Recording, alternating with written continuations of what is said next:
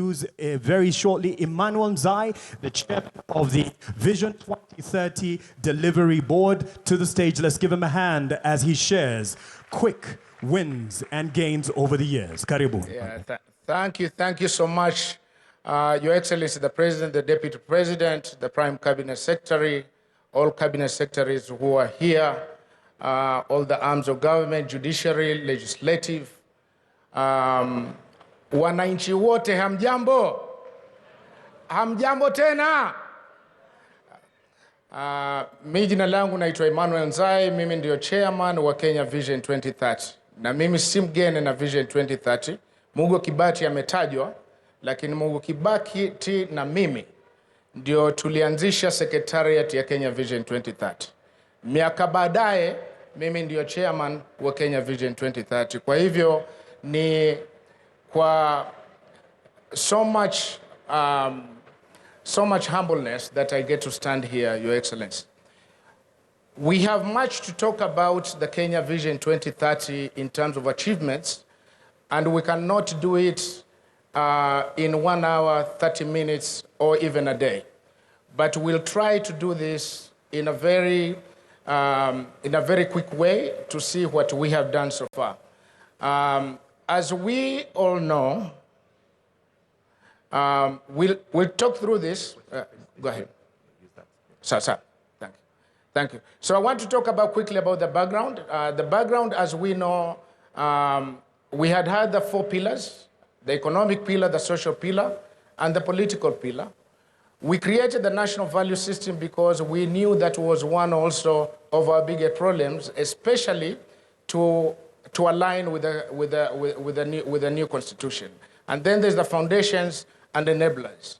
Our aim was to transform Kenya into a globally competitive country, prosperous nation, and all what we have heard from this young girl here today.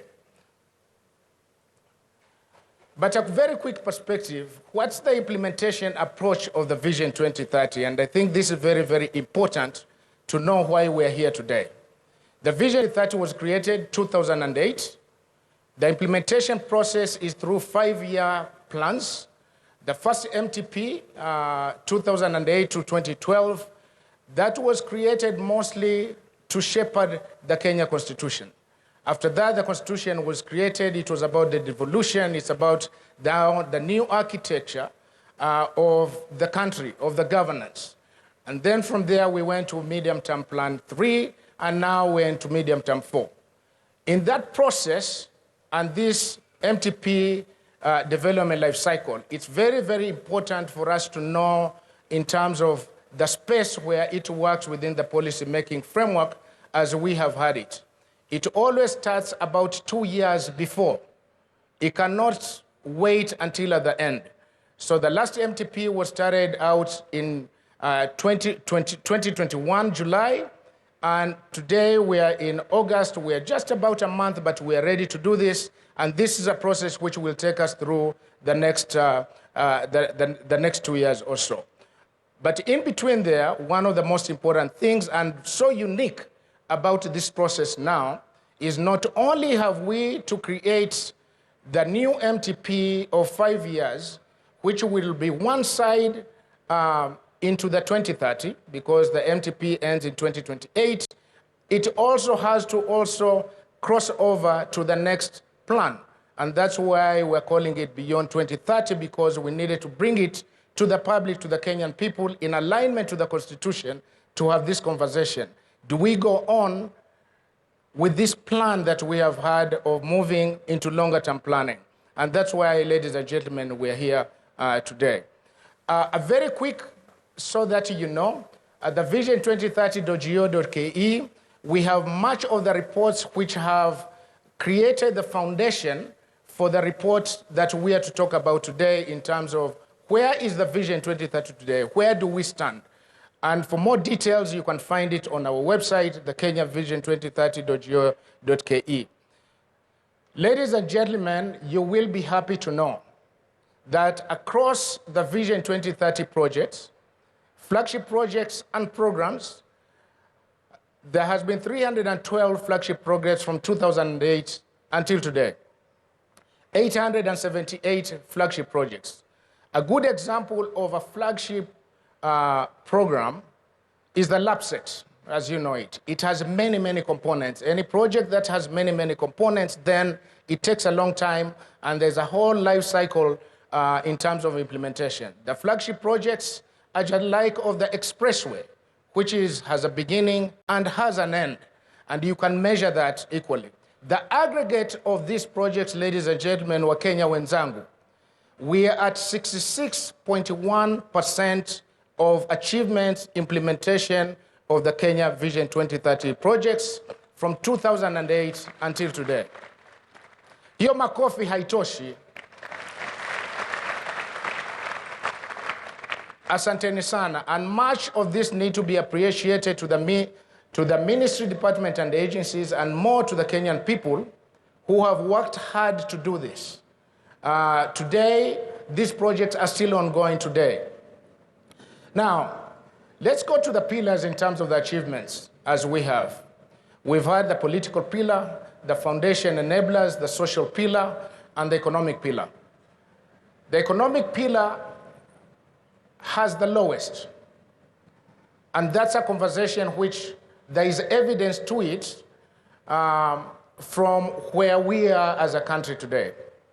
The targets that we put were very, very aggressive, 10% GDP growth consistently, that we have not achieved. And there is a whole conversation that we can have about that. But let's go to the political pillar. The political pillar was mostly about the implementation of the Kenya Constitution. It was about the reforms which we needed to do, the institutional legal policies that needed to be put in place. We have been able to do that. We are at 88%, and this is 100% on the targets, the performance contracts which have been signed by the ministry, department, and agencies for us to be able to reach there.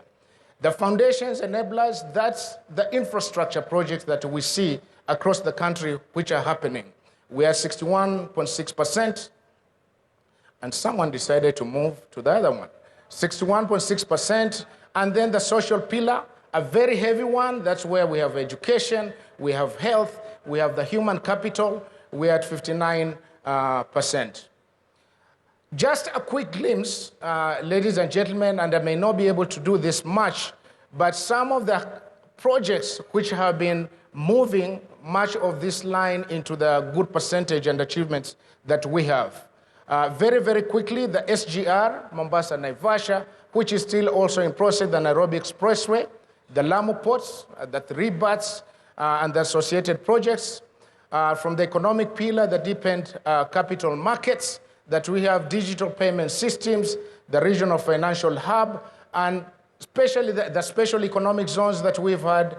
In the social pillar, the healthy infrastructure, universal healthcare reforms, which have been happening, the social protection funds, and growth of TVETs.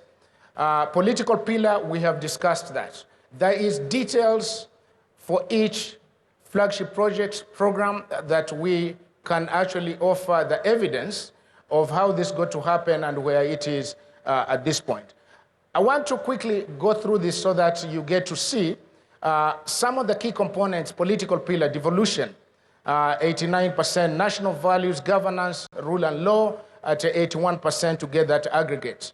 The enablers, pillars, we can see how we got that, and in each of that we have the breakdown of the project underneath.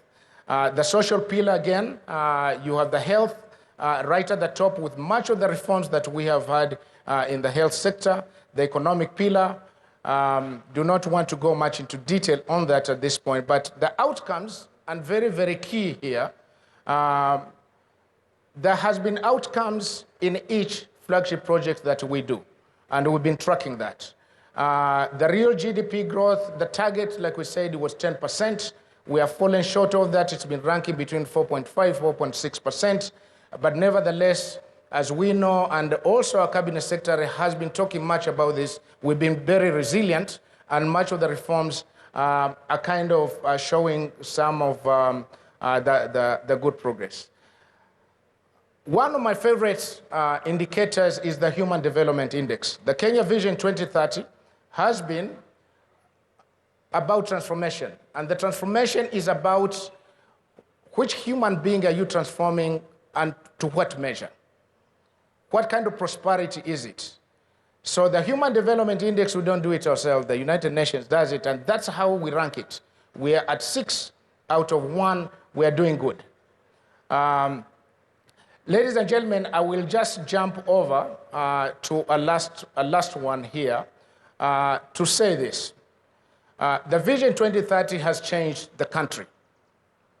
It is evidence, it is not talk. Today, as we speak, we've been talking to the Kenyan people in the last 1 month or so, and to talk and to simply listen. And one good example that came up was very, very simple.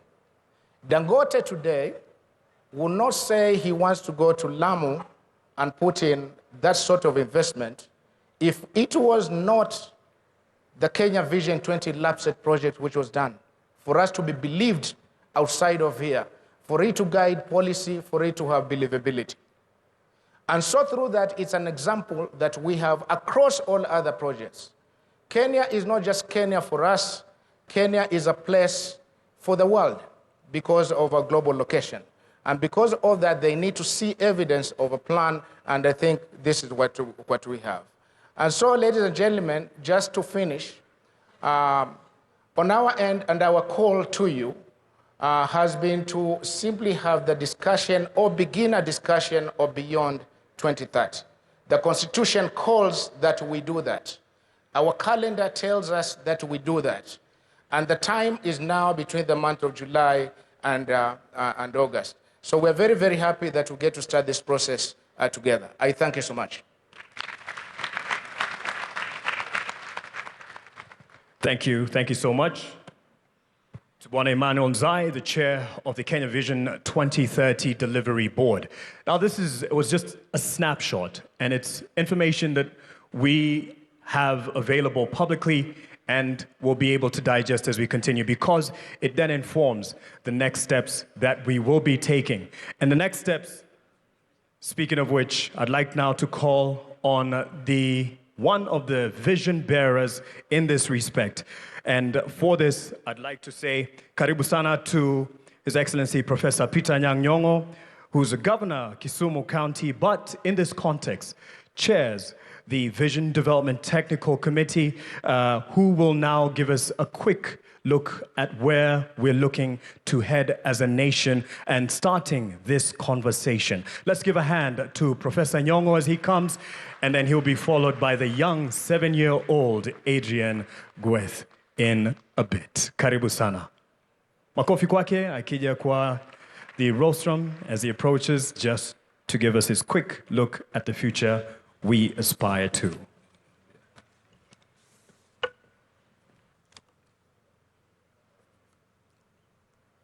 Thank you very much for giving me this opportunity to discuss very important subject.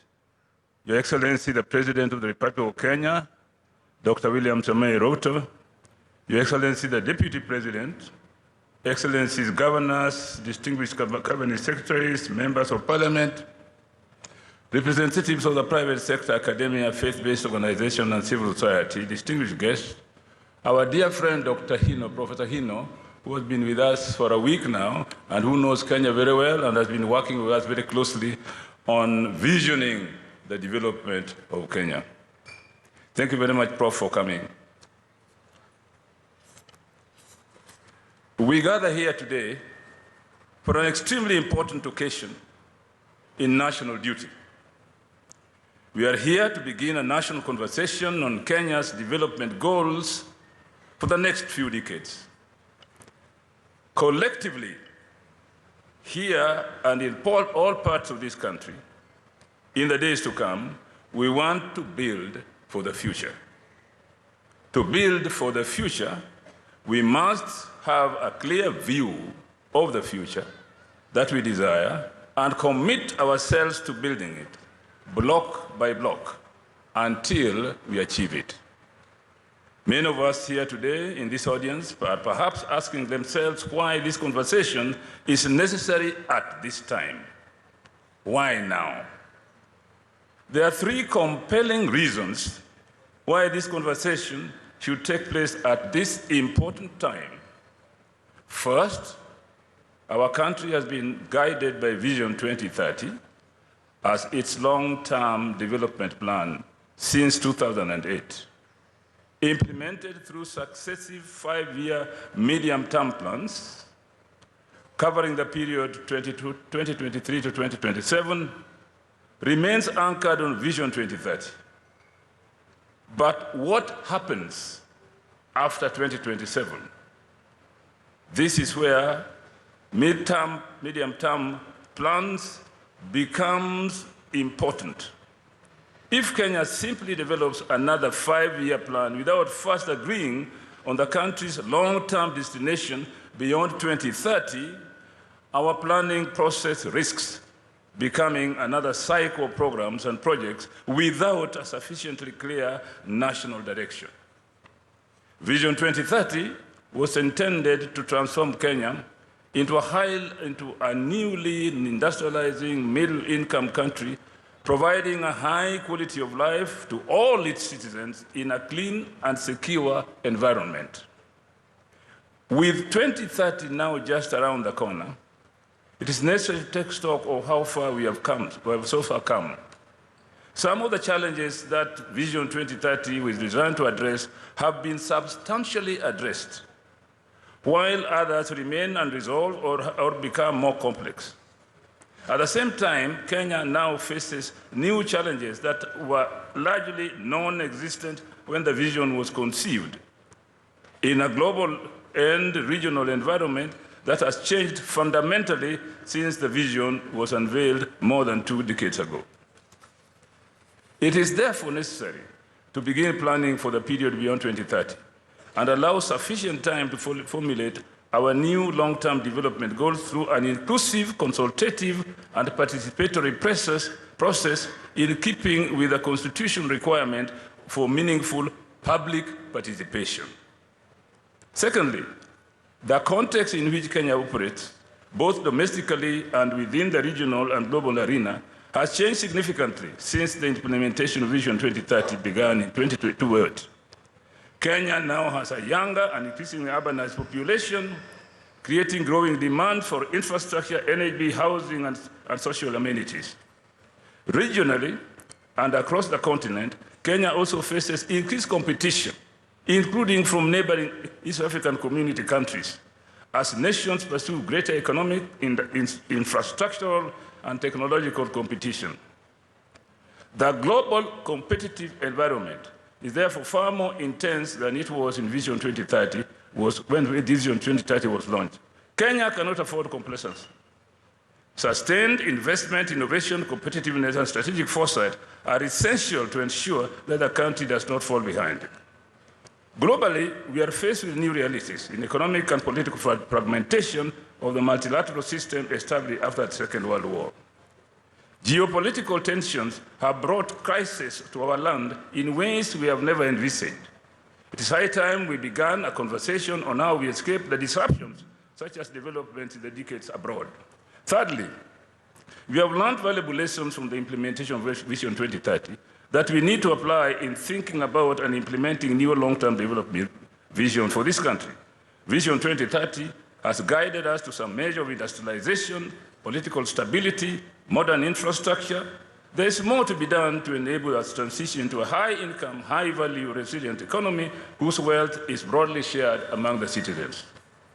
There have been fair assessment of successes and challenges of implementation of Vision 2030 done by various state and non-state actors. Some of these assessments have gone further to attribute the limited achievement of Vision 2030 to certain explanatory factors, including but not limited to inadequate financial resources and a weak capacities for coordination and supervision of implementation. We will hear more of these perspectives in the course of this day and in future conversations. Ladies and gentlemen, let me at this point spell out a key feature of this conversation. First, it must remain a national and an inclusive conversation about Kenya. Despite the fact that general elections are due in just about a year, This conversation is not about the next general elections. Indeed, one of the lessons that Kenya must learn from the countries that achieved socioeconomic transformation in recent history, in Asia, for example, is that long-term development goals must not be disrupted by electoral cycles and the political leadership that such elections bring up from time to time. Your Excellency, ladies and gentlemen, it is important to note that we do not have a plan yet at this time, except for some guidelines on how to produce it. This meeting is therefore the first step in a journey that must not be rushed. Let us give ourselves reasonable time to have an inclusive conversation among Kenyans regarding the future of our nation. Let us join this national conversation with open minds and a shared sense of purpose to imagine and craft our collective future as one Kenyan people and build consensus on how best to achieve our national goals for shared prosperity. Thank you very much.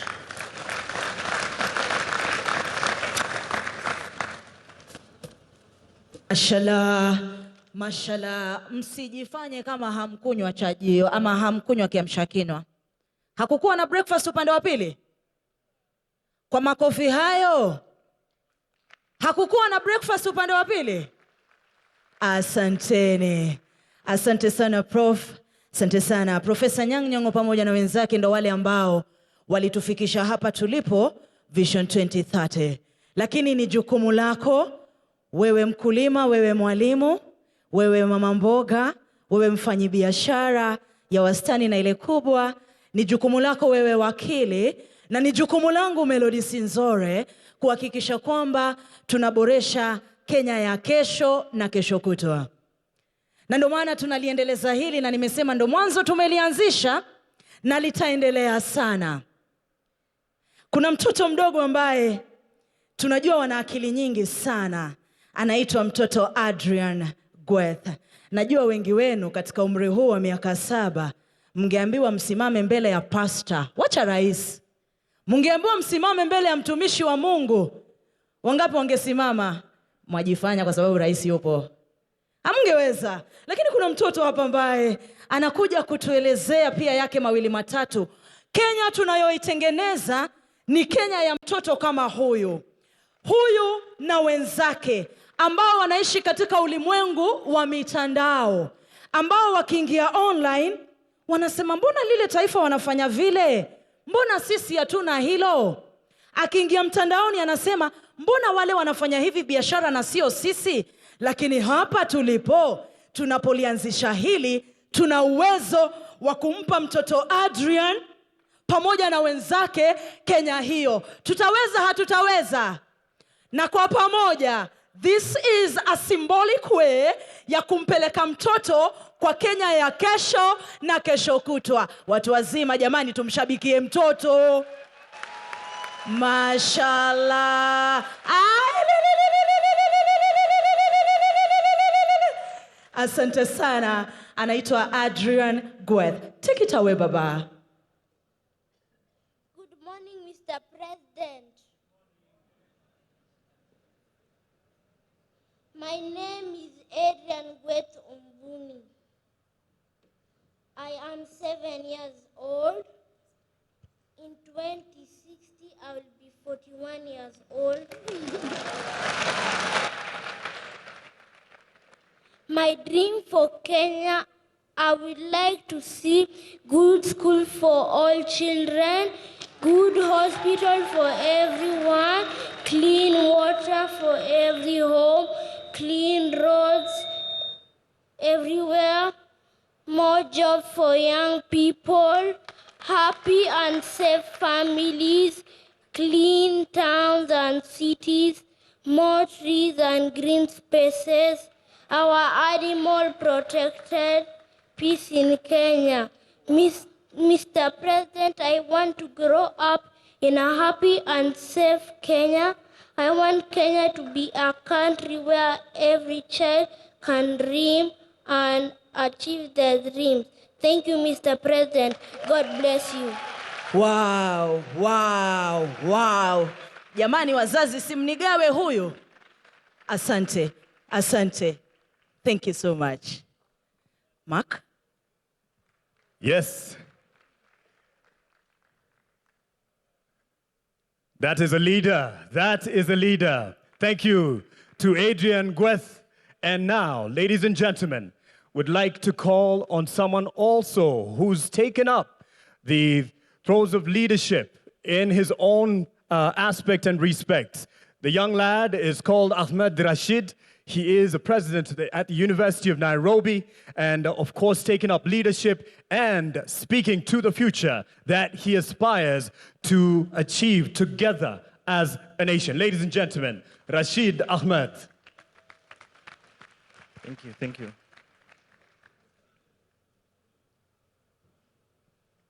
The President of the Republic of Kenya, Dr. William Samoei Ruto, the Deputy President of the Republic of Kenya, Professor Abraham Kithure Kindiki, Prime Cabinet Secretary Musalia Mudavadi,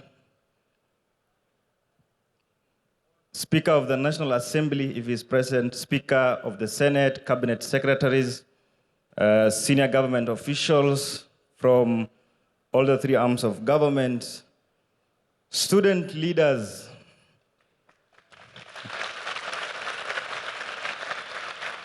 ladies and gentlemen, good morning. Good morning once again. I want to take this opportunity to thank the organizers of this event for giving me the opportunity to speak on behalf of the young people of Kenya. This is a golden opportunity, and I know the drafters of this vision will agree with me that the vision of Kenya beyond 2030 is already at the implementation stage. Already there is the implementation of youth inclusion in leadership and governance. I'm facing this side because I'm told this is a conversation. Therefore, I shall not make a speech. Your Excellency, I want to take this opportunity to say that many young people, including myself, were not part and parcel when the Vision 2030 was being launched.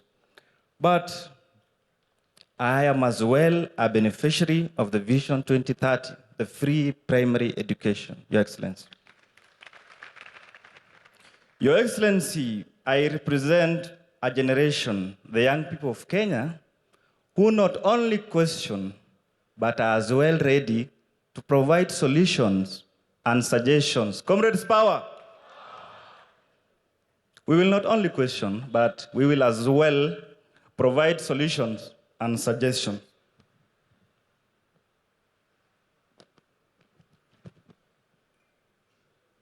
Your Excellency, in Kenya and Africa at large, the majority population consists of young people.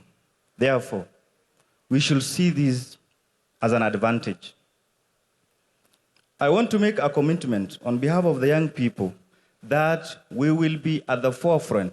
We will be the drivers of the vision of Kenya beyond 2030. This is not about government. This is not about young people or the old people. It's about Kenya. Leaders come and go, but Kenya will remain. Comrades, power! We are already on the right direction. Your Excellency, 2 months ago, I was in South Africa, and I was really shocked to see that many people in South Africa were walking with physical cards and cash. I was like, kwani nyinyi hamna M-Pesa? Kitu naitwa M-Pesa. Something similar to M-Pesa. I was really shocked. The digitalization of our mobile banking is something that we are really proud. So we are already there. We are already there. All we need is just to make it a dream and a realization. Singapore tutafika. Sisi wote.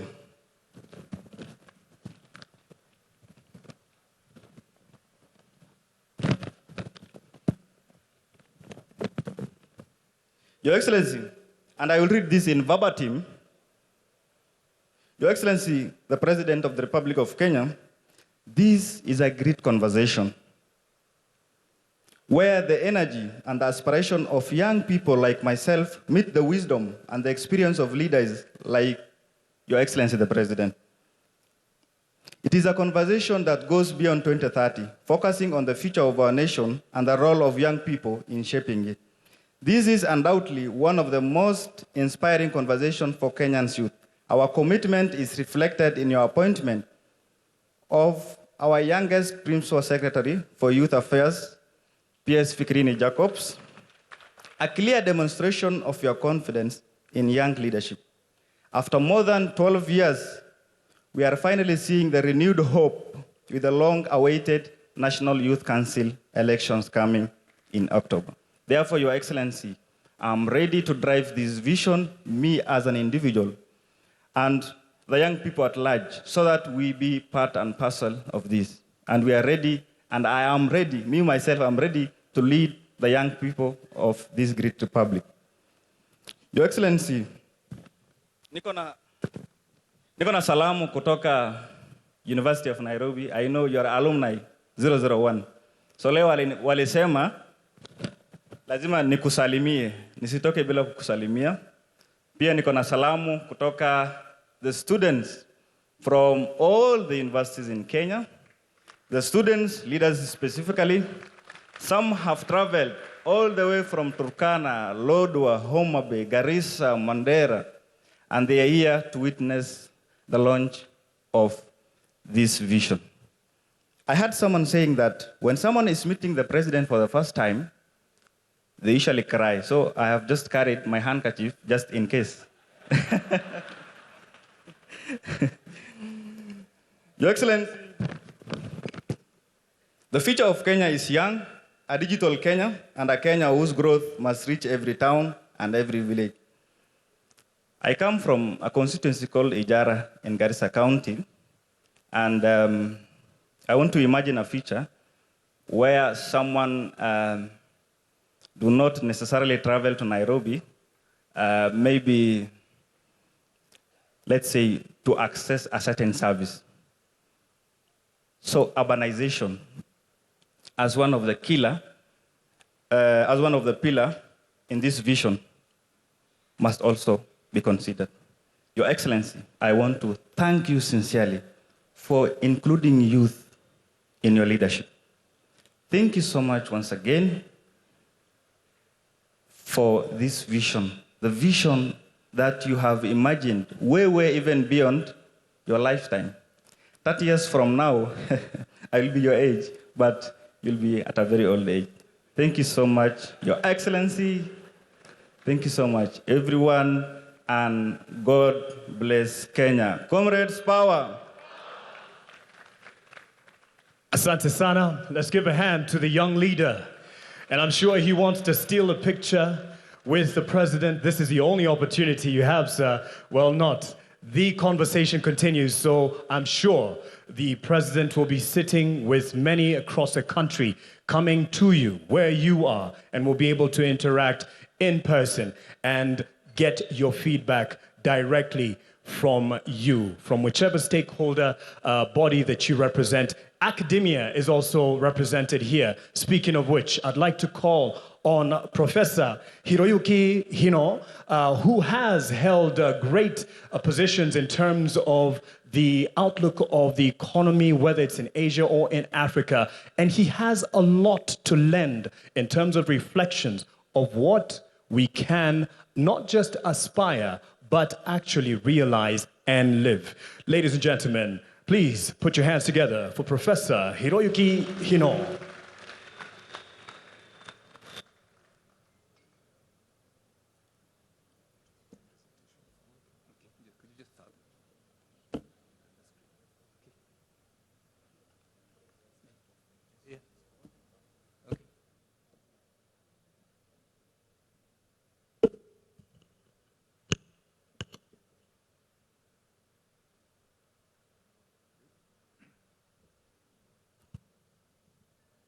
Excellency, Dr. William Ruto, the President of the Republic of Kenya, distinguished guests,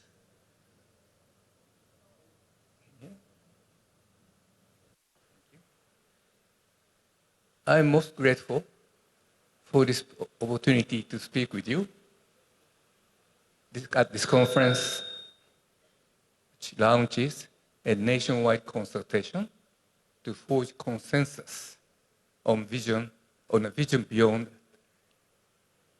2030. Your Excellency, I'm deeply gratified that you continue to honor a conversation you had with the late Right Honorable Raila Odinga only a few weeks before his untimely departure. Immediately after that conversation, the former Prime Minister called me. He was full of hope. He said, the Prime Minister said, that President Ruto and the former Prime Minister had agreed that it was imperative to take a fresh look at where Kenya stood. How difficult it was for ordinary Kenyans to earn a decent living, how government could help them better.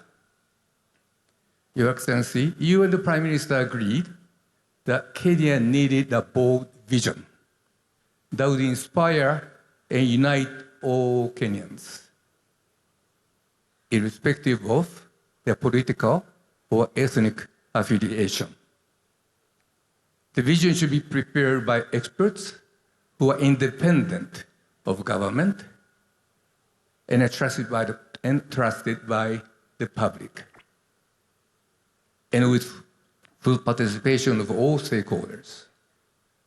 For this purpose, Your Excellency, you decided to reconstitute the National Economic and Social Council as an independent body. It was indeed a special privilege to be included in that conversation, Mr. President. Thank you. For Raila's legacy, and as a Kenyan at heart, I'll be honored to assist Kenya in this endeavor. Your Excellency, I'm told that many Kenyans are skeptical. They believe that Singapore is too high a target for Kenya to reach in this generation. I agree that reaching Singapore's level of development in the next 30 to 40 years will be difficult. Singapore's income per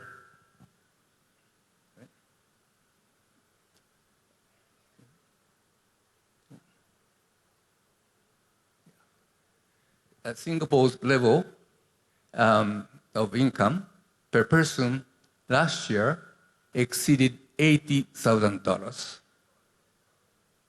This in Kenya, the income was just over $2,000. Huge difference. But I would say this to the skeptics. Kenyans possess personal attributes that can power extraordinary growth. The Asian miracle was driven in important part by the strength of its people. Hard work, motivation, discipline, and cooperation. During my 5 years as economic advisor to the Prime Minister, and later a senior advisor to the then Deputy President, William Ruto, I often visited the Amref Dagaroti Child in Need project. There, children who once worked on streets received compassionate educational, medical, and psychological support along with vocational training and opportunities in theater, music, and the arts. I was deeply impressed. Those young people were entrepreneurial, energetic, and highly motivated. And after all, they were happy despite the hardship they endured. Scientific evidence support. See, next page.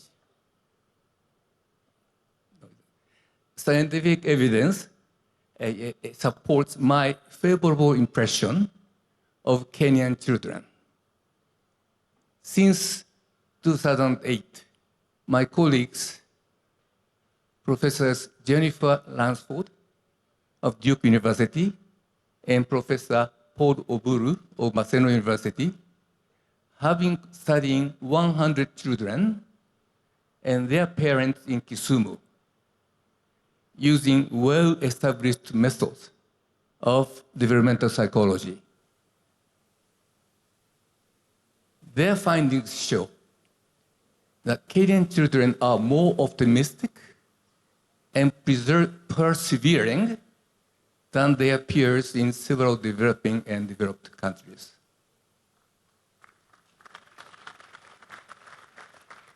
Kenyan children demonstrate greater hope and confidence in the future, as well as greater determination to pursue their goals. Kenyan children also do well in 3 other dimensions of flourishing. Number 1, engagement. That is, being involved deeply in activities.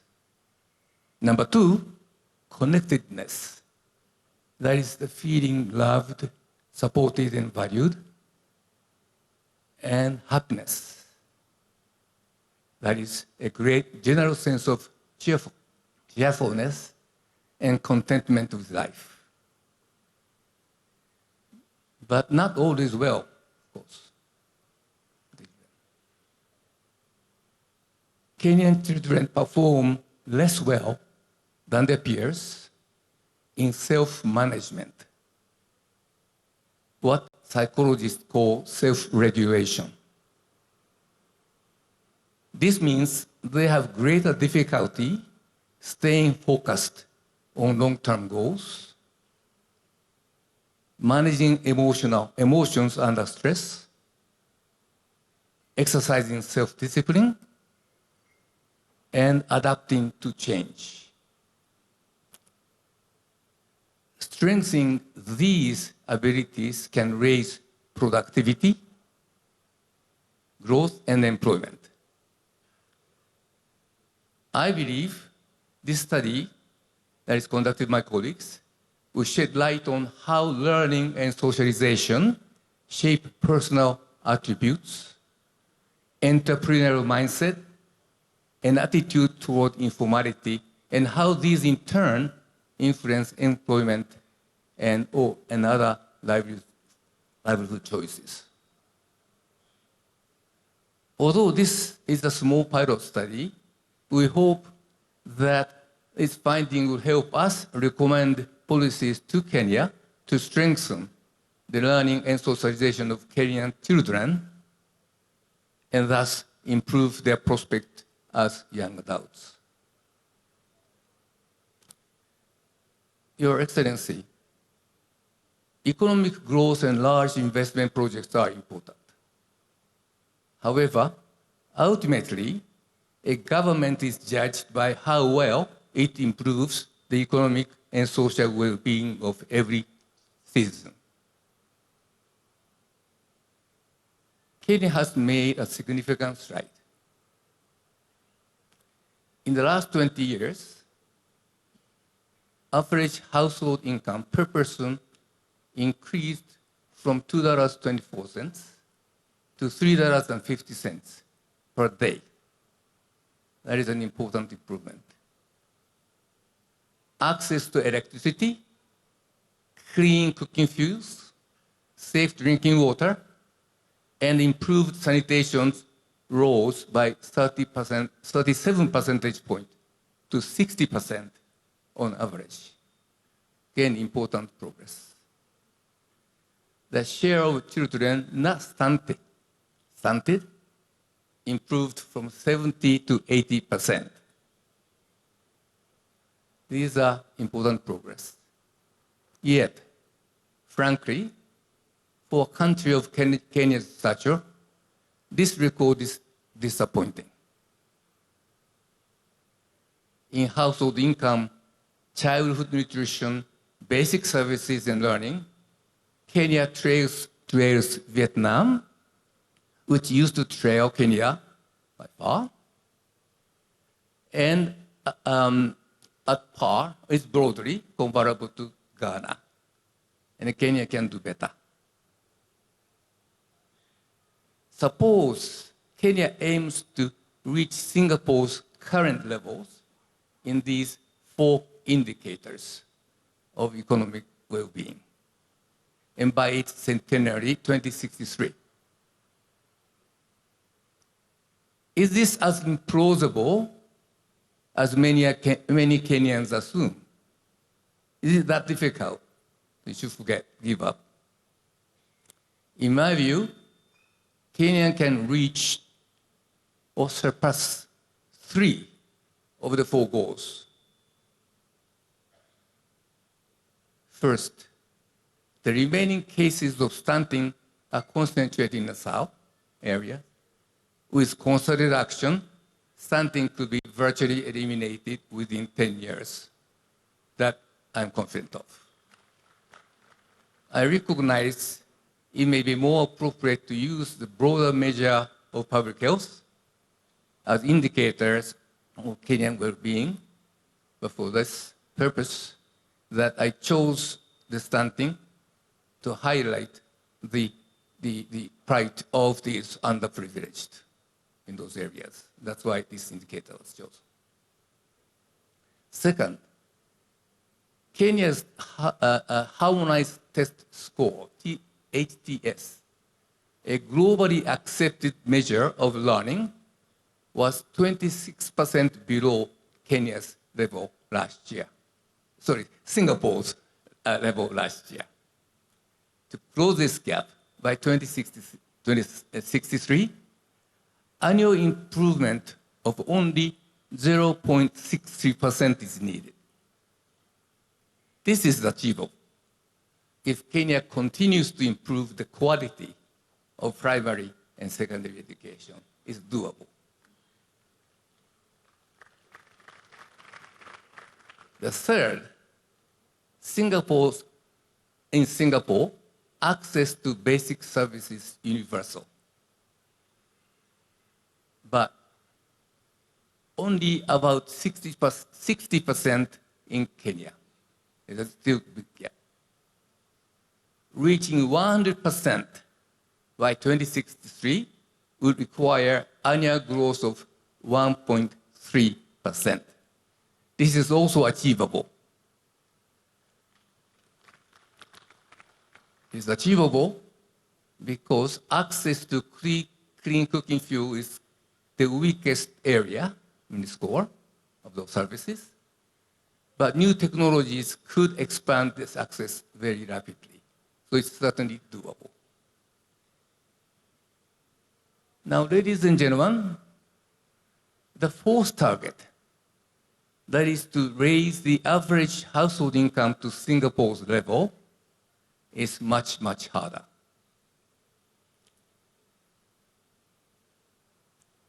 This would require income per person to grow by more than 10% per year for 35 years. That is a very tall order. So what should Kenya do? So Kenya must accelerate economic growth first. It should tighten fiscal policy, increase investment in infrastructure, on essential services, and bring public debt under control. it must also continue to support private enterprises. Reliance on private sector has been the hallmark of Singapore's development. These are the basics that has to continue.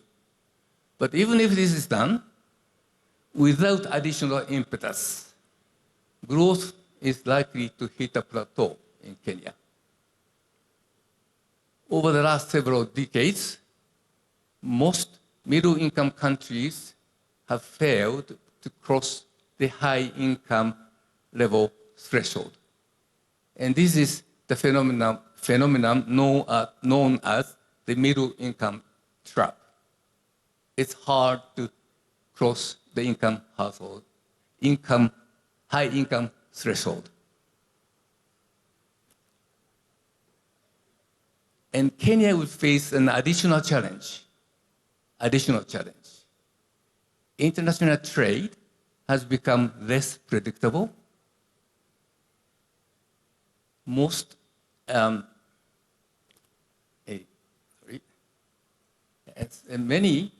Support for many UN agencies has weakened,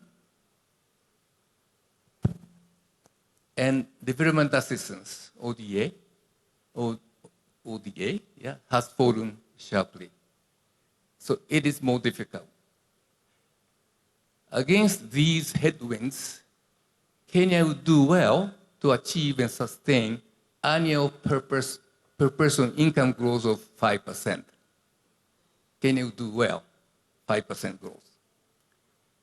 If we assume population to grow by 1.5% per year, this translates to growth of GDP, the economic measures as a whole, of about 6.5% a year.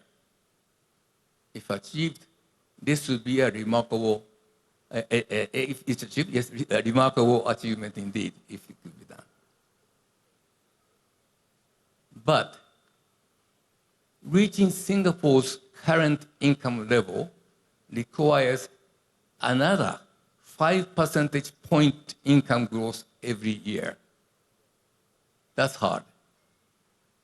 In other words, Kenya needs a quantum leap to a substantially higher growth trajectory. This requires bold and transformative change. The Kenyan flower industry is an example. It illustrates the transformative change we are looking for. By adapting new floriculture technologies and faster global transport network, the flower industry became most competitive globally and achieved a huge growth in its revenue. So there is an example of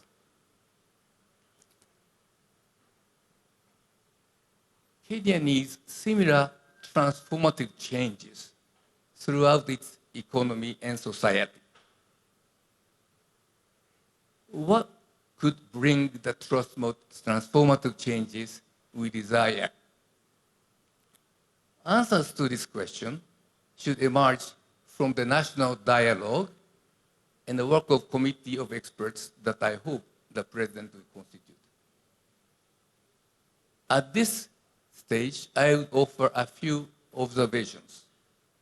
First, AI, artificial intelligence, will no doubt transform economies and societies, many aspects of it. But now, at this stage, we do not yet know exactly how they will transform. So this is an area that we should draw on leading global experts as Kenya develops a new vision. Second, Kenyans could become among the world's most entrepreneurial, hardworking, and competitive people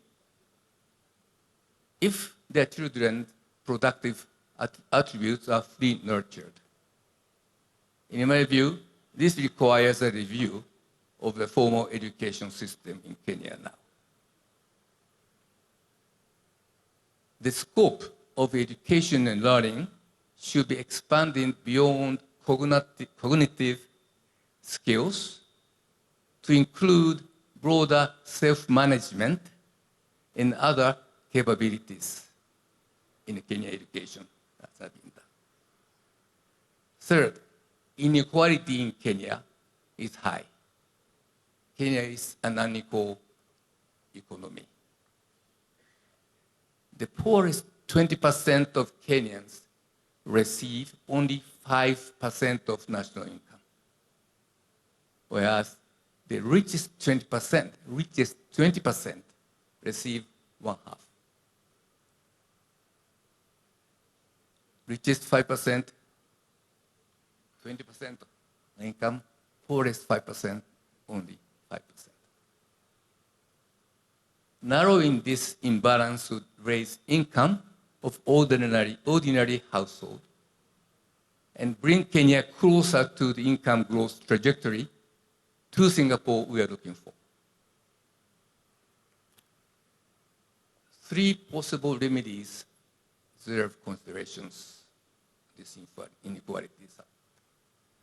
One is to increase government support to people in need of help.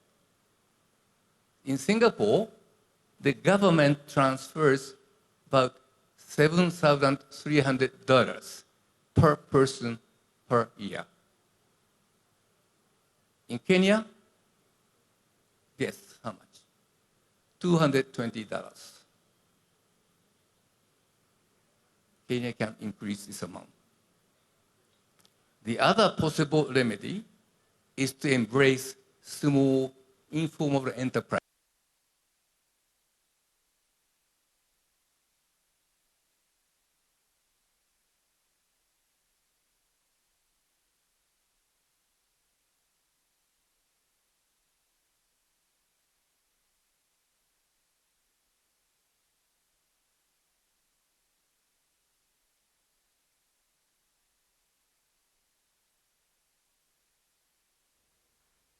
Professor Charles Piot, my colleague and I, conducted a study of informal enterprises.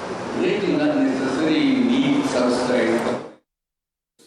Informal enterprises can grow fast, especially when owners' informal characters are combined with informal ways of doing business. They can grow fast. They do not necessarily need subsidized government loans. Privately financed microfinance can work well.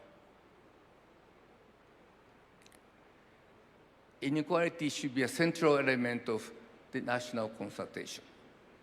Finally, corruption damages the economy and weakens the social fabric. Curbing corruption will be a truly transformative for Kenya.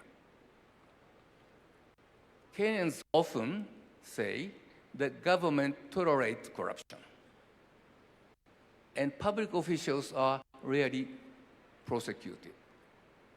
I agree, where there is sufficient evidence, those responsible must be brought before the courts. But citizens also have an important role to play. When citizens witness or learn of corruption, they can expose them through social media. As we saw 2 years ago, social media movements can be a powerful force for accountability. So Kenyans, citizens should take active role in curbing corruption as well. I welcome the conflict of interest law and electronic procurement system that was introduced as part of broader governance reforms supported by the World Bank. Priority now is to enforce those measures to a first world economy. In this speech, I've highlighted 4 themes for the national concept: childhood learning, support for the poor, micro-business development, and the fight against corruption. I'm confident that other important ideas will emerge through this national process.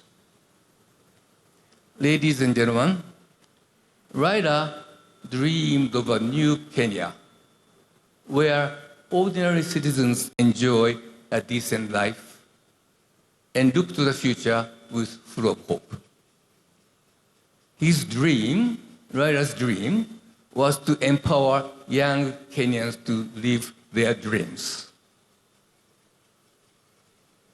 Your Excellency, you shared the Raila's dream and had a deal with them.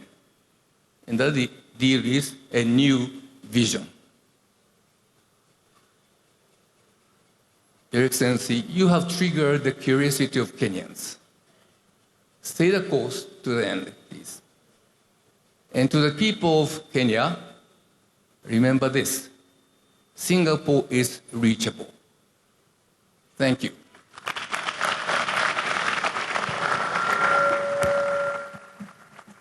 Thank you. Thank you to Professor Hiroyuki Hino. I believe you'll probably shake hands with the president there.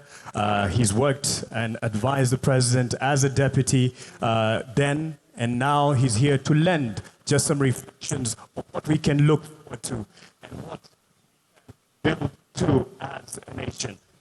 Beg your pardon for that. And the conversation continues and will be coming to you as I believe we have people following us online and on radio and on television. And this is a conversation as much for you as it is starting for us here, convened in this meeting.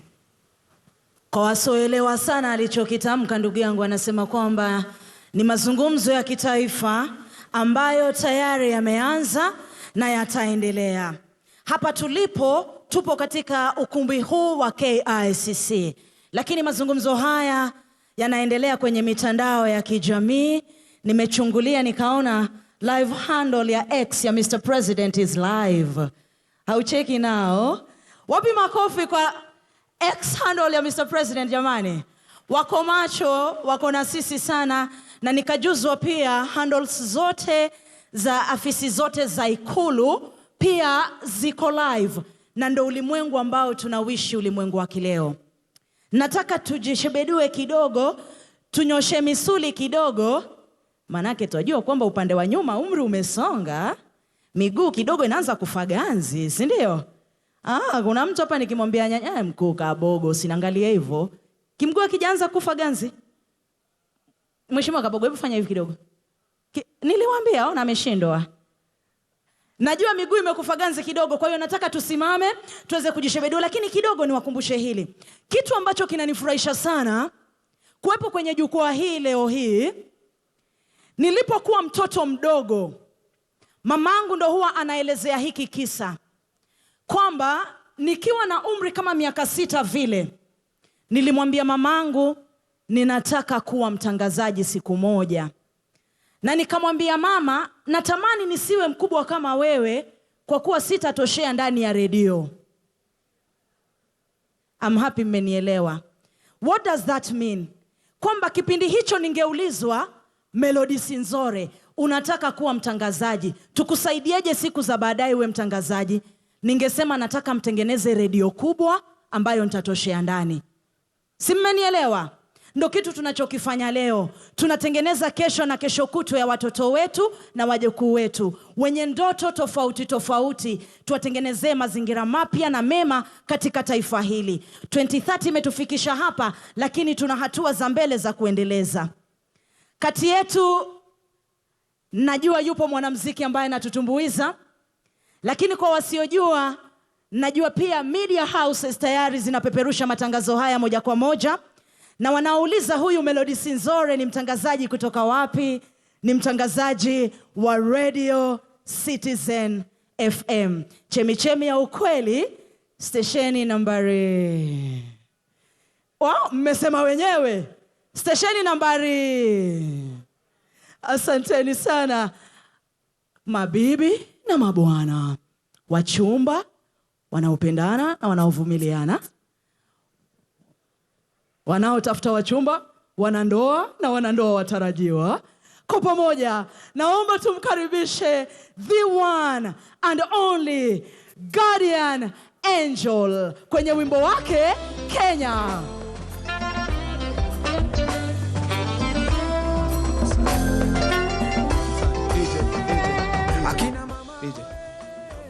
Mheshimiwa Rais, Daktari William Samoei Ruto, Deputy President, Professor Abraham Kithure. Mimi naitwa Guardian Angel ama Waingo. Ni msanii. Katika uchezaji wa mpira usually sisi wale tunakaa nje ndio tunasemanga angepiga hivi ama angefunga namna hii ama huyu mtu anatuuza. Lakini ukiwekwa ndani ya kiwanja ndio utajua kumbe ile kiwanja ni kubwa. Si ni kweli? Kwa hiyo leo Mheshimiwa Rais, nakushukuru sana kwa sababu ya kuturuhusu tuwe na mazungumzo na wewe pia, na kuturuhusu kwamba sisi kama wananchi tuje pamoja kwa ajili ya kuzungumzia ujenzi. Kwa sababu nchi yetu ya Kenya ni kubwa sana, haiwezi kujengwa na mtu mmoja. Kwa hiyo asante sana kwa kuturuhusu tuwe na mazungumzo. Hata Biblia inasema Mungu ilifika wakati akasema njooni tusemezane. Kwa hiyo tunakushukuru sana kwa kuturuhusu kusemezana ili tuweze kujenga taifa. Sasa nataka tu sisi wote, kila mtu ainue mkono ya mwenzake, mwambie tushikane mikono tujenge Kenya. Asante. Tushikane mikono tujenge Kenya.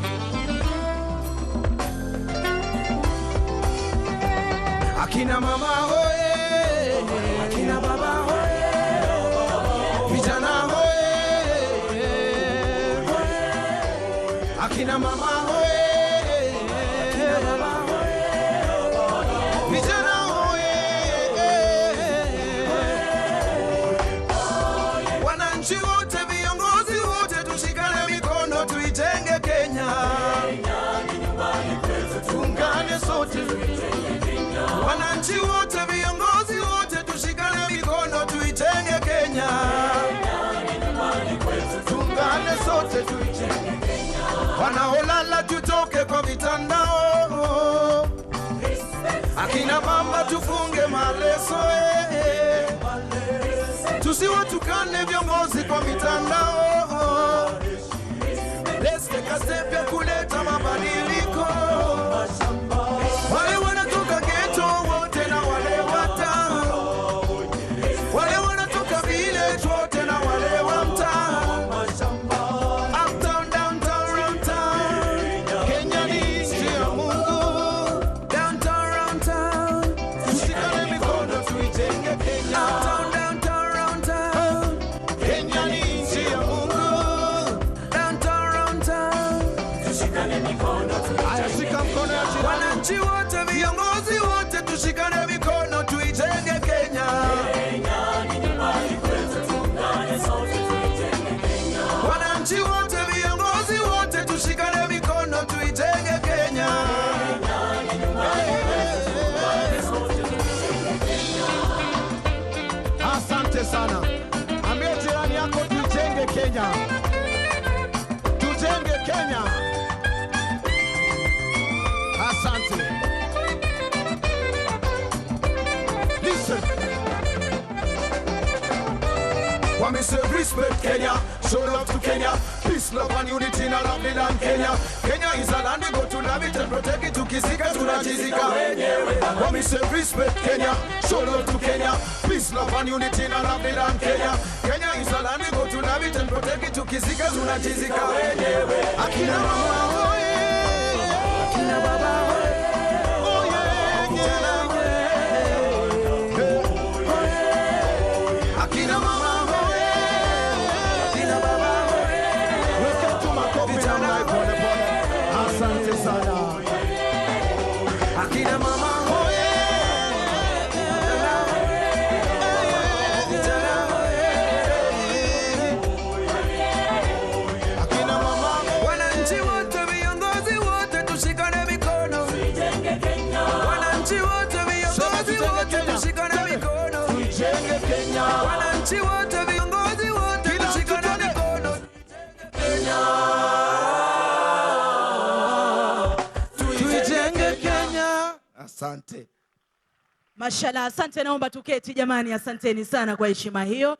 Naomba tuketi, asanteni sana. Ndugu yangu Mark, kama uko karibu, ndugu yangu Mark, kama uko karibu, karibia kaka mwenye upara huyo.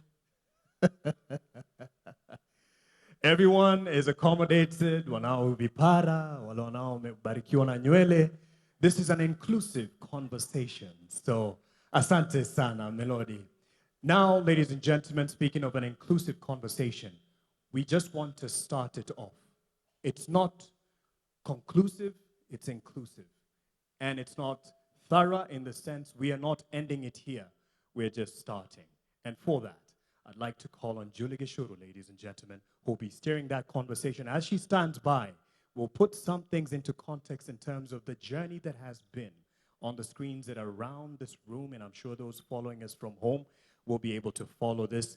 It is just a true testimonial from wananchi ambao wengi wao hawako hapa, but they have had the impact of the journey that we've had so far. And right after that, Julie Gishuru will be taking stage to steer the conversation that starts today. Asante sana.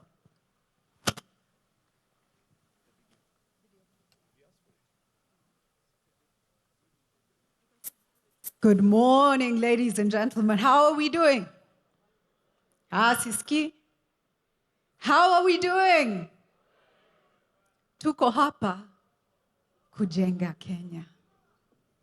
Kujenga nchi yetu. I want us to reflect for a moment, and we're going to have a video on just now. But just before the video plays, I want you to ask yourself a few questions. What is Kenya? Think about it. To you, what is Kenya? The other question I want you to ask yourself, how many nations enable their people to come together in a collective conversation on who we are and who we seek to become? How many nations? Our neighbors? In Africa? Around the world? How many nations give voice to the citizen in the way we are about to? And so please reflect on that. A video will play and I'll come right back on the stage. Thank you.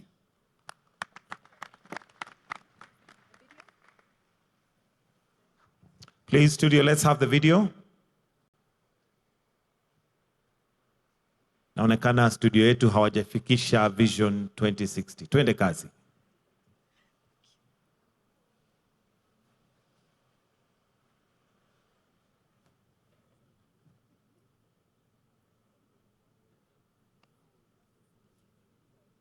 Most important question anyone has asked about Kenya this year, because in 1960 a small island with no oil and no land asked exactly the same thing. They moved a nation of villagers into high-rise flats. People carried their chickens up the stairs because nobody gives up a life on the word of a government. 60 years later, Singapore is the richest country in Asia. It still has no oil. It refines everybody else's.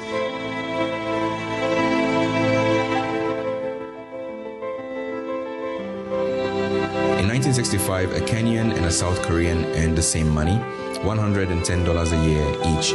Today, the Korean earns $36,000. The Kenyan earns $2,400. China passed us, Vietnam passed us, Bangladesh passed us, Ghana passed us. Vision 2030 promised a middle-income country by the end of this decade. 4 years out, the government's own verdict is one word. So a plan for 2060 must survive a harder question than economics. Why trust the future to people you do not yet trust with the present? Hiyo maneno ya Vision 2060 is a con. The critics are not a footnote in this film, they are half of it. National development must never be left to chance or short-term politics. A charter written by Kenyans, built to outlive whoever is in State House, but paper is only paper. What does it look like on a Tuesday morning? 5 million people, 12 million journeys a day, a road network designed for a town.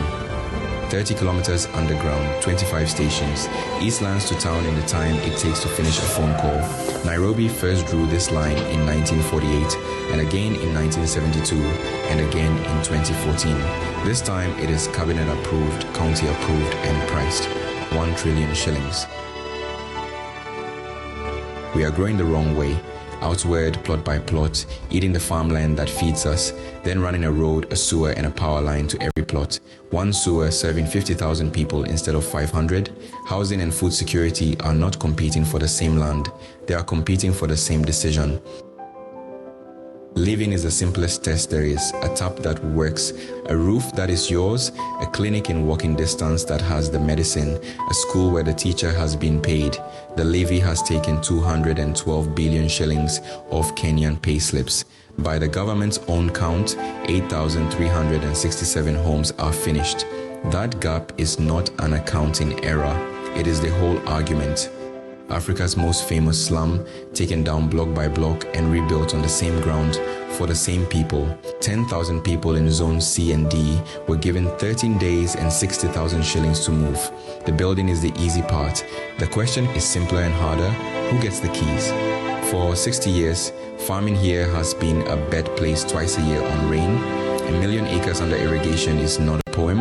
It is a decision about whether we eat what we grow. Galana Kulalu has been announced and re-announced since Vision 2030 was young.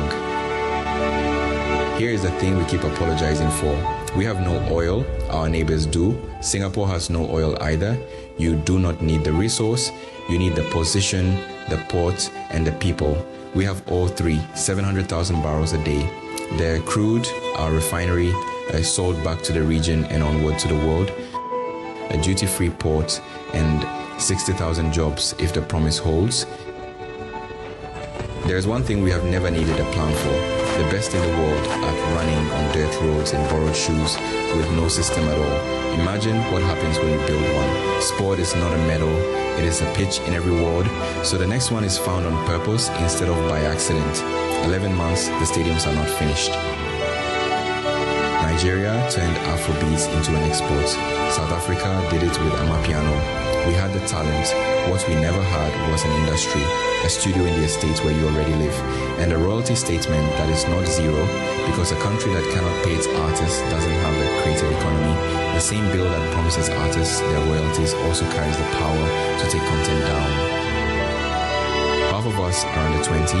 By 2050, there will be 85 million of us in cities that have not been built yet. Every one of those pictures is a decision someone has to make, not a dream, a decision with a budget line and a name on it. They laughed at Singapore too, then they visited. It turns out you can build a country and still keep the chicken. You just have to decide to.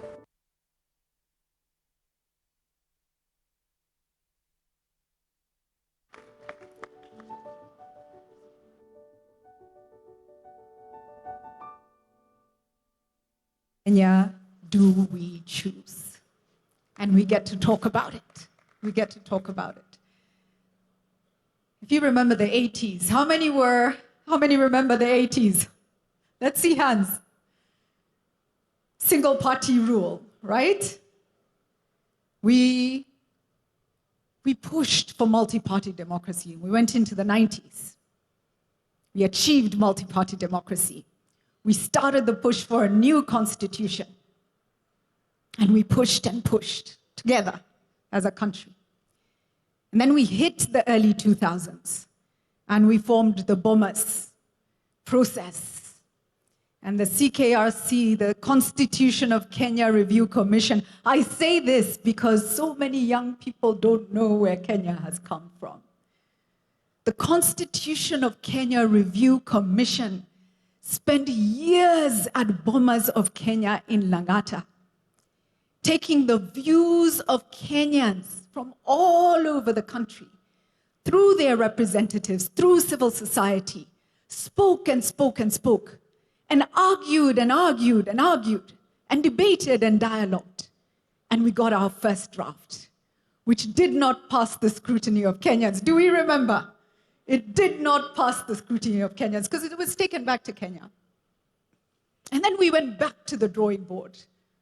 And then we had a new constitution. 2010, was it? But Vision 2030 had already been birthed. And now we get to birth a vision under our new constitution. And many a time we are frustrated in Kenya. But how often do we stop to say, thank you, Lord, for a country where we can push for what we want? And for that, before I invite our panel, I want to ask us to celebrate our country and ourselves in ululation. I am so proud of being Kenyan because of processes like this. Ladies and gentlemen, leo we are all wananchi. Your Excellency, today we are all citizens. Is that okay? Thank you so much. Allow me now to invite our panel to come up and take their seats, and we will start a dialogue. Dr. James Mwangi, please come up. Let's give him a round of applause as he makes his way up. Daisy Amdani, who's the Executive Director of CRON, focused on community advocacy and awareness. Give her a round of applause. Dr. Mwangi, I didn't give your role because everyone in Kenya knows who you are and what you do. Please take your seat. Please sit where you are most comfortable. Next, let me ask Betty Maina, former CEO of the Kenya Association of Manufacturers, to come up and take her seat. Faith Beatrice, President of Daystar University Students Association. Faith, where are you? Please come up. Give her a round of applause. Mwita Ian Matiko, student leader, Kenya Methodist University. Let's give him a round of applause as well. Festus Mwanza Kaluki, youth leader from Machakos, representing people living with disabilities. Let's give him a round of applause as he comes up as well. And also with us, Ambassador Bitange Ndemo. Please do come up and take your seat. He's Kenya's ambassador, I believe, to the Kingdom of Belgium and the European Commission. Please do take a seat. Thank you all so much for joining this conversation. I will start with a simple question. How far have we come as a nation, in your view? And what have our greatest achievements been?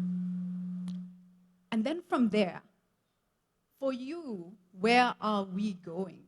Where should we be going? And how do we get there? Can I start with a youth voice? Faith, kick us off. Thank you. Thank you so much for this opportunity. So one great achievement that we've seen is the development in terms of roads. We've seen Thika Superhighway under Vision 2030. That's one of the major developments for Vision 2030, which has movement.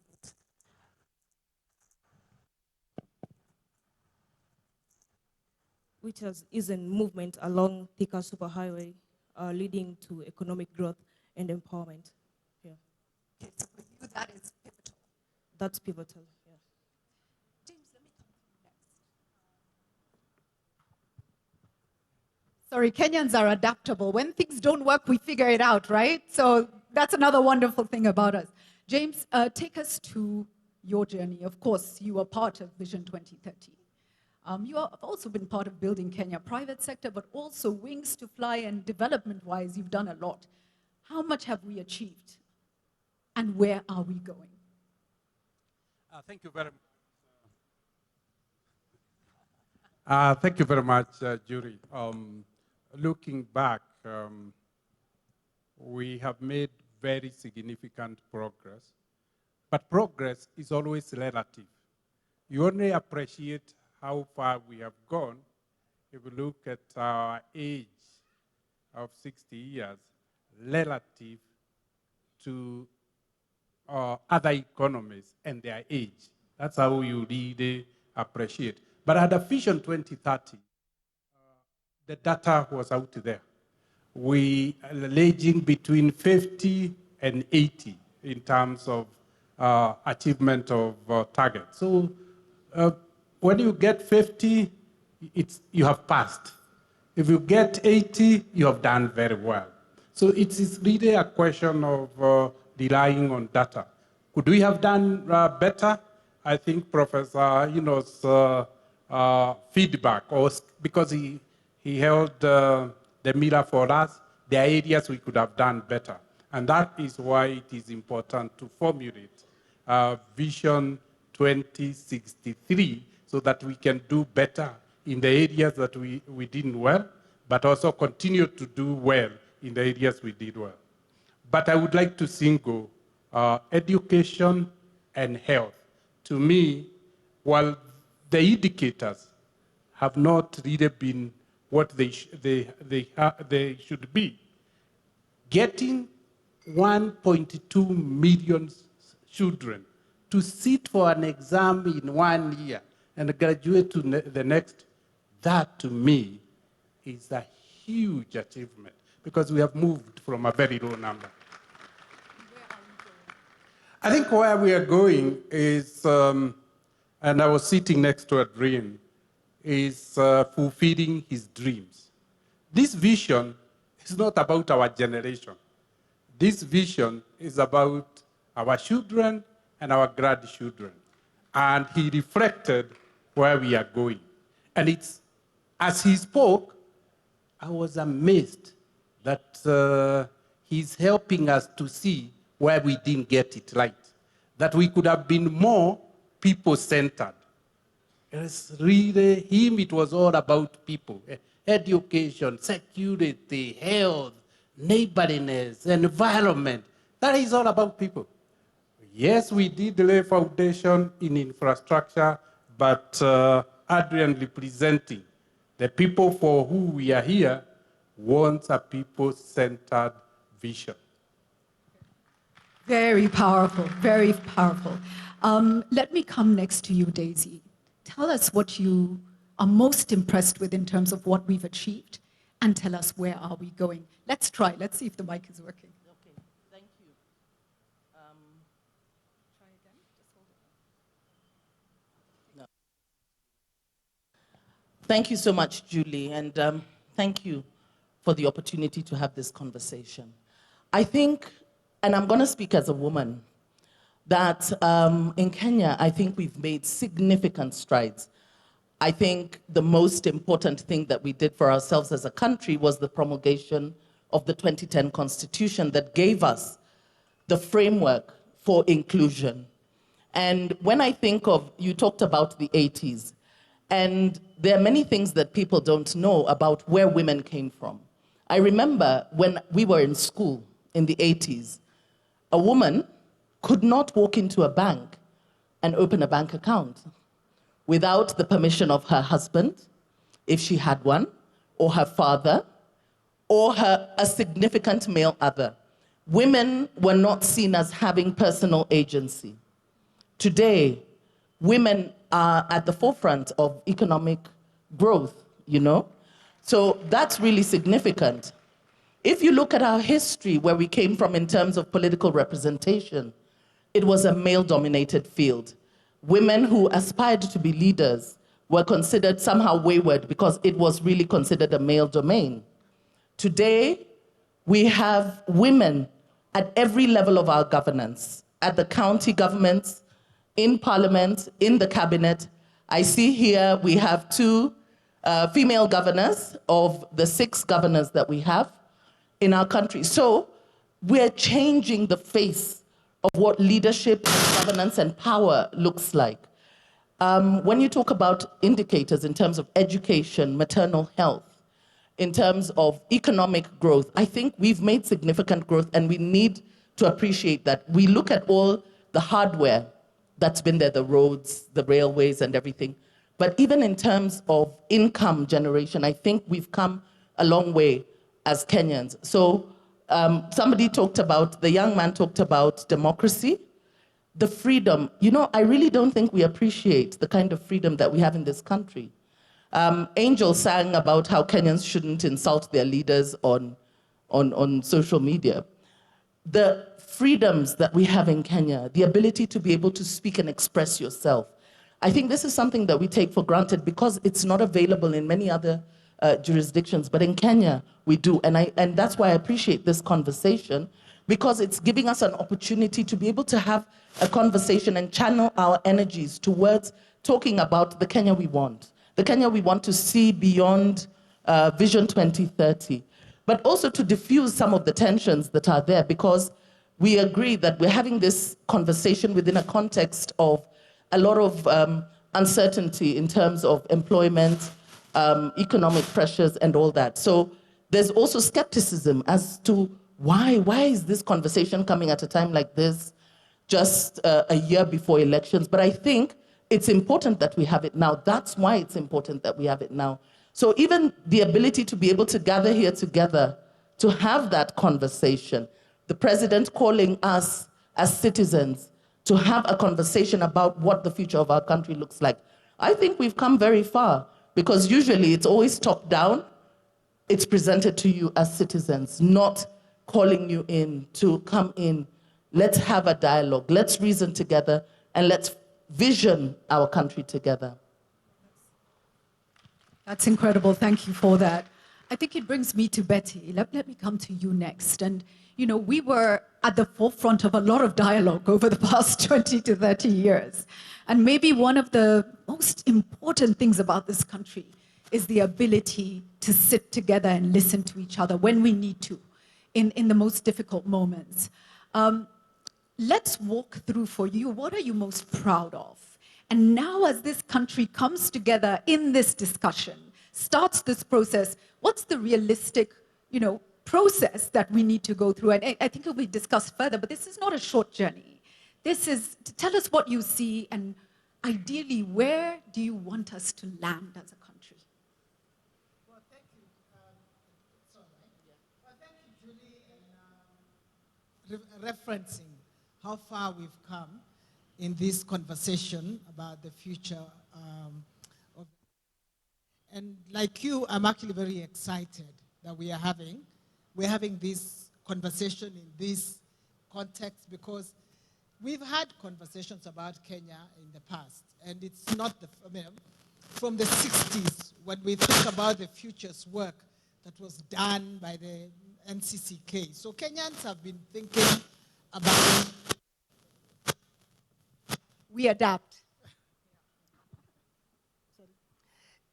Kenyans have been thinking about themselves.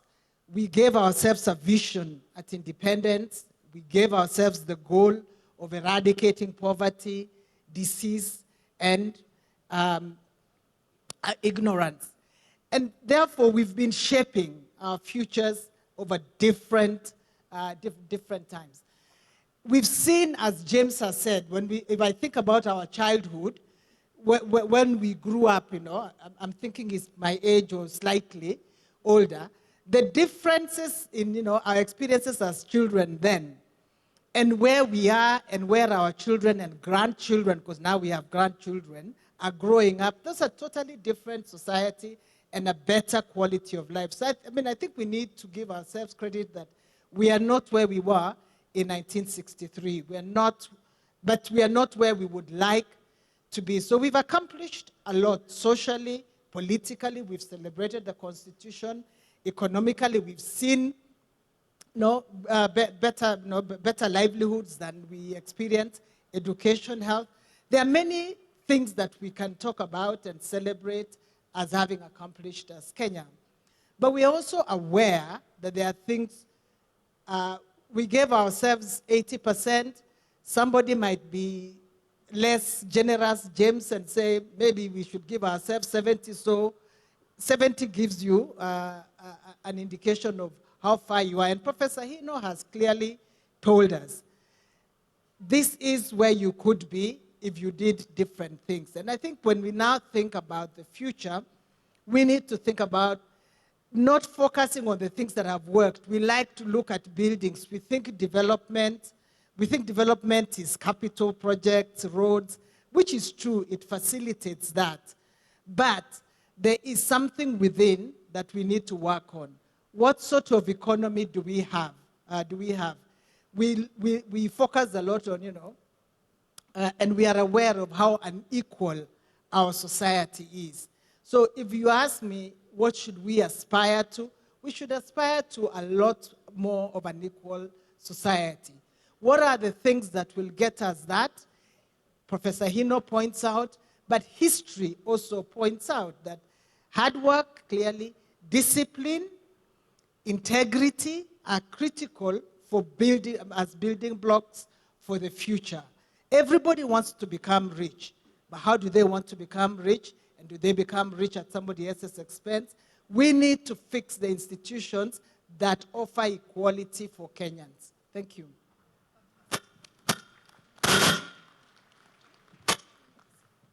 Still adapting. Okay.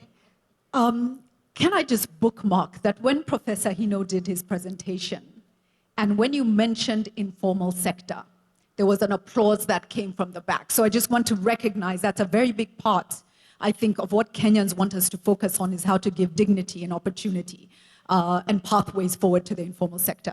Let me come to you next, Ian. A lot of what we talked through earlier, you probably didn't live through, right? So but you have the chance to look forward and imagine and dream everything. We have a restless, cynical and tired, kind of disappointed Gen Z and youth population. How do we inspire? How do we rebuild? And what do you see as the future for the country? All right, thank you so much. My name is Ian Mwita Matiko.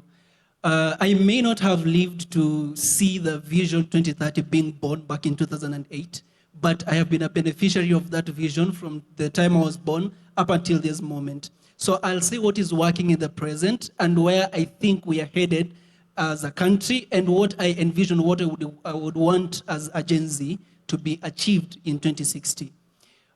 What is working currently, I've had the opportunity to work under 3 ministries currently. I have worked under the Ministry of Interior, under PS Raymond. I've worked under the Ministry of PS Fikirini Jacobs, and under the ministry that coordinates Nyota Fund. One of the things that I can say with full confidence that is working is that for the first time in the history of this country, we have had the young generation being brought in conversations, national conversations on matters of security. And that is thankful to Jukwaa la Wasomi, which was born last year under the leadership of UXPAC, which is the Universities and Colleges Students' Peace Association of Kenya. That Jukwaa la Wasomi is working in conjunction with Jukwaa la Usalama under the docket of PS Raymond Amolo. So that is one of the most significant things that I've been able to witness as a young person, because now we are revolutionizing our security to include the very people who are going to take it up later on in the future. The second thing is about Nyota Fund. Now, people may see it as a very small thing, but when you look at it keenly, it is inspiring millions of lives. Because for the first time, we have a president who's thinking about the hustlers out there. This Nyota Fund is revolutionizing the way in which we think, because we don't want just to tell people that we're giving you employment. We want to show them that this is how we are creating these job opportunities for you and inspiring you to a future.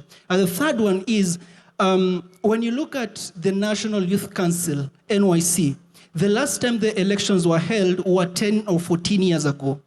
For the first time, we had it gazetted this year that the youth are going to elect their council to represent them in terms of government. And that is thankful to PS Fikirini. So that is what I've seen that is working currently.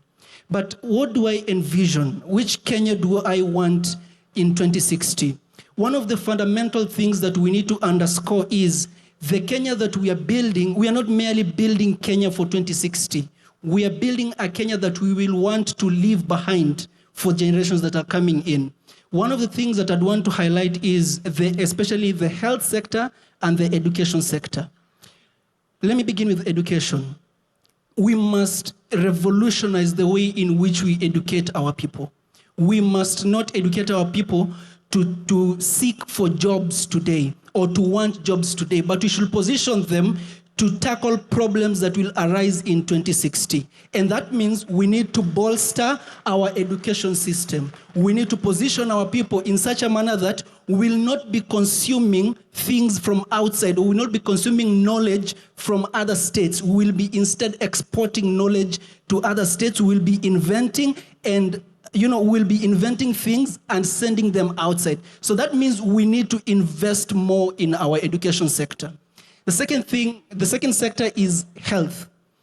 We cannot be 60, now for 2060 will be 100 years, yeah? We cannot be 100 years old and we are still relying on external aid in terms of medicine, in terms of vaccine, because we are 100 years old. So we should invest in the health sector such that our young scientists, our professional doctors, our brilliant minds can come up with research. That research can be sponsored into the future, and they can dream about a Kenya that can, also innovate. We don't want to go to other states to compete in events. We also want to host those events, and we want to be better at those research competitions. So that is the kind of Kenya that I envision. And if I've been following the mind of the president,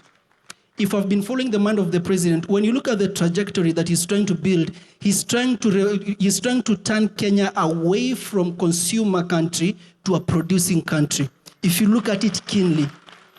So that is my input for now. Thank you so much. Thank you so much, Festus.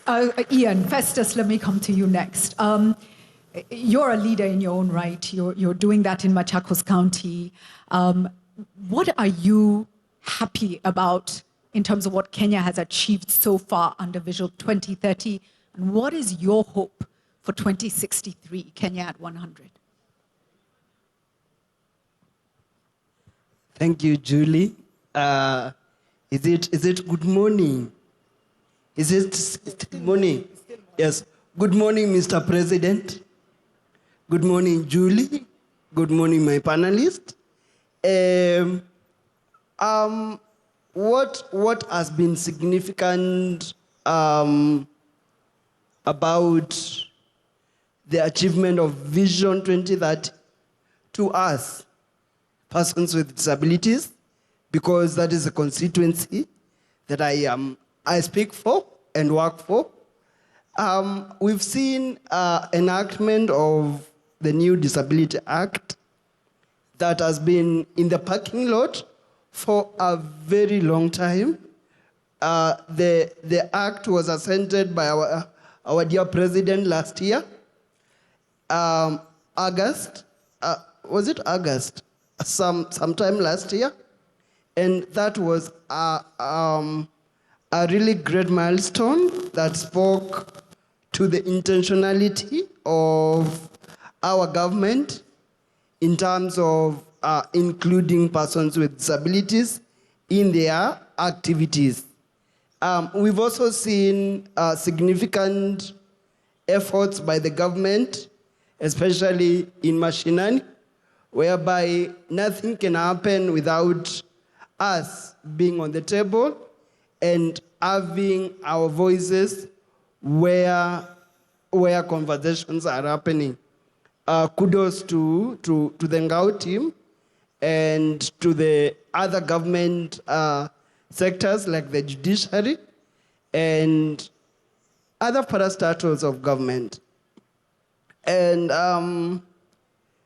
the hope that I have, or the hope that I see is, number one, before I go to the hope, can I cite an oversight that I have seen? Because this is a conversation anyway. When we look around this podium, and online as well, we are missing a very critical accessibility format for those that are following online and those that are in this place with hearing impairment. It was an oversight And I give it as a recommendation that next time that is looked at critically, because thank you. This being a national conversation, then it ought to carry us all to the other side of the river. And the other observation that I have made, I'm moving to my hope. I have also observed that in most of our activities or our events, we are not intentional about including persons with intellectual disabilities.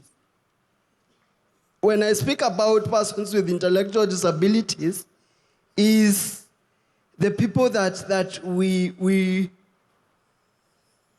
sometimes shun away from because of their complexity of their disabilities, in that the way they take concept in and the way they give output out is a little bit different from everyone in our midst today. And I believe that is something that in our next roadmap, we should have an intentional way of targeting, really targeting persons with intellectual disabilities and those with autism.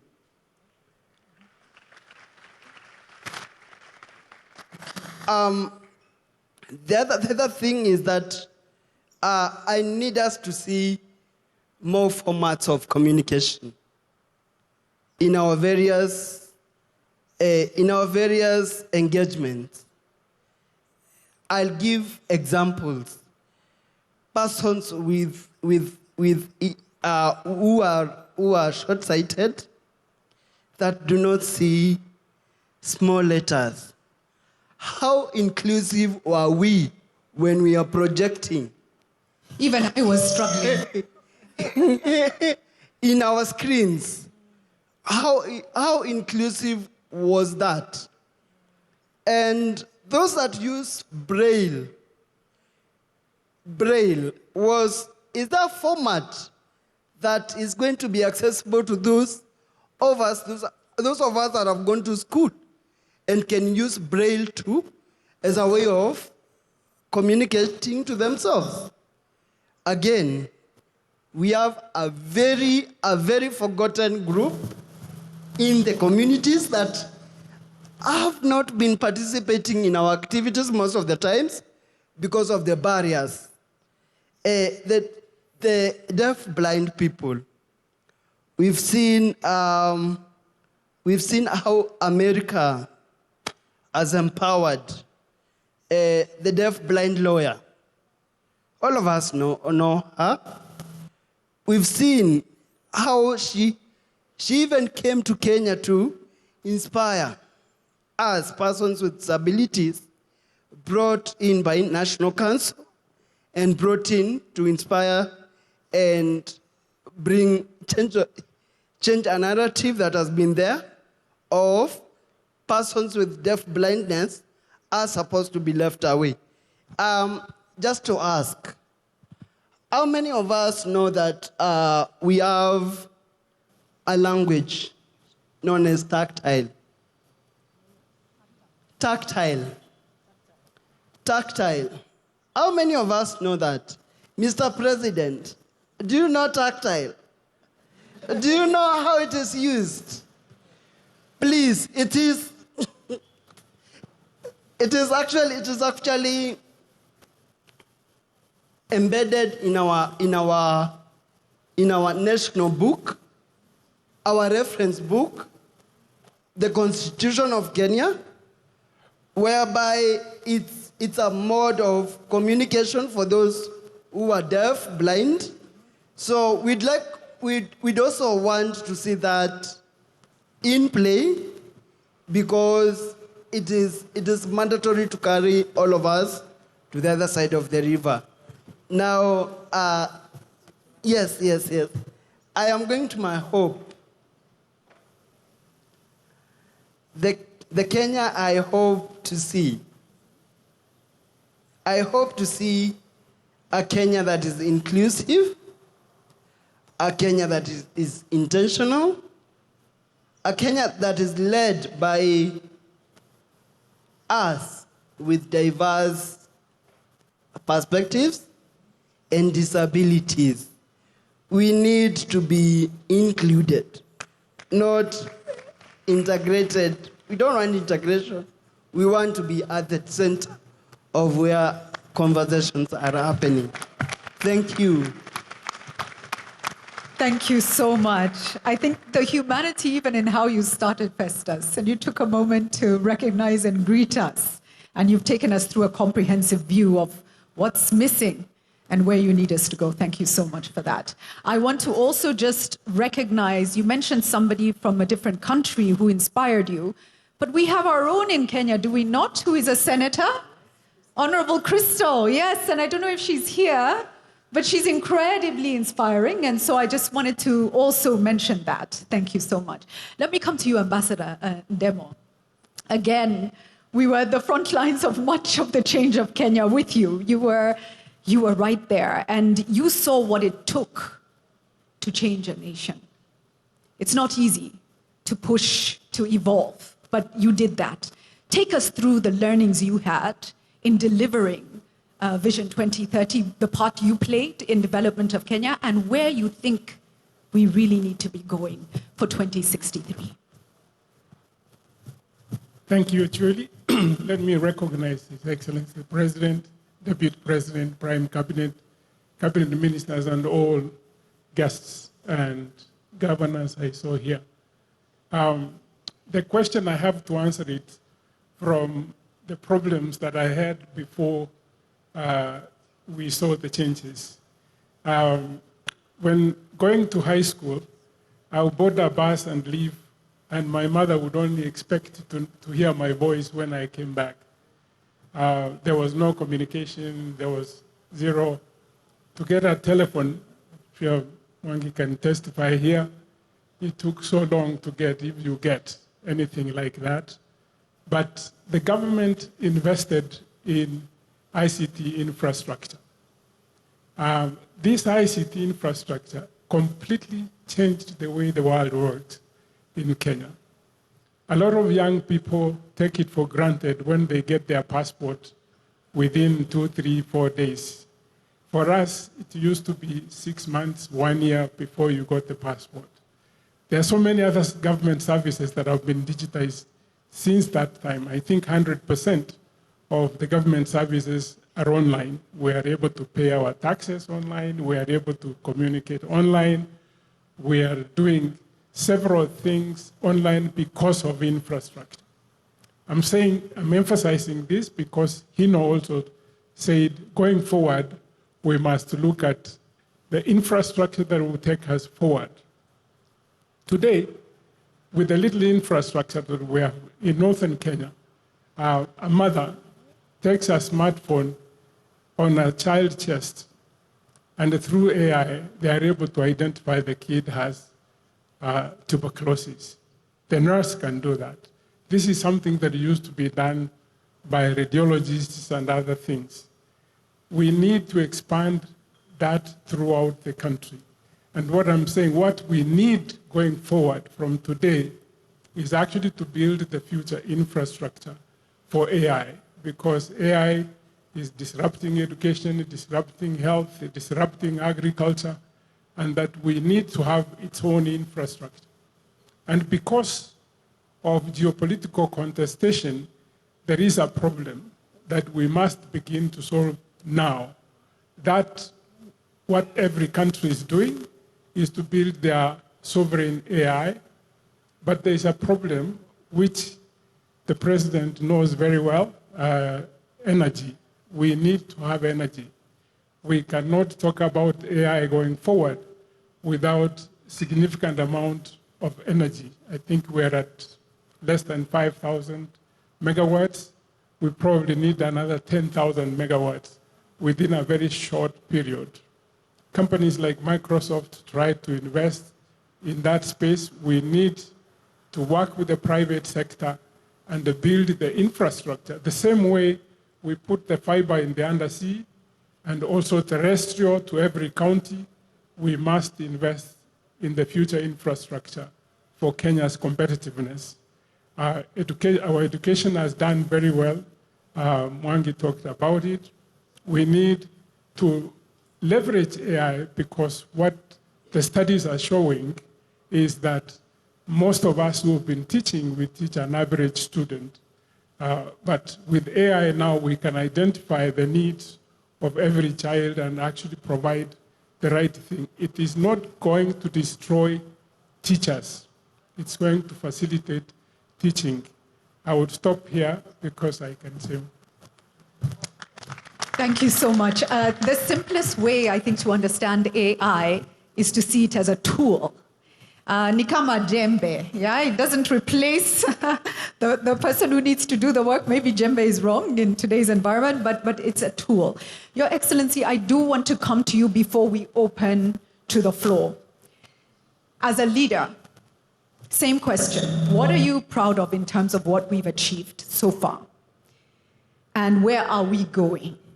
But as a citizen, as a farmer, where do you really want us to go? Please tell us.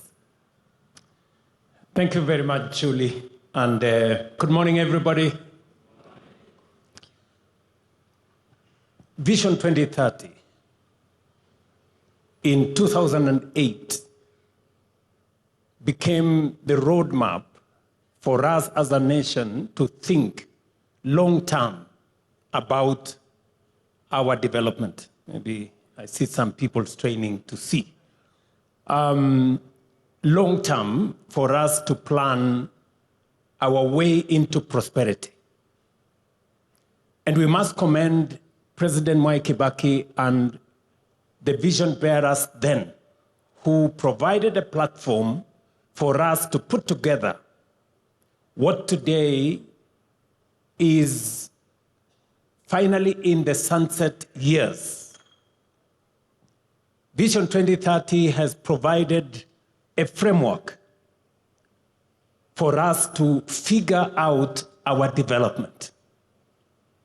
It set out that Kenya should be an industrialized nation, middle income, high quality of life in a safe environment.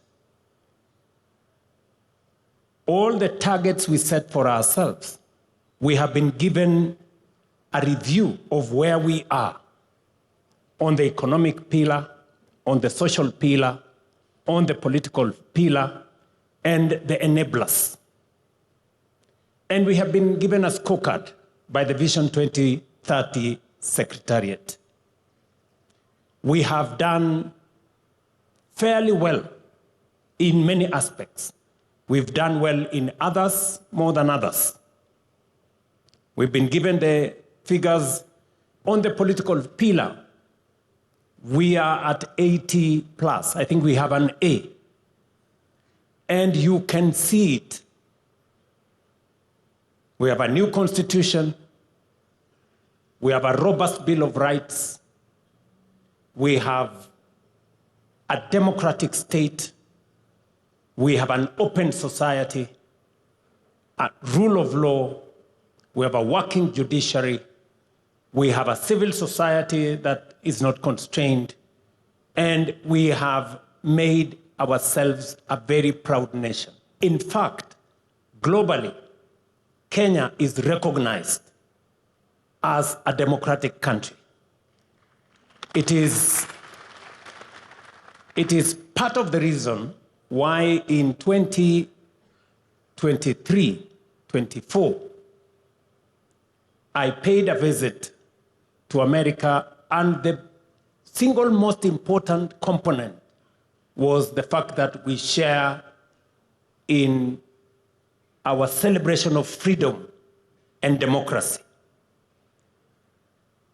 We have been given indication as to where we are with the economic pillar. In fact, I think of all the pillars, the economic pillar is where we have done not very well, at around 50, I think it was 52, 53%. On the social pillar, we are at around 60.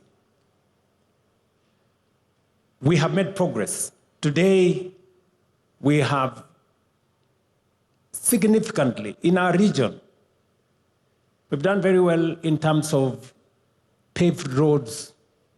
We have 20,000 kilometers of paved roads. We have a working SGR. We have an expressway. We have dualed some of our roads. We've extended electricity. We now have 10,000 homes. 10 million, 10 million households going to 11 million households connected to electricity. Our transition on education is significant. We have done very well. But why are we having this conversation? And I want to thank the people of Kenya. When I asked the country that it is time for us to have a national conversation about the long-term vision of our nation,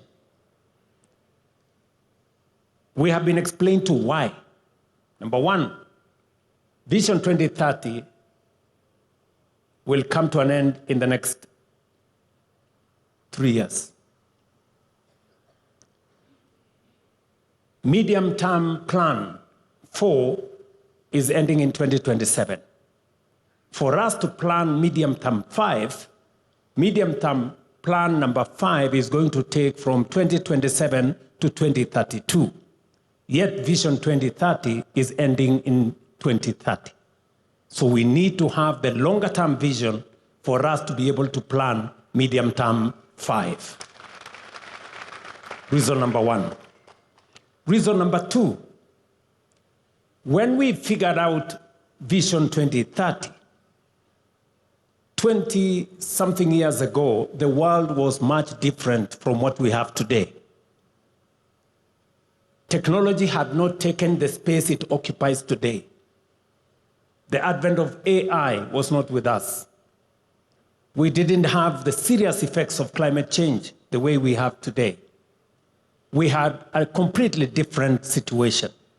It is important that at this point in time, we give ourselves another opportunity to think about the long-term development of Kenya in the context of the world that we live in today. Number 3, when Vision 2030 was developed, it was developed before the new constitution. The new constitution provides us with a better and clearer framework on how to think long-term. And therefore, it is important that we engage in this exercise in the context of a new constitution. A new constitution that does not request us to consult the people. No, it is mandatory. The reason why you find in some cases many people do not understand, do not relate to Vision 2030 was because there was no public participation to the extent that we know public participation as provided for in the Constitution at the moment. And therefore, we have an opportunity, this time round, different from the opportunity that was in 2008, to formulate a long-term plan, one that is done by the people, not by government, not by bureaucrats, by the people themselves. And therefore, we need to give ourselves the opportunity, and this opportunity that we have to think about Kenya long term. We want to pick the minds of everybody.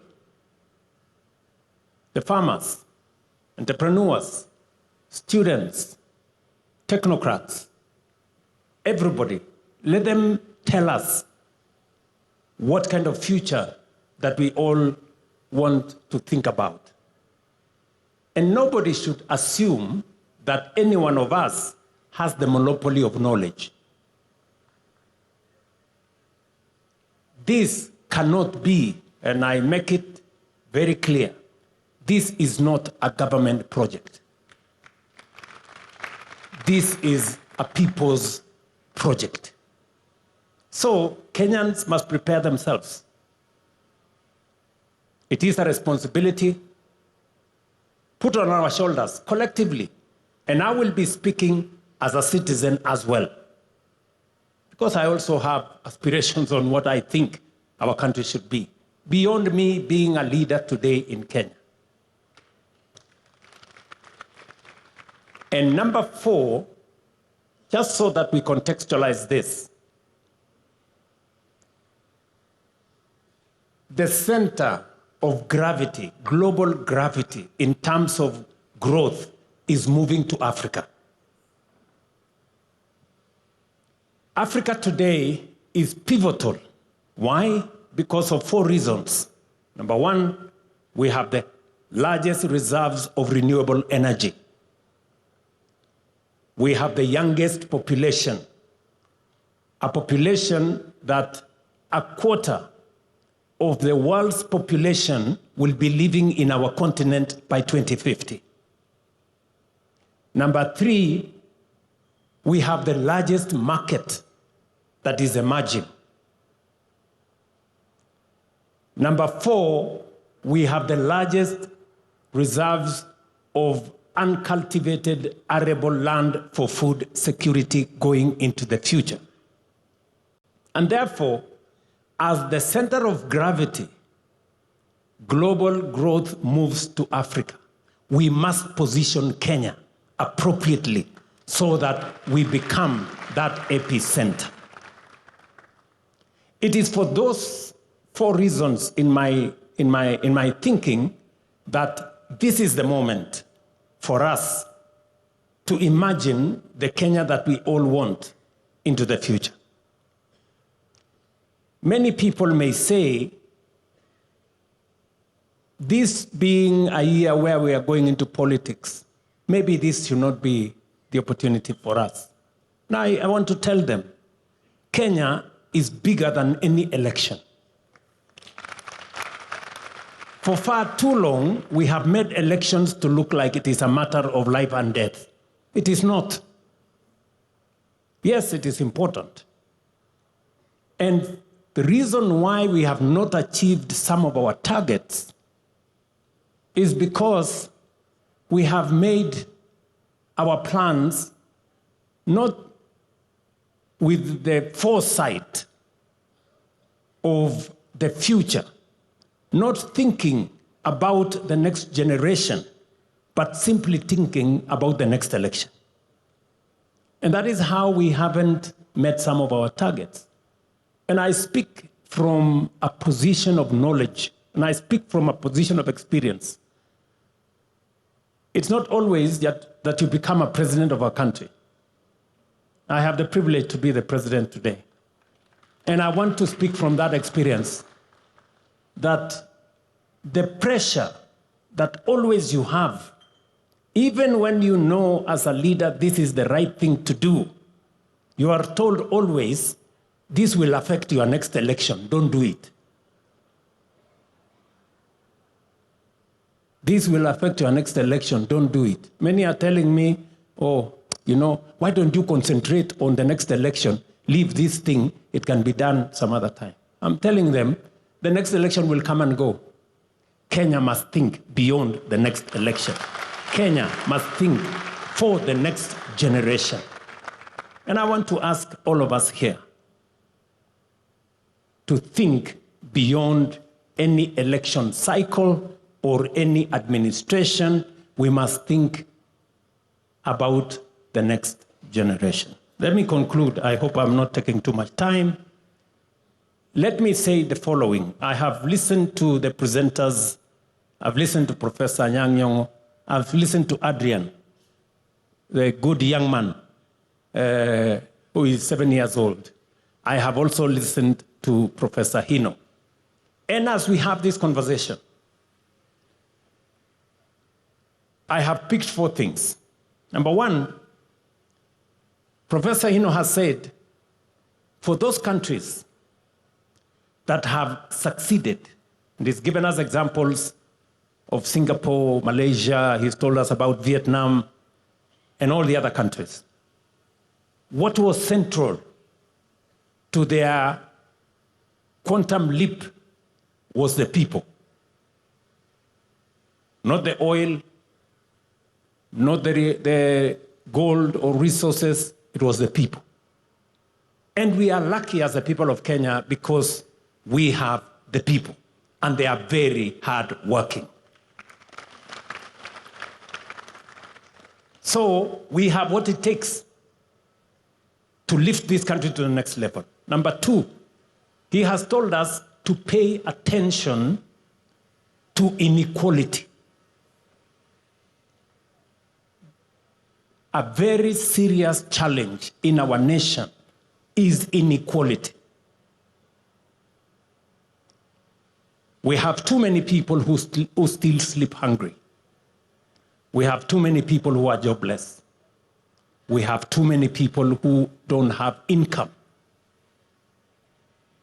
We cannot progress as a nation when we cannot take care of the vulnerable. So Professor Hino has told us 20% of the bottom poor account for only 5% of income, while 20% of the rich people, of those of us in the higher category, control 50% of income. So 20% bottom, 5% of income, 20% top, 50% of income, meaning 10 times what the bottom has. We have to pay attention. We have to pay attention. How we lift those low-income people, how they access, how their children go to school, how their medical bills are paid, how they access employment opportunities, and how we create equality. Number three, he has told us our opportunity is in raising small, medium, micro enterprises. We have an opportunity there. Sometimes we think they don't matter. But the good professor has told us that is where our opportunity is. How do we make micro, small, and medium enterprises grow? How do they access credit? How do they access opportunities? How do they access business? That should be we should pay attention. And then number four, he has told us to pay attention to accountability, to dealing with corruption. He has told us three things. We now have a conflict of interest law, which we signed into law. There are many people who want to challenge it because it closes many doors on the people who have access to power, who want to use that power to access contracts and many things. Number two, he has told us about EGP. We have been trying to implement EGP for many years. I am very happy that finally we have moved government procurement to an electronic platform where contracts can be transparent. We can know who is being allocated, which contract, for how much, and whether it matches the market parity. And he has told us that technology must play a very central role. I was listening to Mercy Mwangangi, our CEO of SHA, and he was saying the single most serious challenge he faces is how to stop fraud. You know? And we are very happy that finally Using technology, we are able to stem theft, fraud, and corruption. And to the good professor who has said here, going forward, technology is going to play a significant role in us taking this forward. So, in conclusion, let me say this. To the people of Kenya, nobody has a monopoly of good ideas. Beyond Vision 2030 is our collective responsibility. We must step up. It is a constitutional responsibility to each one of us. It is an obligation to each one of us to implement the Constitution. And part of implementing that Constitution is to figure out how we appropriate, access, and avail all rights that are provided for in the Constitution to everybody in Kenya. Whether it is human rights, electoral rights, rule of law, access to water, access to education, freedom from hunger, making sure that the Constitution, what the Constitution says, that every citizen must access the highest standards of health, the highest standards of education, the highest standards of housing. It is our responsibility collectively for us to have a plan on how this is going to be attained. And we have the opportunity. I want to pledge here that government is not going to lead the talks. It is going to facilitate. This is about the people. Whatever platform that is required to be provided, we are going to provide the platform. Let the people, in their diversity, the religious community have ideas, private sector have ideas, farmers like myself have ideas, students have ideas, the academia have ideas, our good friends in civil society, they have ideas. Let us bring the cocktail of ideas and have a plan for our country into the future. It is our opportunity. Let us not abdicate. Let us not delegate.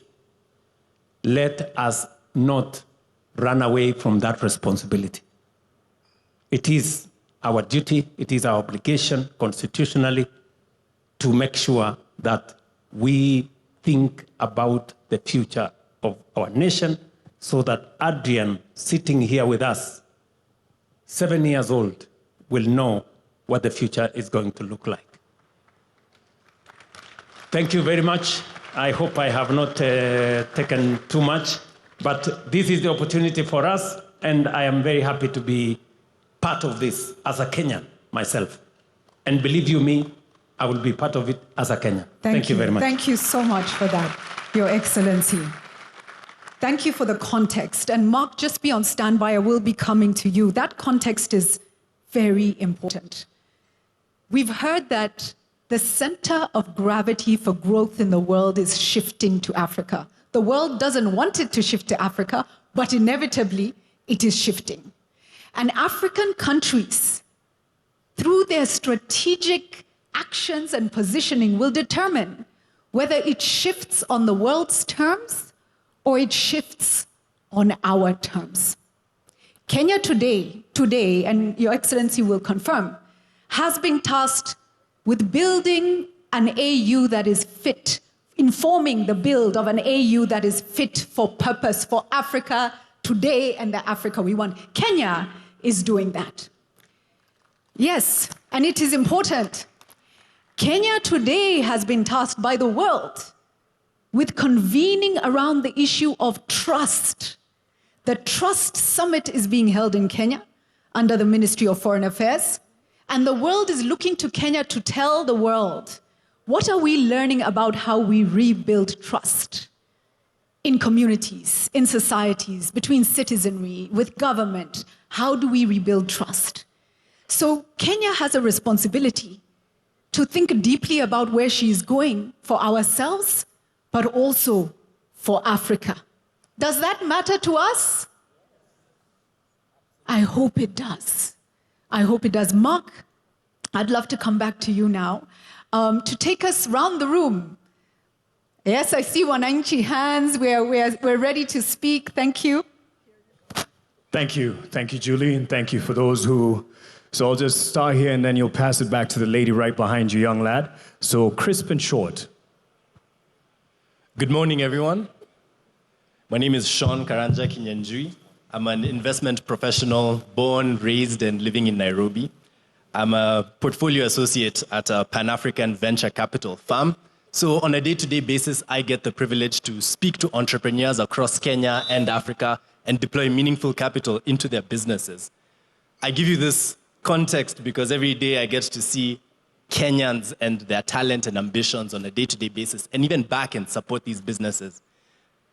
But I also see a lot of strong ideas and entrepreneurs held back by gaps in capital, infrastructure, and execution as well. And so for me, a vision beyond 2030 is very personal because it affects the trajectory of my career in the investment space, fundamentally.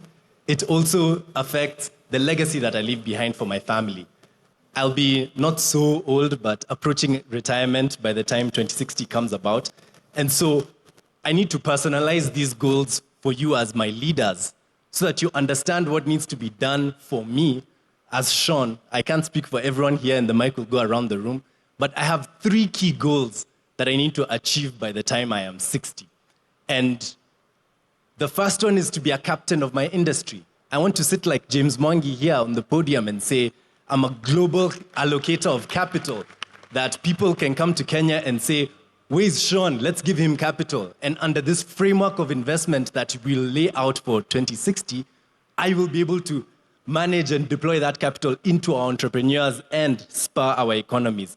But for that to happen in this plan, we need to make sure that there's predictable monetary policies, strong and transparent institutions, investor confidence, so that when someone says, I am domiciling my fund in Kenya, they're not scared that most of it will go away to punitive measures or lack of transparency or get lost entirely because there's no strong ecosystem to support the businesses they invest in.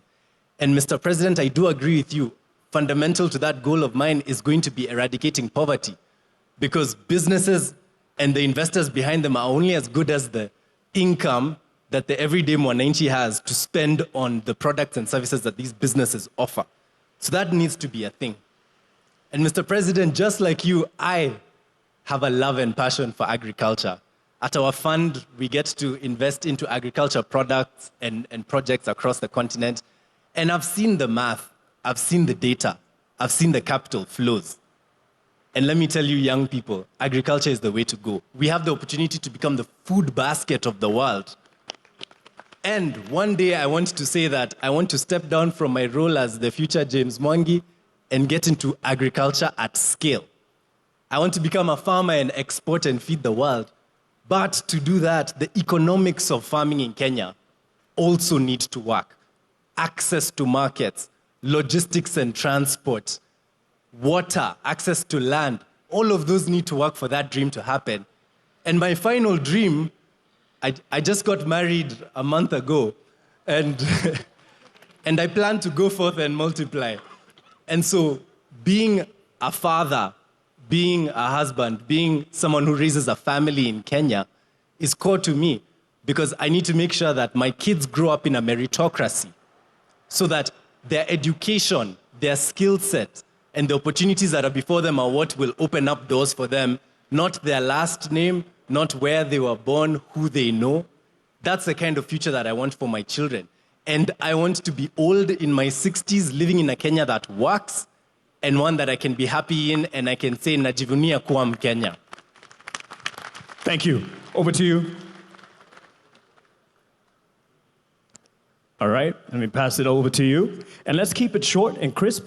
And Sean, just as an interjection, 60 is not to grow old. There are 60-year-olds here who feel targeted by what you've said. But I get your point, young man. 60 is not old. We still have very young 60-year-olds here. So, tuendelee nalo. Keep it short. Good afternoon, everyone. My name is Achieng Masawa. I come from the great county of Siaya and a woman representative aspirant. I'm a social impact and enterprise-based consultant. I had a privilege to study in Israel and also study entrepreneurship in US through Mandela Washington Fellowship. I'm also a former student leader at University of Nairobi, where I represented gender affairs and also vied for chairmanship back in 2015. And as we sit here today, I am so grateful that this conversation is taking place. It has been so long overdue. I come from a county where we are the source that have been on the streets far too long. And I'm really, really grateful that one of the least developed pillar is economic pillar. And being a youthful country with a young population, I believe, and today is the International Youth Day, that focusing our energy in enabling the capacity of our young people is the way forward. And today I am greatly challenged that the president of our great Republic of Kenya, Dr. William Samoei Ruto, has led the National Vision Board. I would like to challenge all of us as young Kenyans and every Kenyan to also develop our personal vision board to contribute to the growth of our country and to the journey to Singapore. Thank you so much. Over to you. Melody, you have someone? Thank you. Ladies and gentlemen, Your Excellency, first of all, my name is Hilary Ojwang. I am a Gen Z of this nation and a graduate mechanical engineer.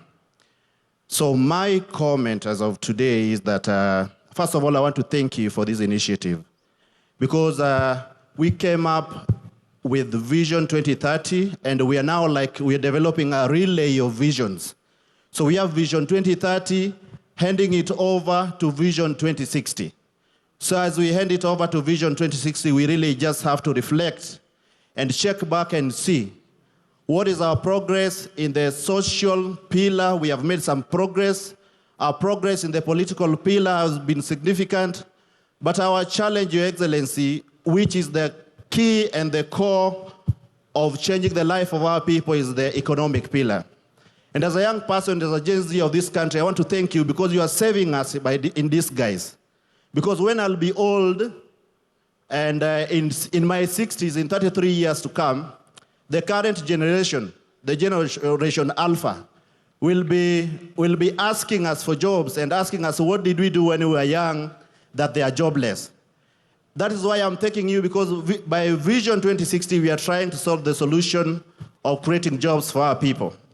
My comment is that as our president, and we are praying for you, and we are going to hand over the job to you once again in 2027. I just want to ask you that in that last term, Your Excellency, focus on the economic aspect kindly. Our young people are still hungry. We still have few opportunities in our country. We want our economy to be strengthened. You say that a significant percentage of our country, our land, which is arable, is still underused. Let us utilize that. Let us have more food in our country that we can export. We can even process and export final goods to the global market. That way we'll have solved a lot of problems for our people and create opportunities. When you look around you, majority of the things we use here are imported. If you look at the speakers, the cars around here are imported.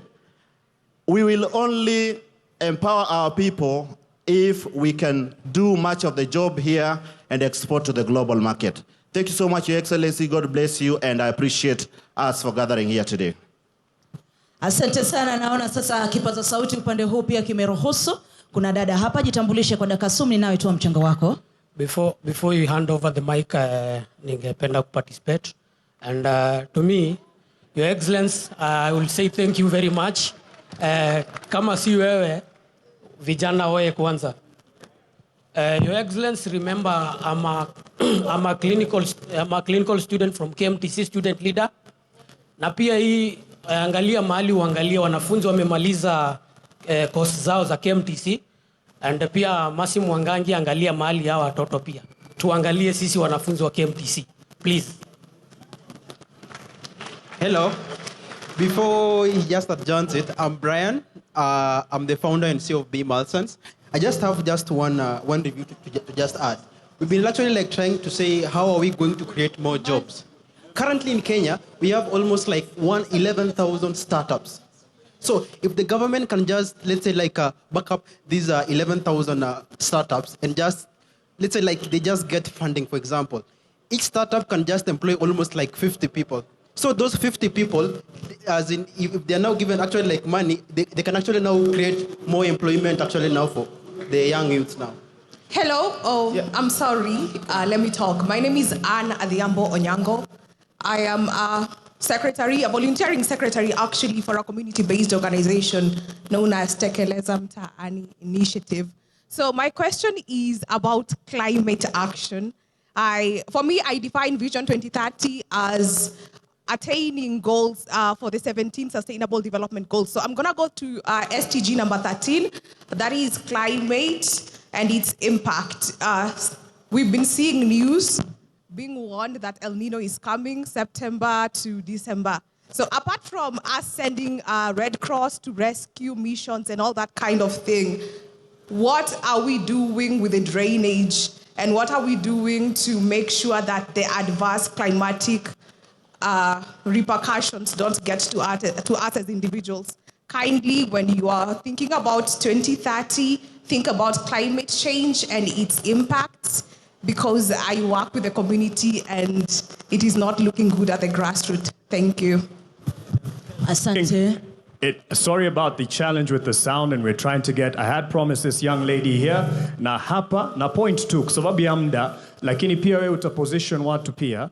I love this sign. Let me just say, yes, I love the hands. I see you all. I appreciate that. And this is what we are starting. So hatufungii mtu yote, lakini tunawapa wale ambao wanaweza zungumza kwa muda tu.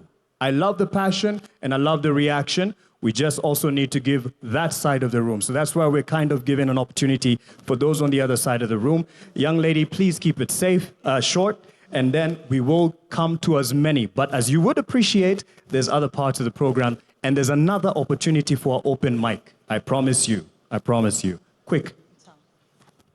Thank you so much. I'm called Lucy Wanjiru Mbugua, a youth leader from Nakuru County and aspiring senator come 2027 next year. And my question to the president is, there was a clip that Rigiji talked. We know Vision 2063 will go beyond your administration and possibly several generations. Now my question is, how will you make sure Vision 2030 belongs to Kenya and not to a particular government, so that the future administration continue implementing it regardless of who is in power? And as I finish, I want to say that I want this Vision 2030 to be a Kenya where there is no corruption, and where youths, we are employed regardless of who we know, as long as we are educated. Thank you so much. God bless you. Asante, asante, asante. Tumsikie dada hapa. Hello, good afternoon, everybody. Good afternoon, Mr. President and the nation at large. My name is Nora Kerubo Rangi. I'm from the Open University of Kenya. First of all, then Treasurer. First of all, I want to thank you so much, Mr. President, because after almost 36 years, I was able to go back to the university and undertake my degree in business entrepreneurship and education. I was just watching you on a television set like this, and you were inaugurating Open University of Kenya, and I saw the opportunity, and I wondered, how doesn't Kenya know about this opportunity? Open University of Kenya is an online program where you learn from anywhere in the country, in the world. Continue with your business, continue with your business, with your professional life, but at the same time, upgrade yourself. So what I want to say is I've seen a very huge opportunity in this space. So President, as we are continuing, can we continue to implement this online learning space? I have seen students from across the world. I've seen students from across the continent coming to Open University. We are 3 years old only. We started with virtually zero, and we are now 30,000 students. So as Kenya, we can capitalize on this economic pillar and export education. Kenya is at the pillar of education, and they are coming from all over online. So I would like to see open primary schools of Kenya, open secondary schools of Kenya, and the rest is history. I've also seen people from other countries come here for the primary school education, for the secondary school education. So at 2030, that is also another pillar. People trust Kenya. They trust the education in Kenya. So that is a pillar I would like us to capitalize on and take advantage on. There are huge revenues in education. Thank you very much, and God bless you all. Asante sana. Kuna wepo wengi huko. Acha nimtape ukaka mwenye shati yake ya maroon. The president, the deputy president, and all protocol observed. I might struggle to communicate because I've never addressed such kind of a congregation, but you'll get my points. I have very delicious points and very ambiguous points. Now, this is a national conversation that personally I expected the leaders from across the political divide to be able to attend. I'm quite disappointed that some leaders are not present. My name is Samson Ligala. I come from Kisumu County. My governor, Professor Anyang' Nyong'o, is among the leaders that are, spearheading the conversation. So, as you know, and as you understand, leaders from Kisumu like myself, we are very brilliant, and we are supposed to be on the conversation and on the table. Now, Vision 2030 was formed when I was in class 3. I didn't know much about it, but my late father, used to really talk about it like every day. So I got to understand, and I'm glad that today I'm part of the team that is talking, that is addressing the country, and I hope that in future, the foundation that was built, we can have a conversation on it and be able to make changes. Personally, I want to talk about my ward, because in 2027 I will be the MCA for North Nyakach ward in Kisumu County, God willing. Kule, nataka kuongea kwa Kiswahili kwa sababu si wengi wanaelewa Kizungu wenye wananiona kutoka huko. Agriculture. Rais, naomba mnisaidie, mnipatie muda kidogo nimalize. Okay, thank you. So we should work on inaitwa value addition and empower the farmers at home and everyone, wale wananchi wenye wako chini. Hii conversation vile rais amesema tuweke conversation ikuwe kuhusu wananchi wenye wako chini, si leaders peke yake. Thank you for the opportunity. Melody, I'm right here with the young one. Melody, I'm right here at the front just to speak to two young representatives who are looking forward to Kenya post Vision 2030. Kisha baada ya hapo tutarejesha mic jukwani. Aya, Baada ya basi. hapo kipaza sauti Samahani, sorry for that.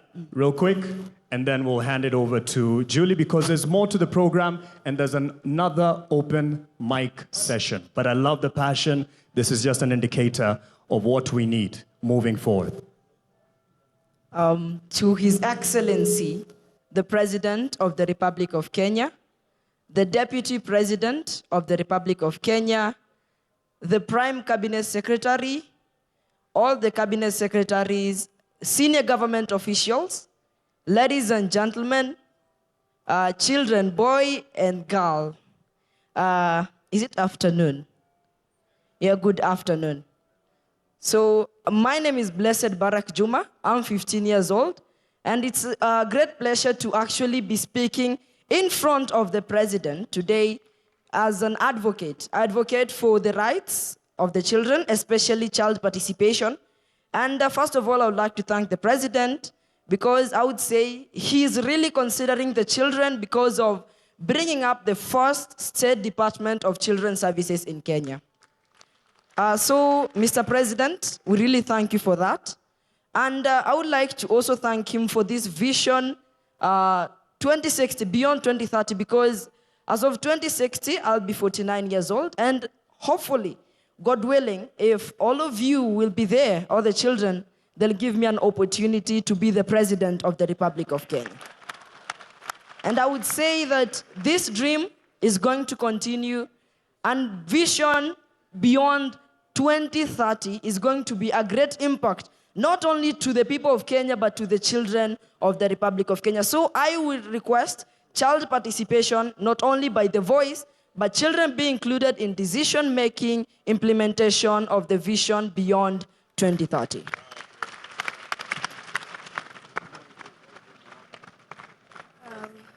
Good afternoon, everyone. I really thank the Government Delivery Unit for inviting us to this conversation. So first of all, I'm going to go to the Agenda 2060. In inclusion of children, we would like to have the food security improved by investing in smart agriculture and true strength in schools feeding programming. And also coming to child protection services, we would like to strengthen the system supporting vulnerable families and ensuring every child knows their rights. Mostly protecting children must be included in creating these decisions in the 2060 agenda. Thank you so much.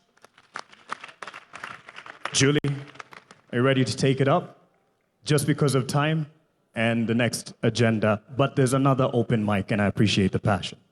Thank you so much. We are blown away by the young voices. Give them another round of applause, please. And it's a reminder that actually very often our young ones are smarter, faster than us, but we still, as Wazir, have a few things to share and teach you. But this kind of dialogue is so important. Thank you. I know James wanted to talk to the young man, Sean. I think you will get a chance at a conversation because I must wrap up now. Let us give a round of applause to the panel as they take their seats. Sean, look for James. He wants to talk to you. So yes, thank you. Please take your seats. Panel, thank you so much. A better round of applause, please, for them. Please, please.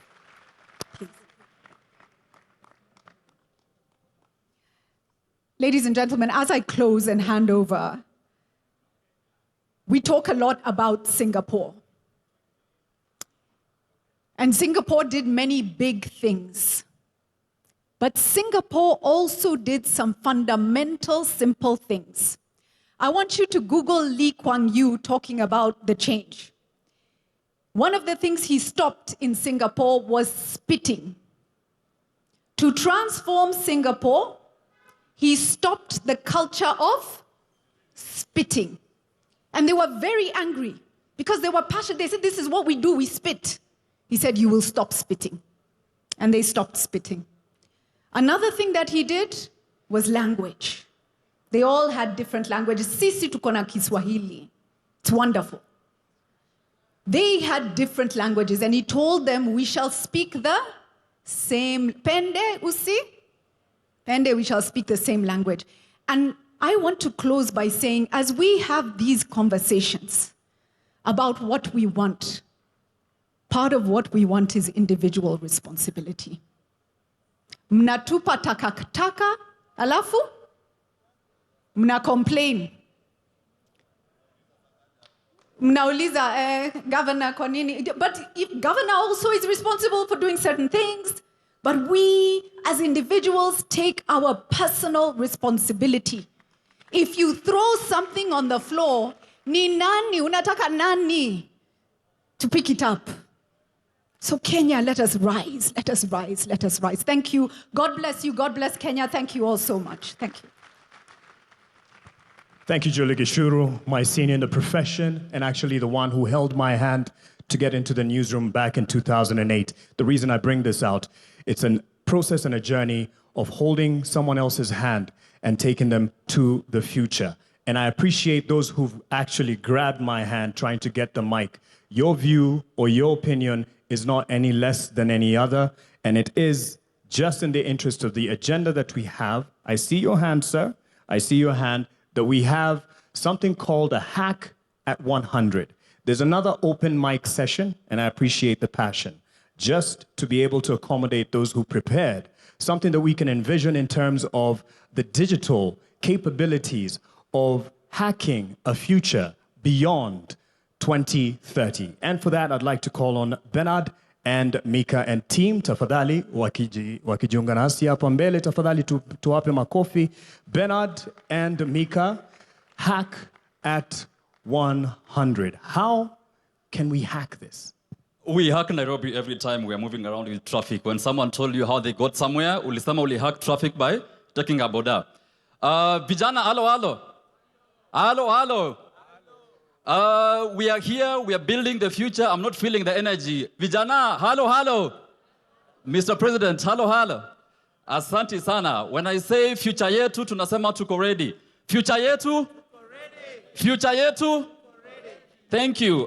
We need to have the energy so that Adrian, who spoke here so well, can feed off our energy.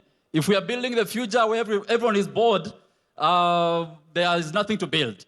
So, by the way, we are live on all platforms. We have a lot of creators who are live on X, Meta, Twitch. There's a Matatu parked outside, 2 of them. They are streaming on all platforms. So Hack Kenya 100 and Beyond Vision 2030, hackkenya100.com. We are live. Go online. We'll plug you with all the latest updates. Your Excellency, Dr. William Ruto, Your Excellency, Deputy Kithure Kindiki, thank you for organizing this session. And all protocols observed. And I have to say, Vision 2030 is the only foundation or structure that got me out of a village in Keroka, in Kisii, and took me to Alliance High School. Hashtag, I went to Alliance. We went to Alliance, and without free education, I wouldn't be here today. So Vision 2030 team, Mugo Kibati, Alliance High School, we see the dream and we are to build today. And nataka mnishikie namba mbili. Namba ngapi? Namba mbili. 75 and 100. 75 and? After we are done, mwenye atakumbuka zinamaanisha nini, utaniona nyuma ya tent. I'll give you something. But before we jump into it, I would like to introduce my team who has been behind an activity we've been doing for the past 1 week. We are running a Hack 100 hackathon where we had over 10,000 young people all over the world applying for them to propose bold ideas, bold visions in terms of where they want to see Kenya at 100. We had applications from San Francisco, California, Frankfurt, Shenzhen, all over the world, because everyone wants to be part of building our future. So I would like to introduce my team, starting with Kevin, and we can jump into the next 15 minutes or so to show you what we have. Kevin? Thank you, Bernard. My name is Kevin. I work with young people to help them articulate their ideas and their passion so that they can be understood by people who want to build them out, invest, and I'm here to do strategy and coordination. Hello, everyone. My name is Shannon Odwor. I am an advocate of the High Court of Kenya. I'm representing the legal team on this Hackathon 100. Right, my name is Naini Lankas. I also work with Shannon. And part of what we do for Hack 100 is that all of the hacks, the solutions and the innovations that are coming our way are anchored in the Constitution. So we are keeping that in mind in everything that we are doing for Hack 100. Thank you. Good afternoon. My name is Jane Martha. I work under Hackathon and I'm part of it. I conduct issues on strategy and governance, and I also deal with the creators that you have heard. I'm one leading them. Thank you. Good afternoon, everyone. My name is Arthur Kamau, and I'm part of the team handling the sports sector. Good afternoon. My name is Micah Matenge. I'm a CEO of a company called Venture Money. I work in the investment banking space, and I work with young entrepreneurs who are looking for investment in Kenya and abroad. Thank you. Asante sana. They'll come back to stage shortly. Don't worry about my dressing. I was told to dress down to represent the youth. So si suti sina, niko na suti kadhaa. Remember the numbers I gave you. How many were they? How many were they? 2 numbers. Which one and which one? This side, which number?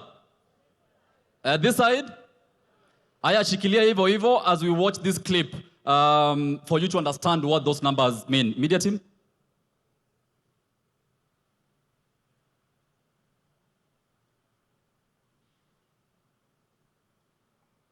The audio is missing?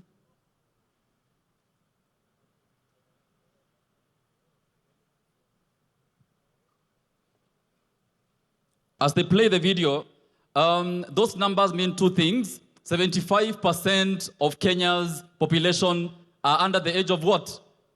35, right? And if we are not involving them in building this future, we have no future we are building towards. And personally, by the time we are 2063, I'll be probably 70 years old. So I'm building this future for our kids and for our kids' kids. So it's very important for us to involve our young people in building the future we are building today. And I'm not sure that the video is ready. The media team. We invited young people from all over the world to submit bold ideas in terms of what they want to see. And we challenged them. If you were to envision Kenya in 2100, what would you like to see? Where would you like to see education? Where would you like to see energy? Where would you like to see technology and AI? Personally, I'm a co-founder of a company. I lead teams across the world, teams in Nairobi, teams in Lagos, San Francisco, and Cape Town. Every day we see how AI is changing how we work, right? Professor Bitange said AI is going to change how we are going to work. So how are young people seeing all these changes that are currently panning out across the world? So the future we are talking about, young people have started building that future today. And the idea we had was, we had a hackathon happening across the country, and builders were building ideas, and all of them were assessed by a team that is capable to actually analyze which idea has the potential to have an impact for over 1 million people. And we had a bunch of them who are building those solutions. And I would like Micah to come and introduce some of them here as we wait for the media team to play the video clip. Micah? Thank you so much, Bernard. I would like to invite a few people that were very innovative in the hackathons that we've had.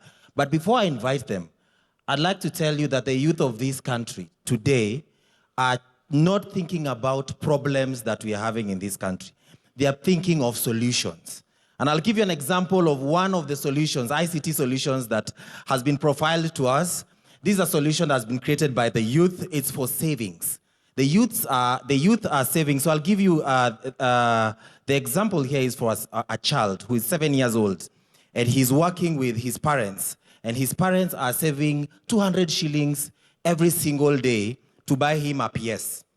The app that has been created, which is for beyond 2030, definitely, the app that has been created has reminders. But the reminders from the child are more consequential than the reminders from the app. And so we are looking at children who are learning discipline. They are learning the importance of investing. They are learning how to invest small, waiting to grow big from the innovations that we have. I would like to invite Felix from Sanifu. I don't know if he's around. And if he's not around, I'll invite Naini Lankas to come in and talk about the investments, the legal avenue that we have, the legal infrastructure. Come. Yes, come. Hi everyone. Thank you so much for the opportunity. Thank you so much for this initiative to actually look at Vision Beyond 2030. So my name is Sidney Rema. I'm a co-founder and CEO at a company called Sanifu AI. We are kind of the frontiers of AI in Kenya for small businesses. We are servicing many across Africa, not just in Kenya.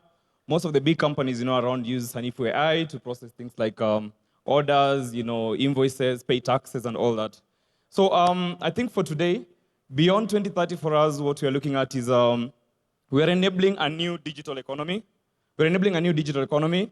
Sanifu has the capability to enable young people who don't even have any coding skills to be able to actually build data applications by just describing it, which means we are seeing more people opening AI agencies, servicing businesses that have never accessed AI before.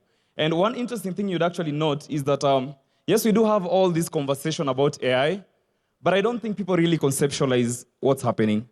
And I say this as let me say as an ex-user. You always have people saying, hey, these are things that are happening maybe in the US and other countries, but they don't really conceptualize what is actually happening. And I would like to suggest something. Maybe the team or the task force that is planning towards Beyond Vision 2030, if there's one single investment that will actually make that will significantly change the country or significantly change the future of the younger generation right now, is deliberately investing in training in AI and technology. You can build all the roads in the world, that's good. We'll build the roads, we'll build the infrastructure, but if we cannot stimulate the young people to actually understand how to quickly adopt AI and technology very fast, I don't think we'll actually have the leap that we're expecting. And I'll give you a good example. A few years back, we were doing charity in different children's homes where we were issuing computers that are old from, all these government offices. And we were training kids as young as 5 years, 7 years, 8 years old on how to use basic computers. And you'll actually be surprised what kind of applications they're able to build by the time they're 13. So yes, I think that is one ask. The second ask, allow me, the second ask is I've built startups for the last almost 15 years. And I'll tell you for sure, we always feel alone. I've raised capital from some of the biggest investors in the world, but I see so many startups dying every single day. I see startups that are actually building not just for the Kenyan market, but for the African market as a whole. They die every single day. There is no proper structure for support. There is no investor incentives. There's a lot of changing policies that are making investors not want to invest in us. And I can tell you for sure, if you really and truly want to invest in the young people, think about tech and AI. And don't think about it in terms of suggestive, hey, schools teach this and this. No, mandatory. Make it a mandatory class. Make it a mandatory class across the entire curriculum, essentially, for that. That's my 1-2. Thank you so much. Thank you so much. Because of time, the media team, you can play the clip in terms of how the young people want to see the future that they want to build today. Things that Sydney and the team are building, we want to see how do they look 100 from now. Now open them. This is Kenya at 100. And it begins in our classrooms. Every child learning, creating, and dreaming with a world-class education made for them. A nation of builders, cities dreamed by our own people and raised by our own hands.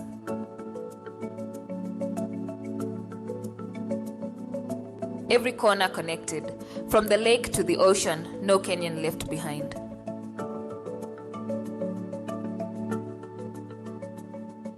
Powered by the brilliance of our young people, the 75%.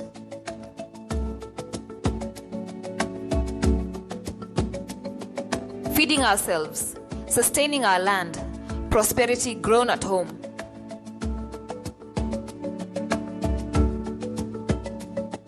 Clean power from our valleys, our winds in the atom. Energy that never runs dry.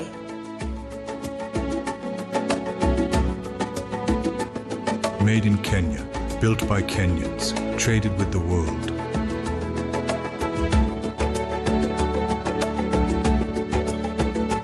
Our wildlife protected, our heritage alive, the world welcomed as family. A thriving blue economy, from the port of Mombasa to every fishing village. Health and dignity for every Kenyan, from the first breath to the last.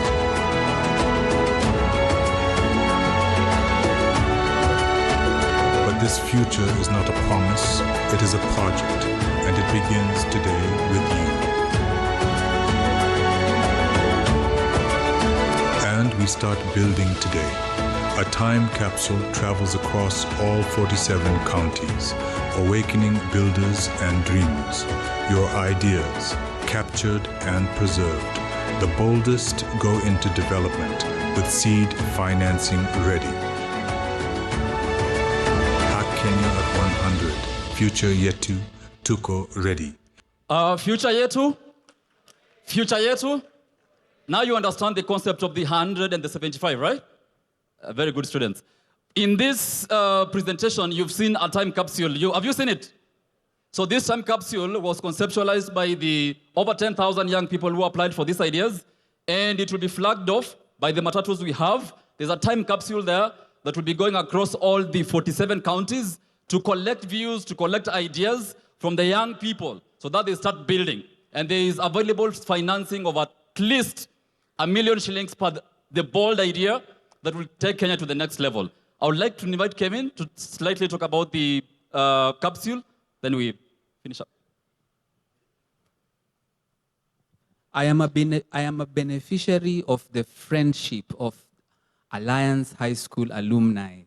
Bernard drags me into every room that opens up for him. So I am very grateful to Alliance High School for that friendship that they extend to people. My young creators also tend to speak very quickly, and so I get the work of explaining things a bit carefully because we are required to bring everybody along. So will you allow me to do that?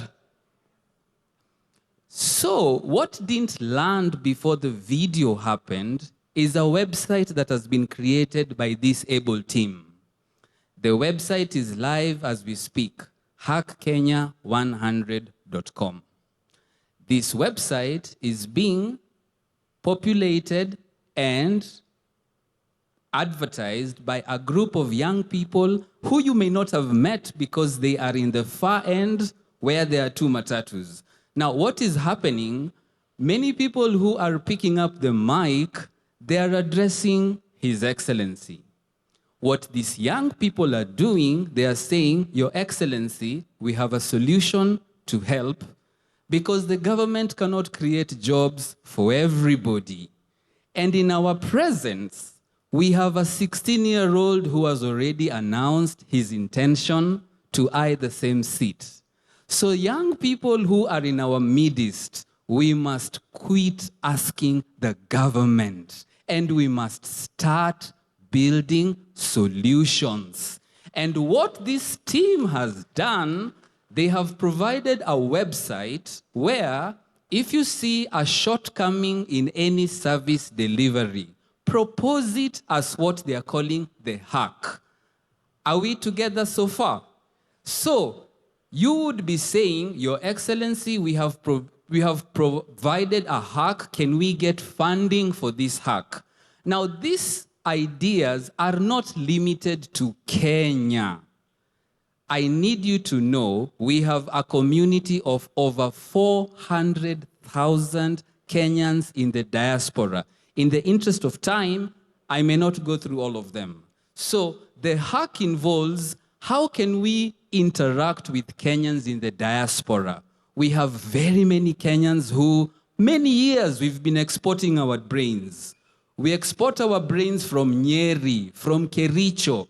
We export our brains everywhere. Somebody said when you're in front of the head of state, there is heat. The heat is acting on me. Allow me to gain my composure. Aya, sawa. So now what is going to happen is that there are communities of Kenyans in the diaspora. How are we connecting with them to link up with them and solve these solutions? Because in our interactions with Kenyans in the diaspora, they want to come back to Kenya, isn't it? You know Kenyans in the diaspora want to come back to Kenya, isn't it? What will they find? They will find these businesses that they need to expand. And so if you are in our midst and you're following us, that is what Hack 100 is about. Allow me to do the second bit of explanation, which my team did very quickly. And I will use a visual aid. Why? We must bring everybody along. Are we together? So they mentioned Hack 100, and then they said there's a capsule. So we carried a capsule to be able to explain where the idea of the capsule came from. So a capsule is this shape, and I know it is small. So we carried a bigger one so that we bring everybody along. So this capsule is going to go everywhere where Kenyans are so that you can put your ideas in it. So I'm going to open this capsule. So this capsule is going to be the conversation builder amongst young people. Instead of begging the government to do things, what ideas have you put in this capsule so that when we reach your location, we can unpack the contents of this capsule. When this capsule goes all around, we will preserve our memories, we will preserve our aspirations, and it is proposed for these ideas to be preserved, and hopefully when we celebrate Kenya at 100, it will be opened to see, did we make it? Did we not? Was the dream achievable? Thank you very much. Thank you so much. The capsule is way bigger than it is, and it's outside the matatus. Thank you, Your Excellency, and that is all the time we had. Asante sana. Thank you to the team, Bernard, and the rest of them, Mika and all. This is just the beginning. There's an online platform where you can interact with all the features that they have showcased here, and you'll be able to do that. And again, just to reiterate, as I call on the next round of stakeholders who are here in many ways as representatives, as citizens, but also with the bodies that they represent, the sectors that they represent, I should say. And as we do that, as we set up this particular sitting for them, I'd like to call on the Deputy President. Deputy President, Professor Kithure Kindiki, if you may, because just as a quick word, because in this conversation as we move forward, we are looking at where do we go from here? How will different stakeholders engage in the national conversation? So we do have representation from a Kenya Association of Manufacturers. We have from the National Securities Exchange. And just as well as someone who has seen the journey over the years with the previous administrations, much as what we are charting forward is going to surpass and go beyond just particular governments. But we have seen the contribution of the previous government to the Vision 2030. That was led by the late President Mwai Kibaki. That was led by President Uhuru Kenyatta. And now that this particular leadership has contributed to in bringing success to Vision 2030 and pushing it forward. So how, in your view, you would say we have an outlook to build beyond Vision 2030, just as we set up this stage, and I'll call on those stakeholders to come up and speak. Just as the President gave a quick word here, karibu sana to the Deputy President, Professor Kithure Kindiki. Tumpe makofi tafadhali. Wakenya hoye! Wakenya hoye!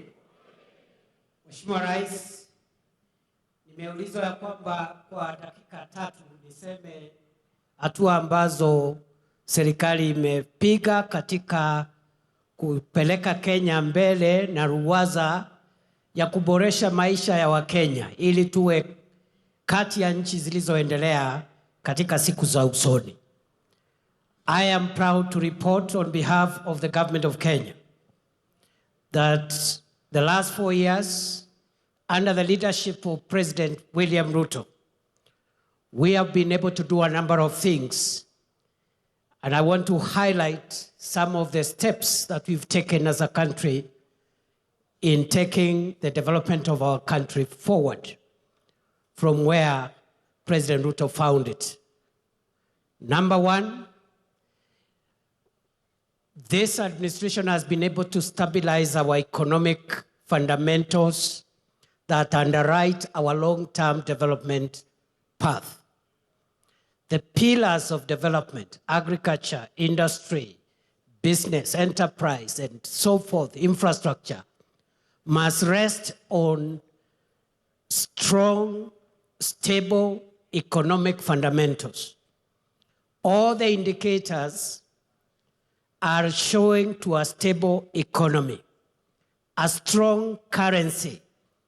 For the last 2.5 years, the Kenyan currency has been stable. We found it at 162, 165 to the dollar. It has been stuck at 129 for 2.5 years, showing economic stability.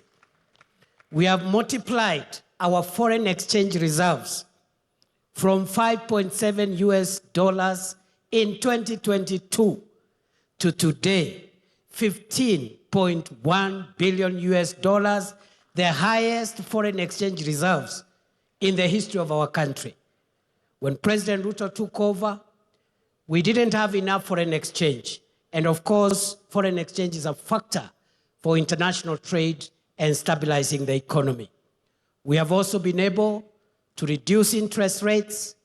We have also been able to be rated favorably, not by ourselves, but by international sovereign rating agencies. Standards and Poor, Moody's have now upgraded the economy of Kenya to a stable economy.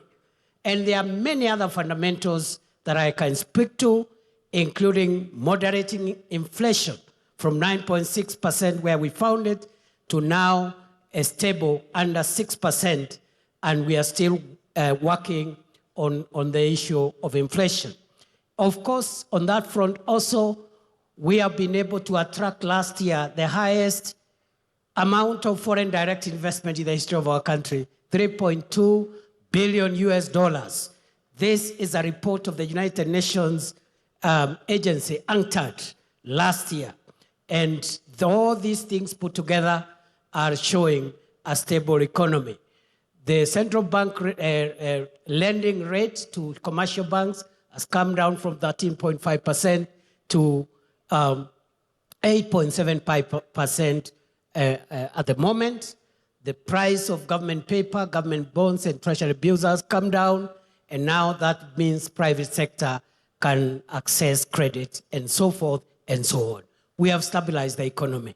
Number two, we've been able to work on the agricultural transformation, and we have achieved a number of things under the agricultural transformation pillar. We have been able, for example, to register our farmers. We used to work on guesswork. We didn't know how many farmers we have, where they are, what they grow, the size of their farms, the kind of fertilizer they need. Now we have a register of 7.2 million farmers. We have also been able to increase our production of some of the major value chains in agriculture. Maize production has grown from 44 million bags in 2022 to 75 million bags last year to underwrite our food security. Unga prices have also been moderated from 250 shillings to right now around 140, 150 for 2 kilograms. We've also been able to transform the coffee sector by removing cartels and increasing our production of coffee, and also the income to coffee farmers has now grown from 60, 70 shillings a kilo of cherry to about 120 to 160 per kilogram of sherry. Our tea production has grown from $138 billion shillings, 138 billion shillings in 2022 to last year's 215 billion shillings. Our sugar production has grown from 472,000 metric tons in 2022 to last year's 815,000 metric tons of sugar. And therefore, that is a big milestone in terms of that value chains. And we have now more farmers benefiting in that sector. We have revived the industries and the factories in the sugar sector and so forth and so on. So we are also now the largest producer of processed milk in Africa, because we have moved our milk production, processed milk, from 4.6 billion liters a year in 2022 to currently, by last year, 5.5 billion liters. Kenya now has overtaken 3 other countries, and we are the #1 producer of processed milk in the African continent. So we have done some progress. We are vaccinating our livestock to make sure we get herd immunity so that we can promote exports of livestock products. Right now, we have vaccinated 8.9 million heads of cattle, and we're in the process of achieving the target of over 70% immunization.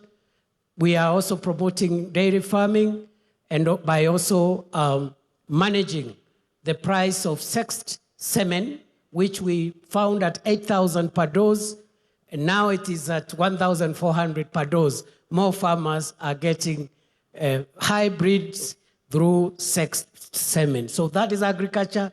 Number 3, education, very quickly. This is quick fire. In education, we've done a few things. One, we've been able to streamline CBC curriculum. The uncertainties which were there around the curriculum have now been stabilized. We have transitioned from one level to another, which is seamless. Number 2, we have increased funding to education from 500 billion shillings 2022. This year, it's 784 billion shillings. And that is a big leap in this sector. Funding for universities has increased from 42 billion shillings in 2022 to 82 billion shillings last year.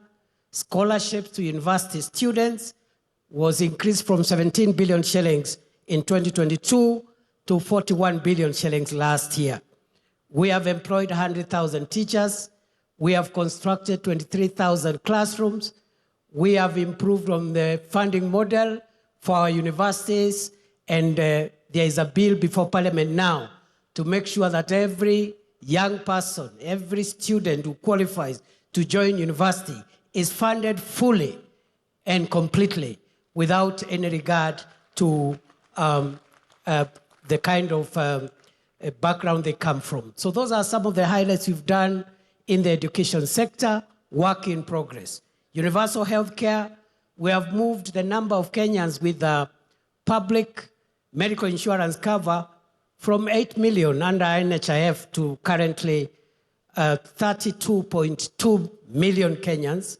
We are working to modernize the equipment, enhance drug supply, and make sure that our health professionals are motivated to make sure that we perfect the universal health coverage. Number 5, on public infrastructure, we are working on roads, railway, airports, seaports. On the roads sector, when President William Ruto took over, many roads are stalled, and we didn't have money to unlock that funding.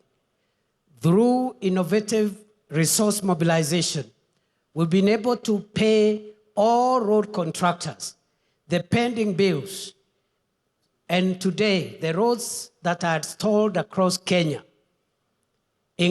which amount to 6,000 kilometers across the 47 counties, we've paid all the pending bills, 177 billion shillings, and the contractors now are back. Every county is experiencing road construction, including areas of our country that for a long time had been left out. You have heard about the famous Ruto Road from Isiolo to Modogashe to Kulamawe. You've heard about that road? Barabara itoke Isiolo, iende Kulamawe, iende Modogashe, iende Samata, itoke Samata, iende Wajia. Wajia Tarbaj. Tarbaj itoke hapo iende Kotulo. Itoke Kotulo Kobo. Kobo Eloak. Eloak Gare. Gare Ramu. Itoke Ramu iende Mandera. Rais Ruto ni fire, si fire. You must also be aware that under this administration, we are connecting the port of Lamu through Ijara to Garissa to Isiolo, areas of our country that for a long time had been left out. But we are also working on extending the SGR from Naivasha into Kisumu, Busia, Malaba. That project is ongoing as we speak today.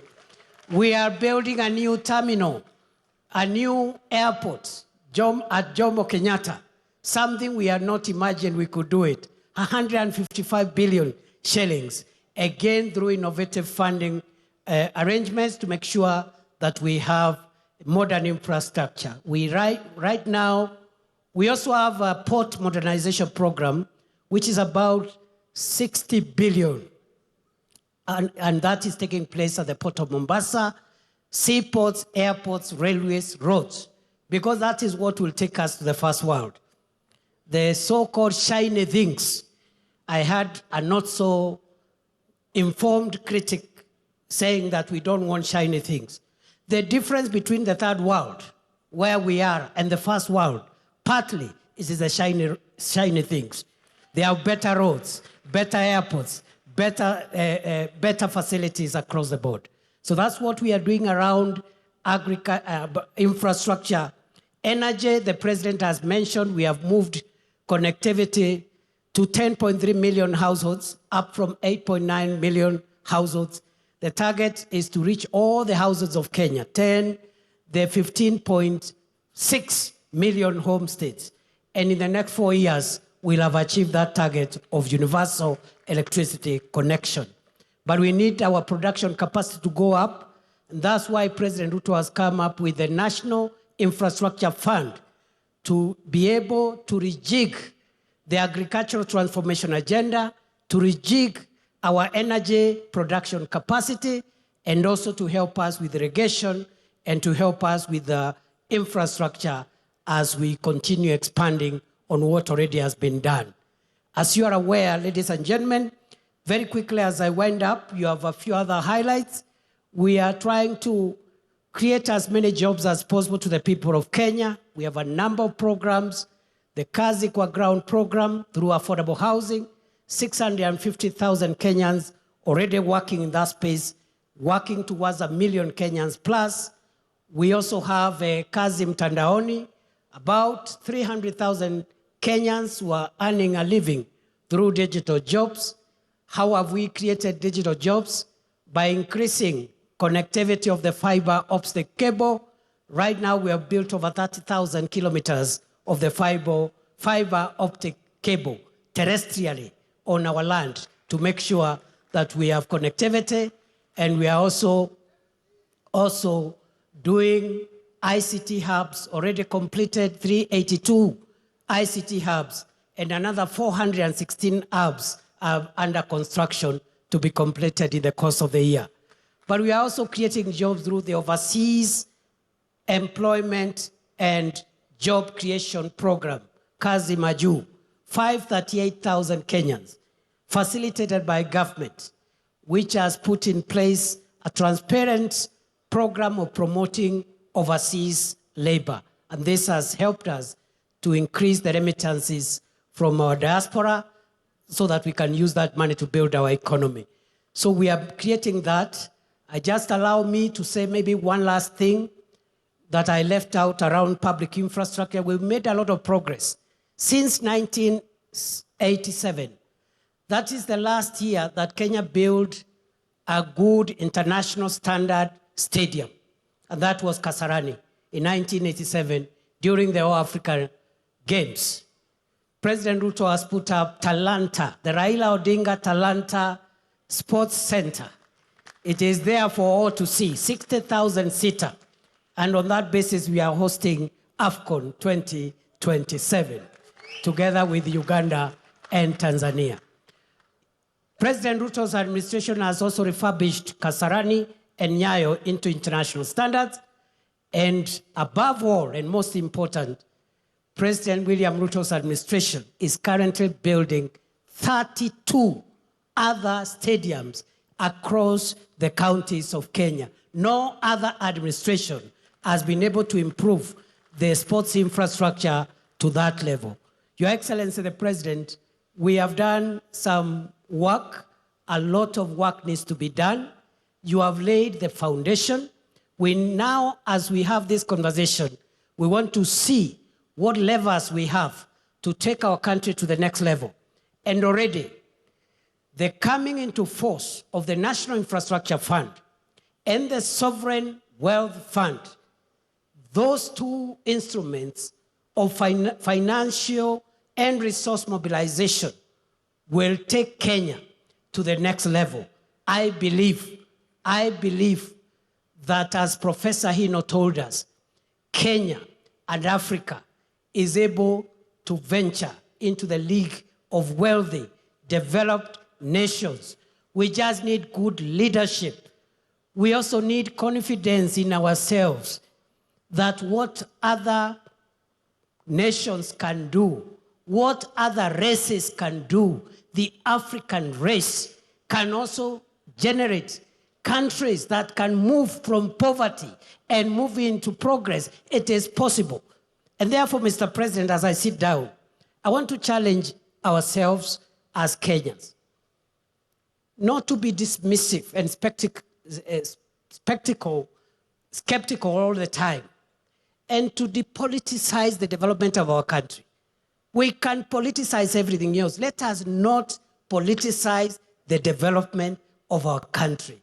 Because if we do so, then we see some of the results that have created the kind of gaps that we have seen. So we need confidence in ourselves, the ability of our nation to rise.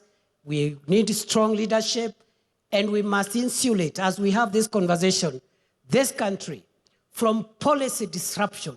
The biggest threat of African countries, the biggest threat of the developing countries is policy disruption, where some of the things that I've talked about have been put in place, but they are disrupted when there is a change of administration. Somebody comes with their ego as opposed to the national interest, and they want to change this, to change the other, to disrupt this, instead of perfecting the foundation on which our country has been raised. Thank you very much. God bless you. I submit.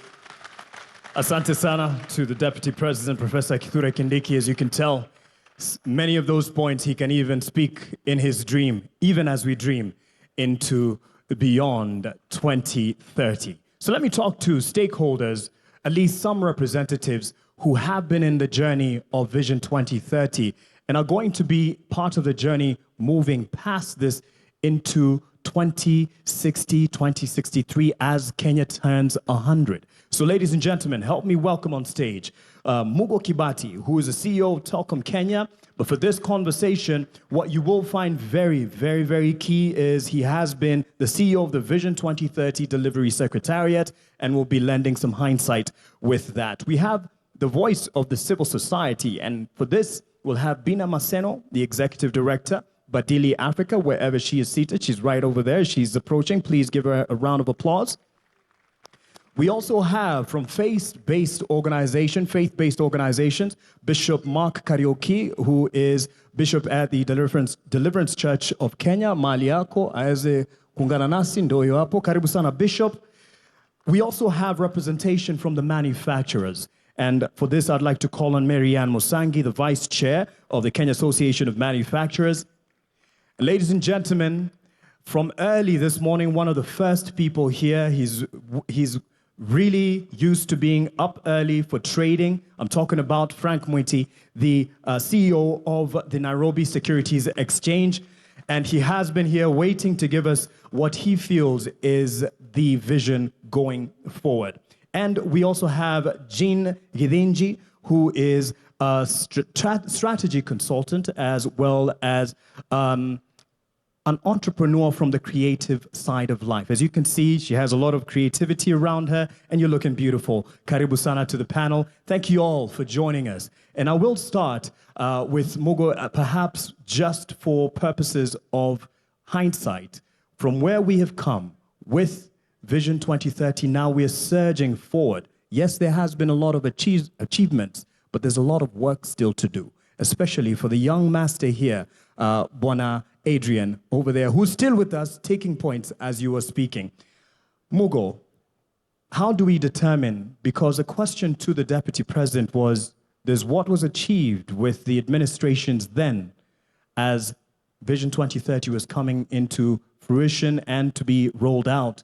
But how do we determine that there's continuity beyond whatever leadership is in charge for the betterment of the nation?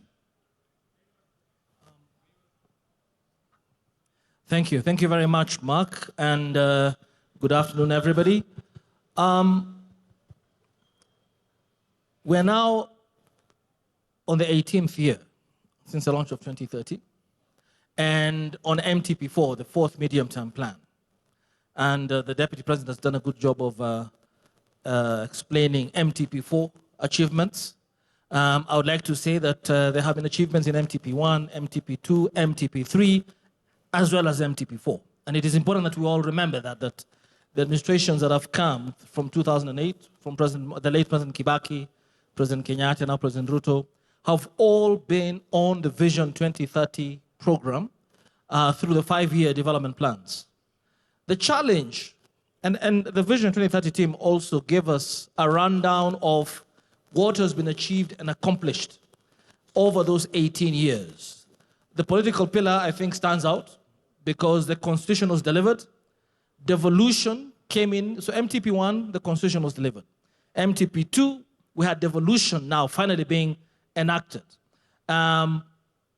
We also had infrastructure developments, tremendous ones from the first MTP to the current MTP.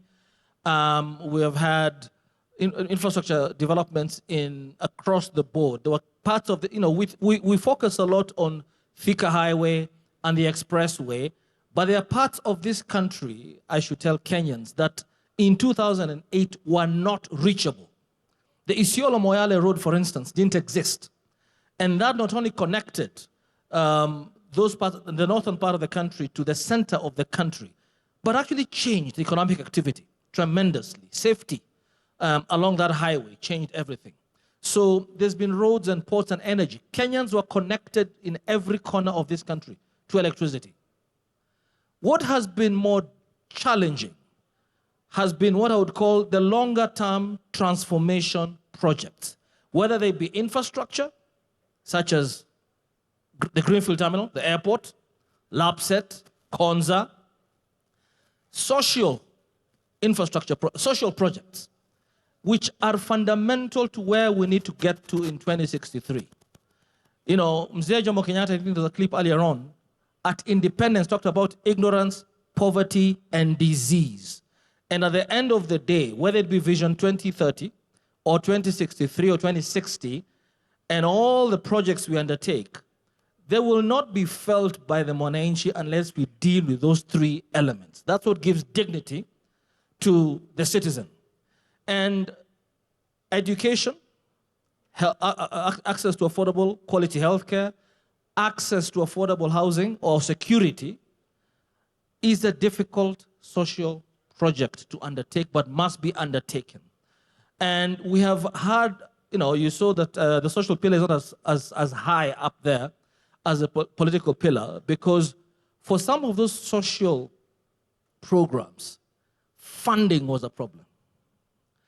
And funding for universal healthcare, funding for affordable housing, funding for our retirement, our pension fund, funding our savings, a savings culture in this country so that we can be able to deploy our savings rather than borrow money for these big infrastructure projects has been challenging and requires continuity. So you find that in MTP1, there was quite a bit of thinking around that, how do we enhance our savings rate to 30%? How do we ensure education, healthcare, affordable housing, and universal? But the political will to really raise the funds was challenging. It not only happened in MTP4, in this current administration, and I know that there have been a lot of debate about the execution, but first and foremost, it's important to acknowledge that as we move into the post or beyond 2030 period, we have done this in this current MTP, forced ourselves. I've been taxed a lot higher than I was taxed 4 or 5 years ago. Why? Because for shared prosperity, and it has got to be shared prosperity, we have to have everybody in this country, wherever they are, accessing those social amenities, healthcare, education, and a roof on a rooftop. Now, back to your specific question about continuity. Yes, the challenge has been that with each successive administration, and I'm glad that the Deputy President himself alluded to that, him being one of the leaders of one of the administrations, have not necessarily hewed to continue the programs of the previous administrations. That's number one.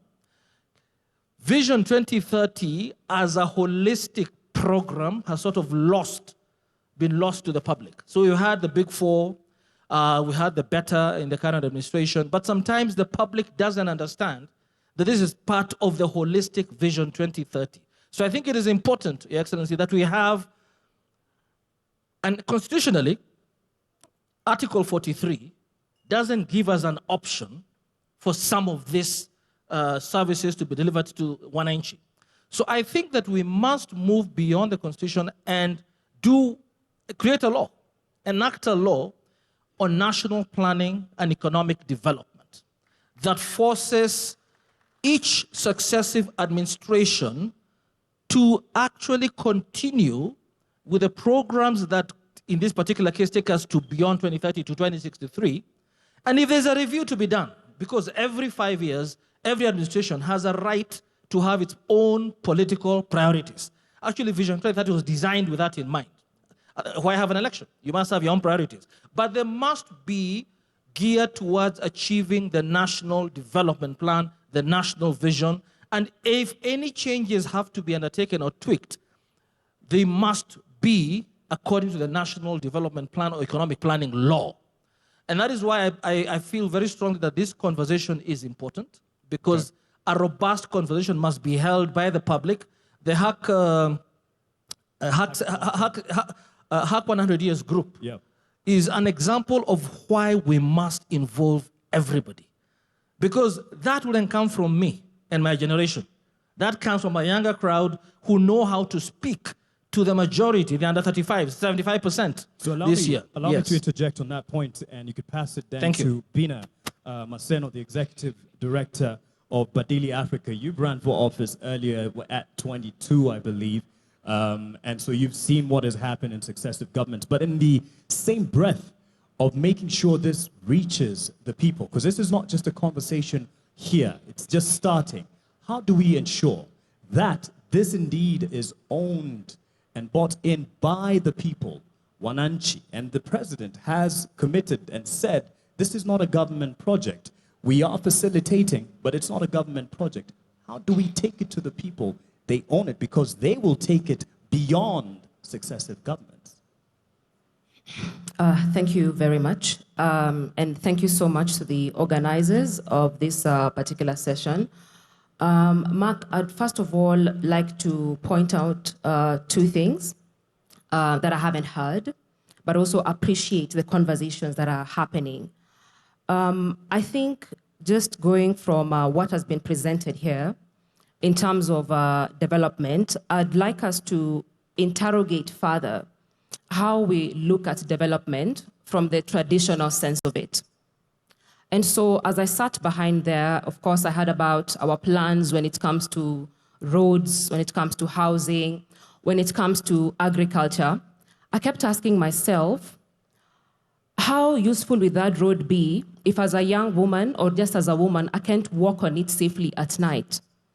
I kept asking myself, when it comes to even us discussing about the 24-hour economy, when we are struggling with the safety conversation in this country, and we're not able to look at safety as an infrastructure, For women in this country, it doesn't matter where you come from, whether it's in the rural areas, in the community, every other day you're negotiating what time you're leaving the house, what time you're coming back home, who you need to share your details with in terms of where you're going. You're taking the number plate of the Uber you're riding on. You're being harassed at the Matatu sector. And why I'm saying that is because when you look at the informal economy, and we are trying to talk about investing in the informal economy, if a woman has to negotiate with what time they leave the house, I'll talk briefly, Mark, about my own mother who runs a grocery shop. Yeah, my own mother will leave the house at 6 and not at 5 a.m. because her leaving at 5 a.m. means she not only risks being robbed, but she also risks being raped. Not many men think about being raped at 5 a.m. And at 5 a.m., I'll tell you the truth, transport from Kayole to Marikiti is cheaper than taking Matatu at 6 a.m. when it's 100. If you take it at 5, it's about 50 shillings. And so she's losing money in terms of capital because of safety, yeah? And so when we don't integrate that, when I think about care work, and we've done research in this country, women spend about 4 to 6 hours on care work. And care work is the bedrock, it's the foundation of how this country runs when it comes to economic development. Who takes care of our children, who feeds our children. Most of us are here because someone is managing most of those details at home. I'm comfortable here because someone is taking care of my son at home, yeah?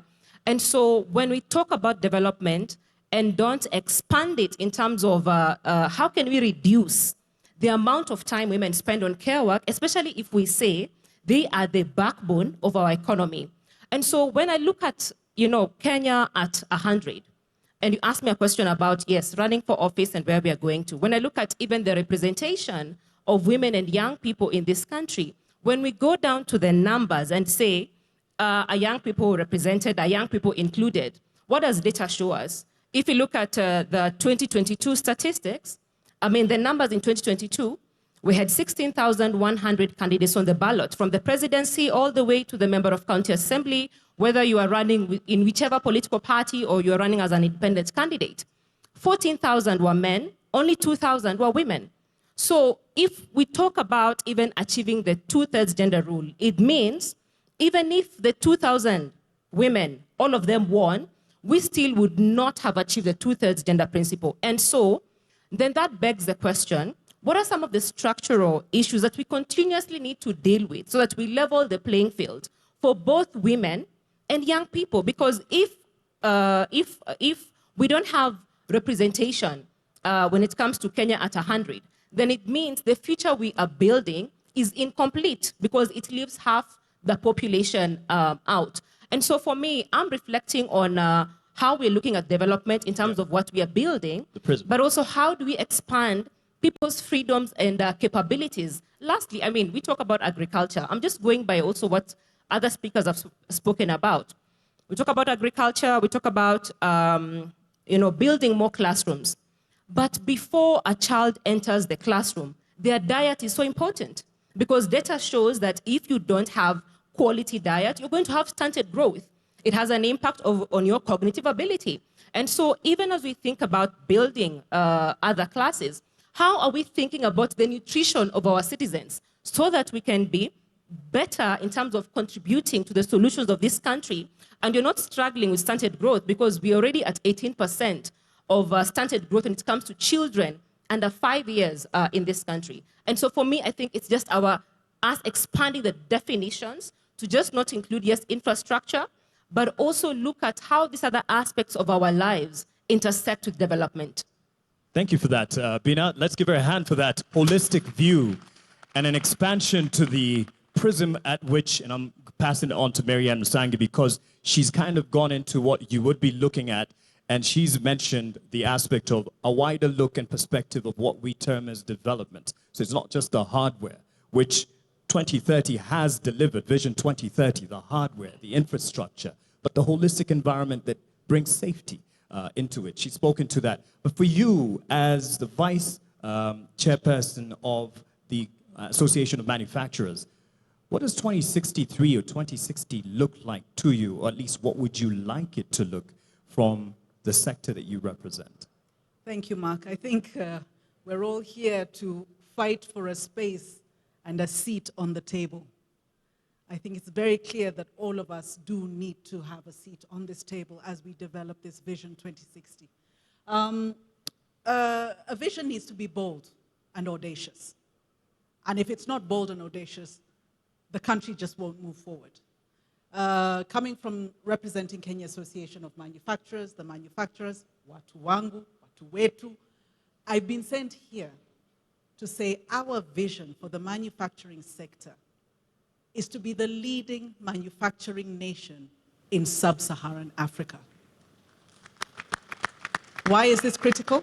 This is critical because currently today, the manufacturing sector has stabilized at the 7% mark contribution to GDP. Some may look at the glass half empty and say, oh, you're not growing. But you know what? We've been resilient. We have sustained at least that 7%. How do we grow to the next level? And why is it important we grow to the next level? It's important because even though we only contribute 7% to GDP, we actually contribute 16% to revenue KRA collections in terms of industry. We are one of the largest contributors when it comes to taxes. Employment, manufacturing sector is the second largest employer after government in this nation. So you can see, if we were to move from the 7% mark to where Singapore or Vietnam is, which is the 20% mark of their GDP, we're talking about employment of, direct employment of over 2 million people, if not higher, on an indirect perspective, because indirectly, we create traders in the field. We create the matatu industry because we're the ones manufacturing the matatus itself. We would be far larger with regards to employment. And what does development mean in terms of a nation building, industrialization? It is driven by the manufacturing sector. And we can look at the history of that from many countries. The manufacturing sector is extremely critical. So truly, I am here to say that manufacturing does require a seat on the table because we impact all these industries, whether it's through backward integration. She talked about looking at nutrition, levels of nutrition. How do we add value to the foods that we grow? And not only that, how do we take that food and export it to China, export it to Spain, export it to the US? We have trade agreements with 70% of the world. Are we currently taking advantage of those trade agreements? No, we're not. Not even a third of that is being leveraged today.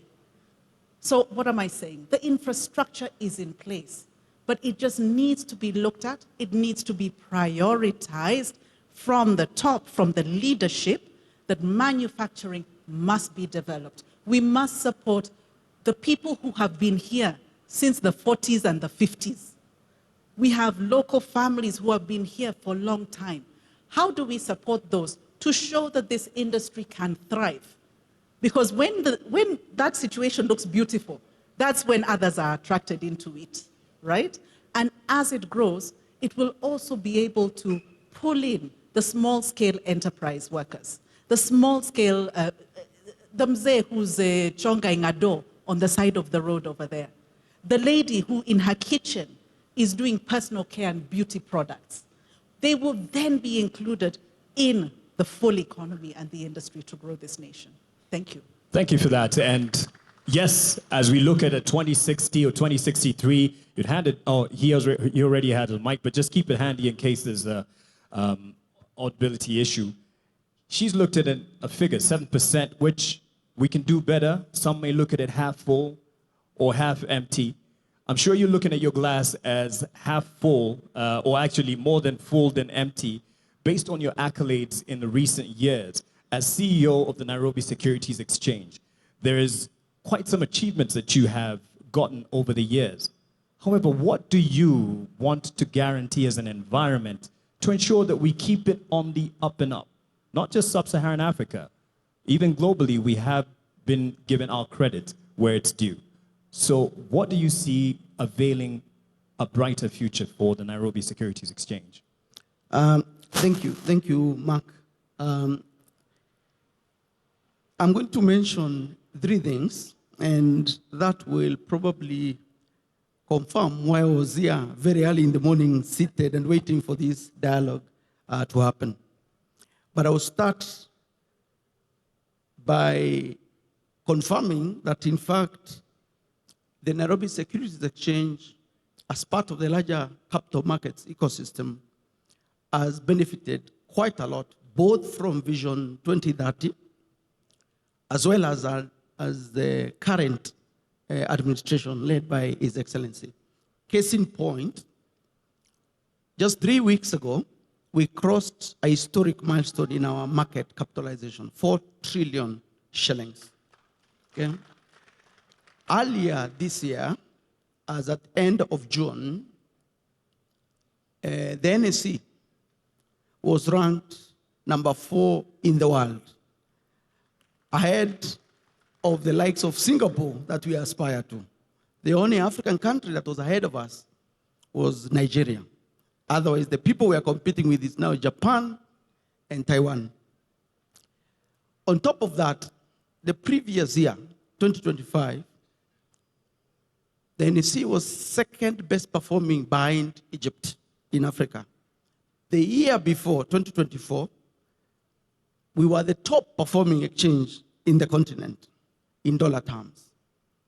Now, there's something that is important to actually share with people that they may not know about matters capital.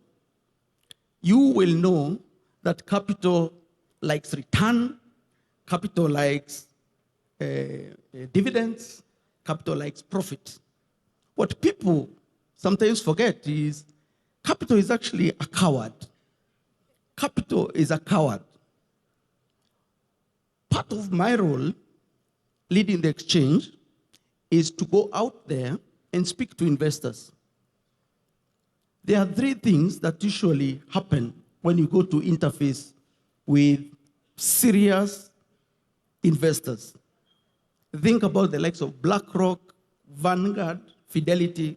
These are big boys managing trillions of dollars, bigger than the economies of Africa combined. They give you 1 hour, only 1 hour. In that 1 hour, 30 minutes of that 1 hour is spent understanding the roadmap and the vision of the country. Because if they don't buy into it, forget it. It doesn't matter whether you're printing money. They're not interested. 30 minutes are spent unpacking the vision of the country. The next 15 minutes are spent unpacking the macroeconomic environment, which is why for us as a capital markets, we've benefited a lot from the stable macroeconomic environment that the current government has underscored. The next 15 minutes are spent really confirming whether there is listed companies that they are interested in coming into. So for me, the reason I was here very early in the morning is because I know the dialogue we're having today and the vision we'll craft as a country will tell capital whether to invest here or to invest in a neighboring country. And interestingly, that's not just capital out there. Even local capital here, pension funds, insurance companies, Mugo's money, your money, if you think that you believe the neighboring country has a better vision and a better roadmap, that's where you'll deploy capital. So why do I say capital is a coward? Because the minute capital thinks you don't have a plan, or you're unstable, or you're undecided, it votes with its feet and it goes. Number 2, we are here to craft 2060. But today at probably 2 p.m., when we finish, His Excellency the President will stand up, we will also stand up, and we'll sing the national anthem. Pay attention to the last sentence of the first stanza of our national anthem. For those of you who are aware, it says, plenty be found within our borders. The more you interrogate our national anthem, the more you understand that's actually the original vision of this country. This republic every day stands up and sings that national anthem, which actually speaks to the vision we have. Of course, the question now is, as capital markets, what do we want? What we want is, instead of saying plenty be found within our borders, we wanted to say plenty be owned within our borders. What we want is to move people from stakeholders to shareholders. Our market understands ownership. And so Vision 2060 should also be about ownership. We need you and everyone else to have a stake in the country. Our capital markets support that. So I was here at 6 in the morning because it's relevant to the sector that I'm supporting. Thank you. Thank you for that perspective. And it will be a perfect segue, because Jean, you'll have the last word on this in terms of where we're going. The national anthem is in many ways a prayer. As bishop, you lead many in prayer. As you pray for this nation as well, but you lead others in praying for the nation. And he's spoken about ownership, which is what he looks more forward to, shareholding. And this national conversation goes nowhere if it doesn't have ownership with the Mwananchi. In your view, since you're used to preaching the gospel, getting to our hearts, and I believe by the true gospel, Bishop, how do we get it to the corners of this country and preach that gospel of this national conversation and get more converts? Thank you very much, Mark, my namesake. This is a very important conversation, because they told me that the strength and the height of any building is dependent on the foundation. So if the foundation is not right, the building will eventually crack. And this conversation is taking us to our vision. Vision is so important that the scriptures have said that where there is no vision, people perish. So if we don't have a vision as a nation, we will perish. Now, so that we get to our foundation, what do we need to do, or what is our foundation? You will agree with me that many people don't know how to think beyond their lifetime. We just think about this moment when we are here. So even when we are talking about Vision 2060, 63, or beyond 2030, we are thinking about ourselves. That tells us we need to know whom do we need to speak to.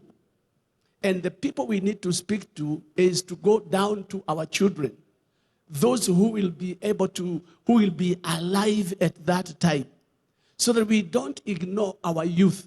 We go back to school, we go back to the children and ask them, how would you want to see Kenya? Or where do you see yourself? One day, if I may say this, I call children in front before they go to Sunday school. And I ask them, what do you want to be when you grow up? Small kids. Everyone was doing, teacher, teacher, teacher, teacher. You, doctor. You, teacher. You, engineer. You, politician. You, president. You, every one of them. None of them told me, let me go and ask my mother. Or let me go and ask my father. Why? Because they have a vision. They have a dream. And we need to go back. So if we need to, where we need to invest is in our schools. So we teach our children, number one, how to be patriotic. One of the problems we have in our nation today is that we are so negative. So negative. We never see anything good. And until and unless we go down to the children and we teach them how to be patriotic, and we teach this vision to them so that they can own it. When they own it and they grow up, they become politicians, they will not want to change, to come with their own dreams, because they have a dream they captured from the beginning. When we open up their eyes, they will be able to see beyond what everybody else is seeing. So mine would be that we need to invest in our children and teach them. But we cannot talk about children without talking about teachers. Because the children will receive that which are given by their teachers. So we also need to take teachers seriously and cause them to see that what they are doing is important. There is nobody in here who never passed through a teacher. So we need to consider teachers, and we need to build on teachers so that they can build on the children. Once the children have captured, this young boy here, 7-year-old, he has a vision, he has a dream. Now, if we get all our children to have dreams and to see what the nation, what a nation they would like to look to see when they are old, they will capture it, they will run with it, and we will not be disappointed. Thank you very much. Let me speak to someone who you probably consider your child in terms of age, and she's, yes, young enough to be your child. Jean Gethinji, as a strategic consultant, you do a lot of work on narratives. And there's what he's given as an example of kids choosing the future. And the vision that they bear is based on a narrative that they have of fashionable careers. You are a creative entrepreneur. So you're looking at beyond the traditional careers that we have. So as you speak to this, tell us a Kenya that you see and hope for in 2060. Thank you. Thank you, everybody. Good afternoon. And I love that question because I guess my intervention will be less technical and slightly more poetic. So for me, Kenya is a nation that punches above its weight. So if you look at our contributions from our scholars, our writers, our innovators, you know, we give the world M-Pesa, right? Our athletes, we break world records all the time, and even our contributions to World Agenda. The World Urban Forum was first held here in Kenya. This is the forum that actually gets the world to globally dream about sustainable urban development, and we birthed it. So Kenya punches above its weight.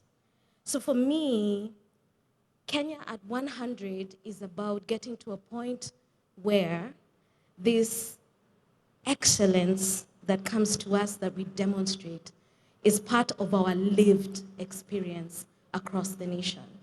So at the risk of sounding repetitive, allow me to share what that means. Okay, so you'll dream with me a little. I want only simple things. So in my version of Kenya in 2063, our youth don't have to leave Kenya to see the world. The world comes to them. In 2063, a Kenyan is able to live in Turkana as easily as they would live in Nairobi or Shanghai or New York City. No one will have to compromise access to services, modern experiences, cultural activities, communing with nature. In 2063, most Kenyans can live in Hola as easily as they can in Mombasa because they can find work, they can find a house to live in, they can find good schools for their children, we have great hospitals, we have places of worship, we have parks, you can go to the disco anywhere, right?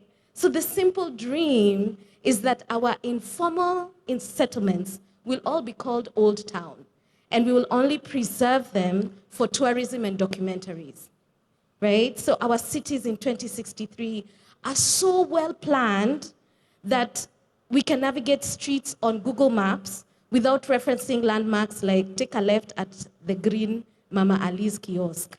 You know, wouldn't it be nice to be able to take a bullet train from Nyeri to Garissa and be there in less than an hour?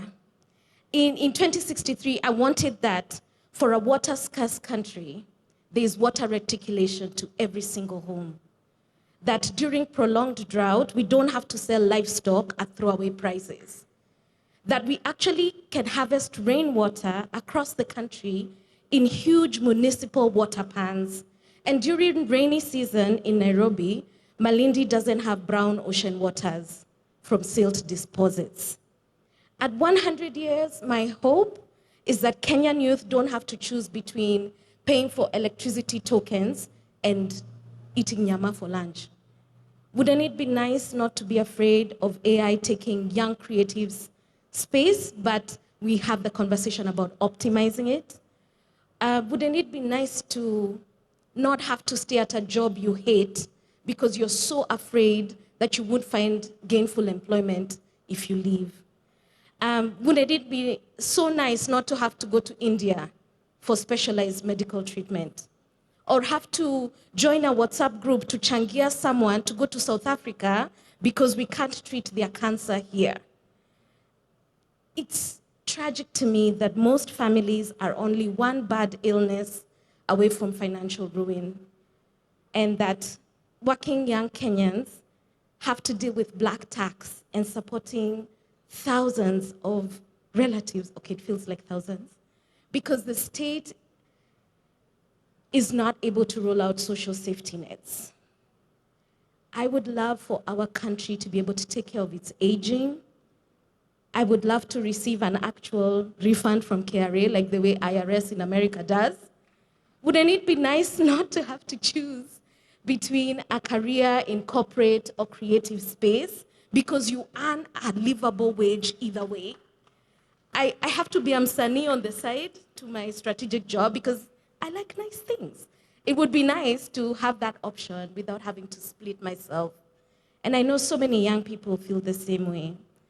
But wouldn't it be nice not to complain about education all the time? That we have people who are able to work in their workplaces with discipline. Wouldn't it be nice if we didn't have Kenyans taking advantage of one another? If we had a value system that allows us to grow with integrity? Wouldn't it be nice to walk at night at 2 a.m. and not fear being robbed, or walk in Tao with my cell phone and it will not be thieved? Wouldn't it be nice not to have to march in cities to end femicide because our systems deal effectively with violence against women, or even against our old aging parents, many of whom are being killed by younger relatives so that they can sell the beach plots and the farms? Wouldn't it be nice to live in a Kenya where you can sleep in comfort? That if there was a country that threw us missiles, we have the best anti-missile, defense systems? You see, I really just want simple things. So Kenya in 2063 for me is not about abstract plans, right? It's about making sure Kenyans experience excellence in everyday living. So this plan for me is about putting in place the systems, the mechanisms, and even a collective consciousness that can deliver this vision and many others for generations to come. I'll tell you something, Jean, you got the attention of the commander-in-chief when you talked about the anti-missile defense system. That's something that definitely has your attention. What next is what we're talking about. This is not conclusive. As much as we will be inclusive in engaging you in the conversation, those who are watching at home, online, what next is a big question. And as a segue, Bina, I'll hand it to you because as a voice within the civic or civil society space with Badilika Africa, you're very passionate about engaging, giving everyone a chance. Is it the way of having a multi-sectoral team? Is that the way to go? And these are suggestions. No one is wrong. No one knows it all. Not anyone seated here, not Ndi, not anyone. We don't know it all. We're here to share and help each other. And as we do that, as you give us that, what do you think? Is it to give everyone a chance in this conversation? And now Melody will also help us with passing on the mic to the people. What do you think is the next step to take? Not conclusive, but just as a way forward.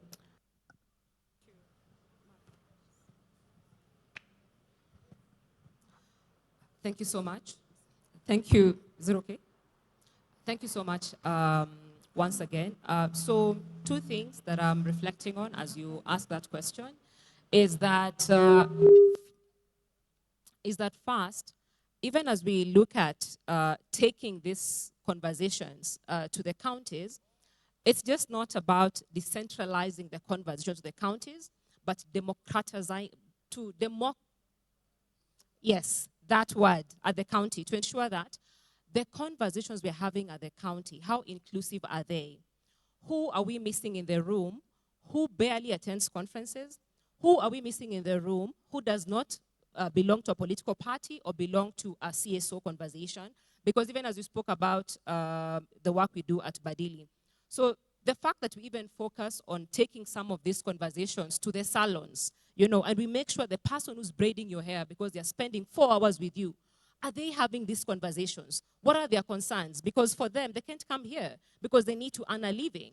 In the spaces where we spend our time, at the barber shops, the person who shaves your hair, because they always say men are so faithful to their barbers than even their own partners. But do they understand this particular conversation? Because you guys do a lot of banter, political banter in those spaces. So how are we bringing them in? Or how are we taking those conversations there so that we can actually harvest information on what they really, really want, When it comes to young people, and of course, I'm very happy that we have students in the room today, like we have young people in the room. We just have people picked from different sectors, which is very, very important. So who convenes at the county, or who convenes this gathering is important, who sets the agenda here is important, who even gathers the thoughts and notes and ensures some of the points end up on the national agenda is very, very important.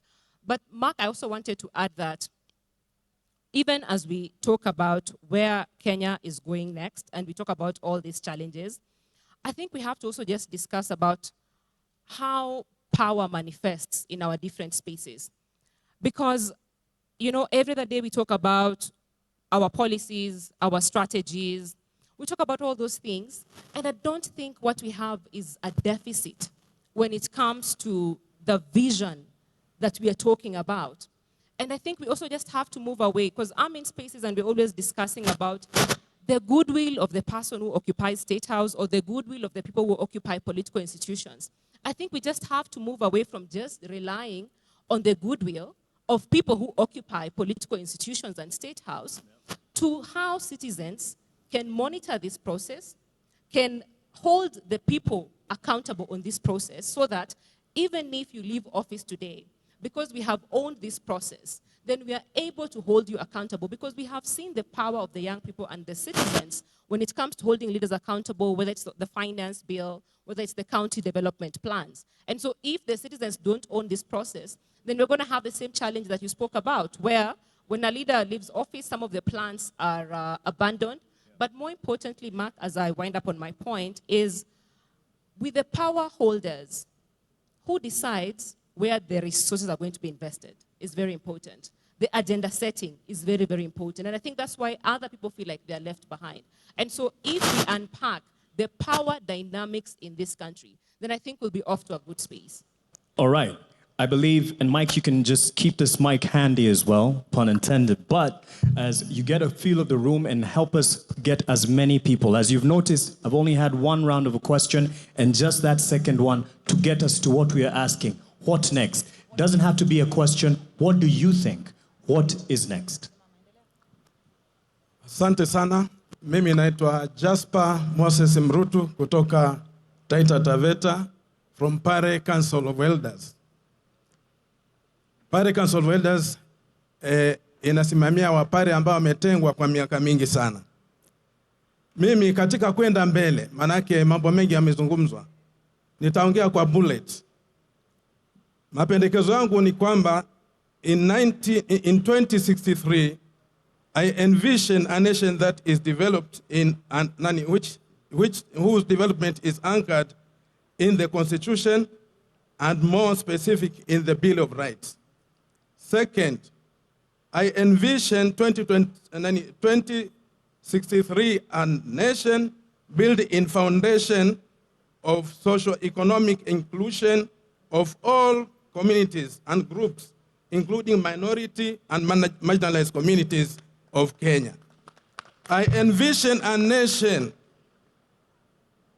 that strengthens a nation strengthened with the cement of affirmative action for the minority and marginalized communities in Kenya and other disadvantaged communities. I envisioned a nation with a citizenry and leadership that respects and adhere to its own plans, rules, and policies. That is discipline and integrity. Thank you. Asante sana, nitaenda nyuma kidogo. Asanteni kwa upande huu. Nitaenda nyuma kidogo kwa vijana pia. Kuna kijana hapa. Na ukielekea, maybe we'll take one from here and kindly keep it as short as possible. Thank you. So many people and would like to contribute as much as possible. Let's also concentrate on what next.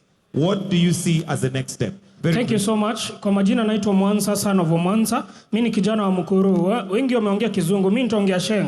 Nakwambia rais, mimi kama kijana wa Mukuru affordable estate nimekuwa nikiishi kwa streets. Sasa hiyo umenitransform na kaa kutoka affordable house. Hiyo ndio Kenya ambayo ninataka kuona 2060. Kenya ambayo hata ule kijana mdogo, mimi kama rasta, mimi ndio mrasta hapa ndani. Hii ndio equality ambayo unaongelelea. Kwamba pia sisi wa rasta hatutaona kama wezi, but pia tunaona kama watu wa maana. Through affordable house nimeweza kusave pesa. Yenye nilikuwa nalipa rent ya mama yangu na yangu, sasa nimerudi shule niko MKU Law School, karibu namaliza shule. Nikuwe wakili kama mtu wa wengine. Mimi kama mtu wa streets ambaye nilikuwa naibia watu hii town. Sasa hii ninakaa affordable. Sasa hivi vijana wangu wanafanya kazi Bomas, Talanta Stadium na wengine hata huko Maurironi wako napata kichele. Sasa hii hatuna reason ya kuibia watu, lakini tunapata pesa na tutapeleka Kenya mbele.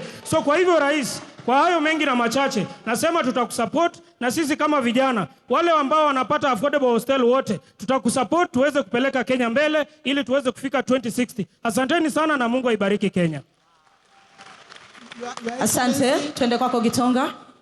Your Excellency, I want to thank you very much for introducing this bold path for Vision 2060. It has come at the nick of time. Vision 2030 build the physical structures for our country.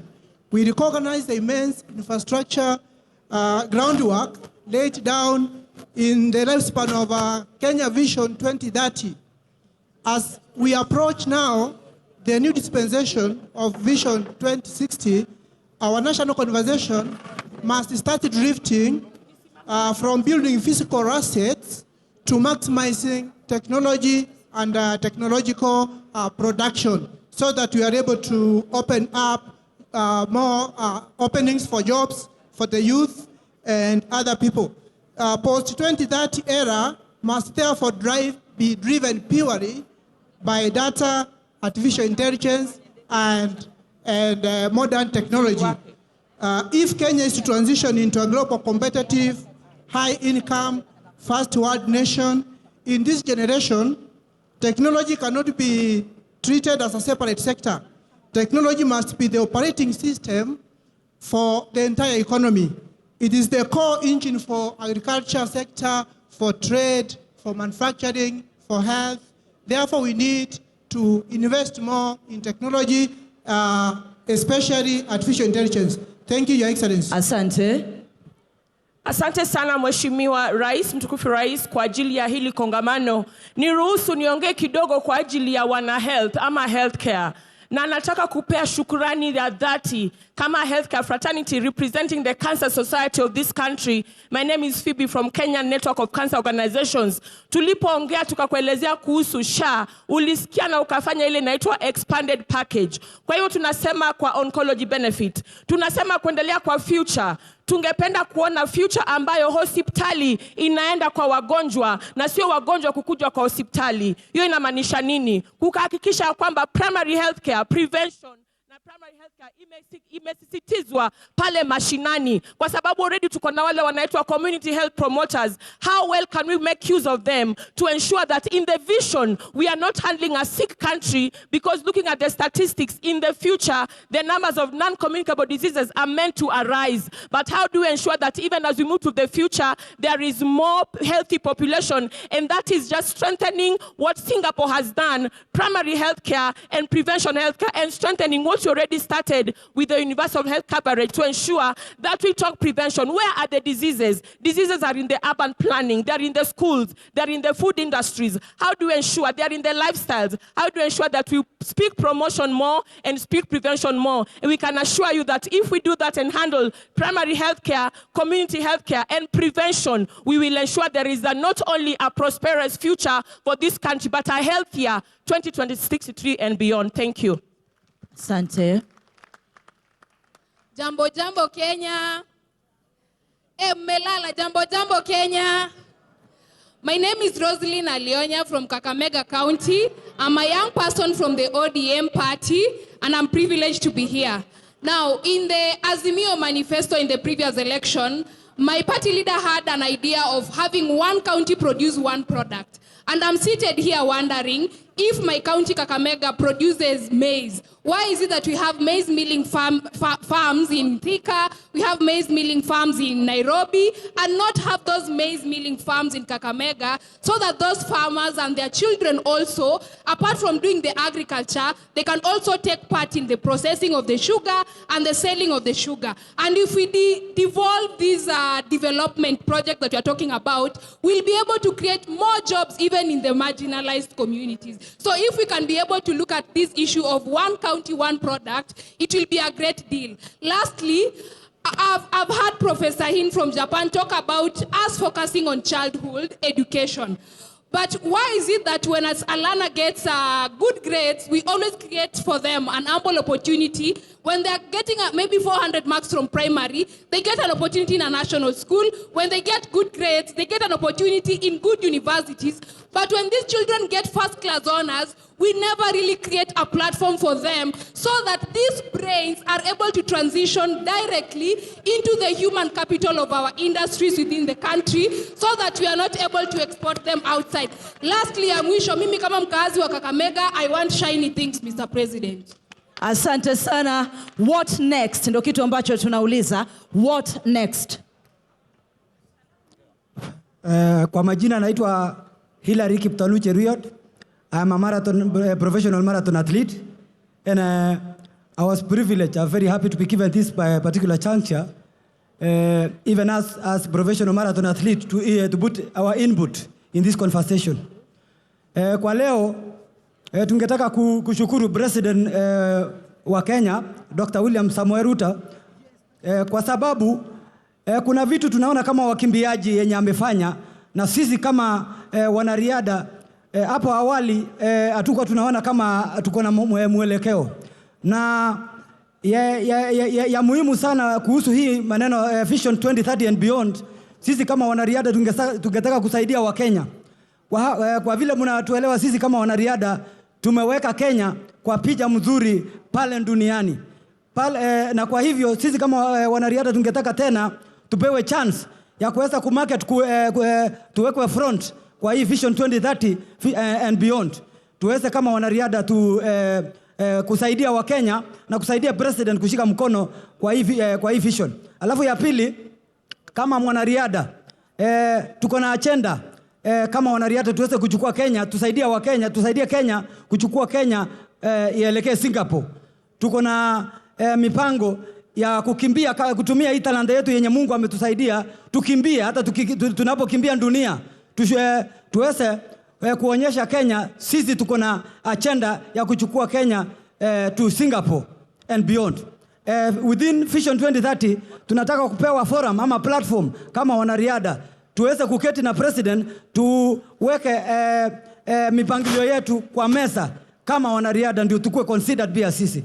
Asante. Aya basi, please pick two more questions from that side. We'll pick from this side. Naona hapo ndio mambo iko moto kabisa. Kisha tuanze sasa kumalizia. So 2 questions from that side, as we also get 2 questions from this side as we get closer to winding up. Thank you. Please allow me to use the stage so that everyone can see me.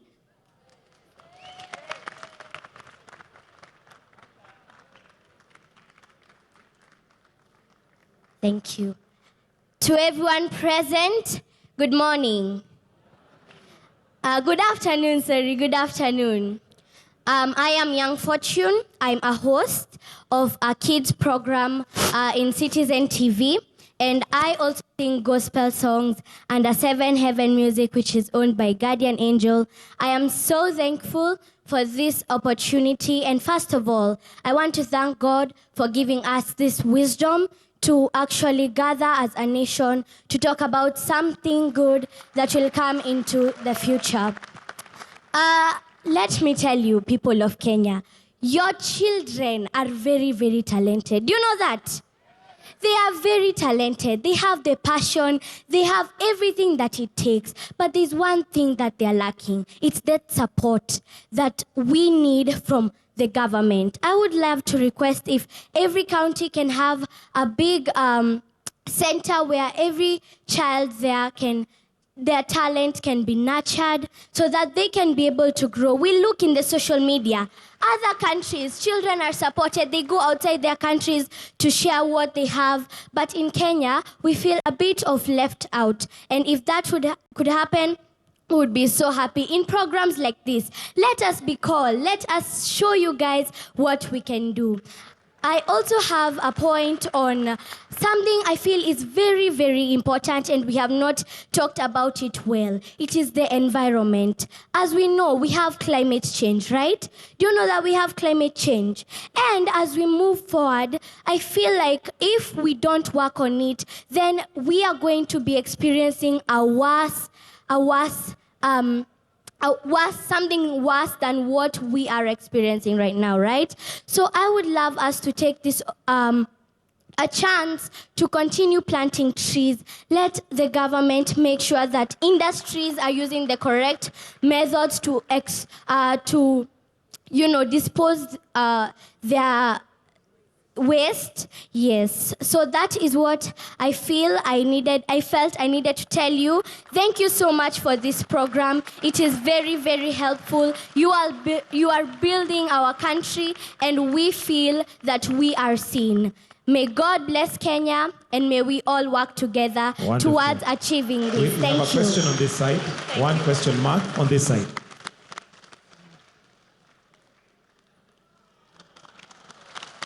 Asante. Wakumalizia upande huu kindly. Hello, Your Excellency. This is Peter Joshua from Kakamega. I'm presenting Nyota, youth from Kakamega region. Now, I have one question. As you know, many youths have got difficulty in accessing financing. In your government, you said something to do with AGPO. AGPO, access to government procurement opportunities for youths. You said that 30% belongs to youth.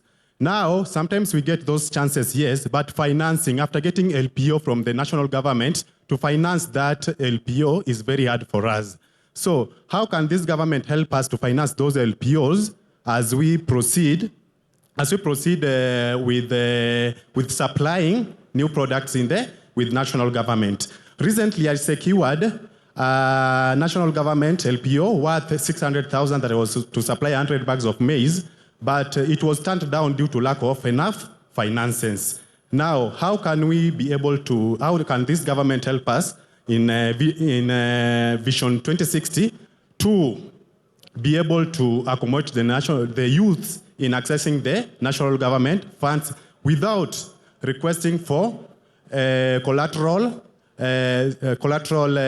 securities, that is logbook and what we call title deeds, which many of youth under 25 doesn't have any of those, Your Excellency. Thank you, sir. Good afternoon, Mr. President. My name is Diana Mwansia, a student leader from GOtv, a school rep, School of Communication and Development Studies. My question is, we have had the conversation about the national conversation about Beyond 2030 vision. My question is, after this, what's next? Yes, what's the step after this? Yes, thank you. Thank you so much, Mark Masai. Asante sana. What next? And perhaps you've read 30 seconds to all of us. What next? The question has been posed to the president, and he will answer it as a citizen as well when we invite him not to conclude, but to invite the start of this national conversation. Asanteni sana for the passion that you have shown to speak and to weigh in on this. It's not the last day. It's just the first of a journey we've started. A journey he has walked. So in 30 seconds, what next, Mogo? Thank you. Very quickly, 2 quick points on the way forward. Learning from the lessons of Vision 2030, the challenge of continuity. I want to reiterate the notion that we do need a national law that entrenches Vision 2063. And for that to happen, because you can't ring-fence budgets and performance management to specific flagship projects without that. That's a lesson that we've learned. We need to do that. But for that to happen, we need a robust conversation, a robust national conversation across the entire country. And hopefully, just to take Professor Hino's suggestion of a committee of experts, that committee of experts must be properly constituted, credible, independent, be able to elevate the discourse about politics, and most importantly, engage the public through different mediums or media. The younger generation, as demonstrated by the Hack Kenya 63 group that came here, is an example of many ways of engaging the public. So the committee of experts will have to find a way to engage that type of a public as well, and those diverse media, and be able also to carry the conversation to differentiate between the long-term objectives of Vision 2063 and what is immediate, because what's clearly emerging is that we've got immediate needs that must be addressed, but at the same time, we must think about the future of this country. Thank you. Thank you very much. I think for me is to say that Kenya at 2063 does not just look at housing in terms of building more homes, but how safe are we in those homes?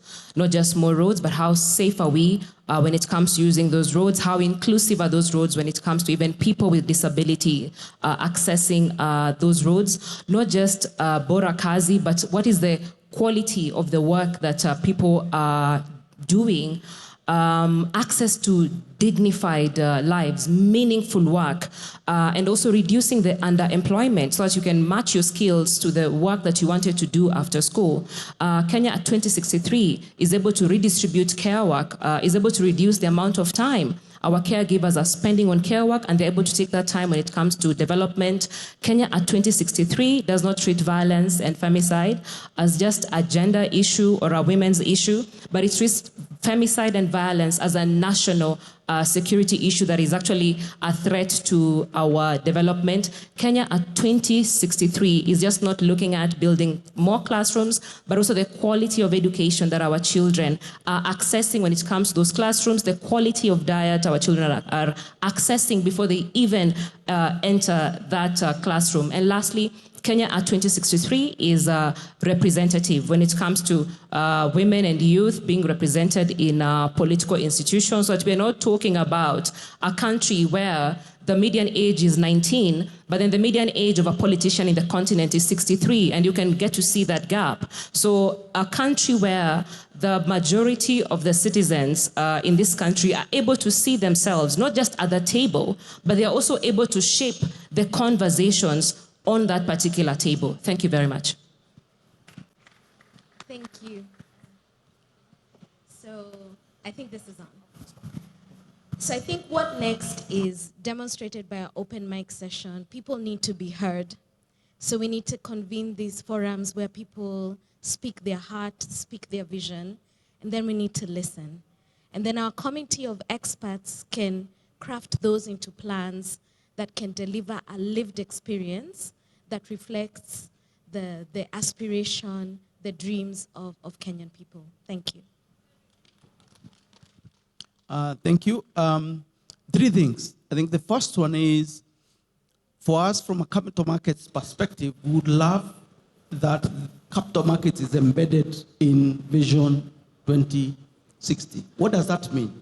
What that means is that every Kenyan, if you have a business, if you have a project, you are able to actually come to our market and raise capital seamlessly without friction. We need to make that possible.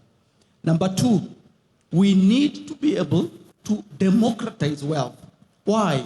You know, I keep going back to our national anthem because I truly, truly do believe it's our regional vision. The national anthem talks about firm may we stand to defend. People will only defend something they own. In order for us to be able to defend the vision in terms of its crafting and implementation, we need people to own both the vision as well as the underlying resources that go to making the vision a reality. And then the last thing is, we actually want to have more listings in our market. We want to have more privatizations. And the government has done a fantastic job of enabling that to happen. Case in point, the Kenya pipeline. But we want to have more of these homegrown businesses listed on the exchange. That way, every Kenyan has a stake. Once Kenyans have a stake, it's much easier and better for them to defend the vision and actually carry it through, whether there's change of government or not, whether there's political ebb or flow, but then the vision stays. Lastly, Mark, we need the vision embedded in law. There needs to be a legal framework that captures the vision and embeds it in law. Number two, the implementation of the vision needs to be institutionalized. We can't leave it to chance.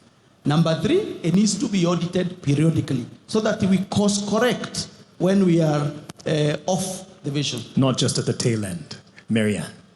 Thank you. I think what is important, every bus needs a driver to move the bus forward. So what needs to be identified is who is the driver? Who will this committee report to? Is it Adrian? And I'm very willing to vote for Adrian to be the leader of this. Because there must be accountability. So identifying that for me, I think, is most critical. Excuse me. The other thing I want, the enablers must also be looked at in the process. It's my voice. Thank you. Oh, sorry. The enablers are very critical. Policy must support strategy and not the other way around. When we develop policies, it's in order for the strategy to work so that we can achieve the objectives. Sometimes we forget. We develop policy and then the elephants on the ground are struggling to determine where do we go. Thank you. Foundations. Building the foundation. We need to build the foundation of this vision, and we build it right. Once the foundation has been built and the committee of experts comes up, then we sell the vision. Sell the vision to the right people. And the right people, let's not ignore our children. Let's not ignore our youth. That way, we will be able to have a continuity in whatever we do. So the foundation is very important. Selling the vision is very important. Let's get influencers and know that the church is a great place of influence. Don't forget the church. It's to the pastors so we can get the Sunday school, and this will be established in their lives, and Kenya will move forward. Thank you very much. Yes, a round of applause. And the president, I think, standing ovation. Thank you very much. As he comes to give also his reflections. Diana Mwanzia has asked me a very direct question. What next? And I have ideas on what next. But I would rather we agree on what next together. And I would want what next to come from us. Because having the benefit of the office that I hold and being a Kenyan, I have some ideas. But I would rather that we all agree on what next. Let me say two things so that I can suggest, if I may. Listening to everybody who has had the privilege of the mic here, I am persuaded beyond reasonable doubt that we have what it takes to design the next future for Kenya. Listening to the young people here, listening to people from the private sector, listening to the tech community, listening to the civil society teams around this table, and all the other professionals, it is clear to me that we have what it takes to think about the future, that Kenya cannot afford to drift into the future. We have to have a plan for that future. I have listened to the young man, sorry, I don't remember his name, who talked about startups, and that is the next horizon. That is the place where we'll create more jobs. The tech space. And he has even suggested that there should be some compulsory learning around technology because that is how the future is going to look like. Maybe we may not go all the way to make it compulsory, but we provide sufficient incentives to make sure that there are more people in that space. And all the other suggestions that have been made around this forum. My suggestion is that, as I said earlier, this should not be a government project. Government should facilitate this conversation. Article 3 of the Constitution obligates each and every Kenyan individually to protect and defend the Constitution. We are discussing in this conversation how we are going to actualize some of our constitutional rights, whether it is access to health, whether it is, as has been said here very ably, whether it is access to education, the best quality education, whether it is how we are going to deliver on making sure there is no hunger. Every Kenyan has something to eat, and not just something to eat. We have been told here nutrition is very good for our children. How do we make sure that that is available? All the way to every other constitutional right that has been provided for by our Constitution. How do we do that together? So my suggestion is that we put together a multi-sectoral team chosen by the different sectors. The religious sector can give us people, private sector can give us some people, knowledgeable. Civil society can suggest to us who they want. All the other sectors can suggest to us who they want in this team.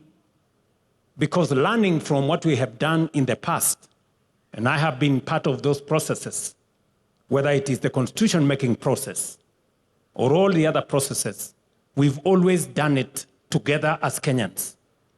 Not by government appointing people, but by citizens suggesting leaders who can lead this process into the future. So my suggestion, and it is not, it's just a suggestion, is maybe we ask different sectors to suggest people who can lead this process into the future, people they trust, people they believe in, so that they can lead us in this process.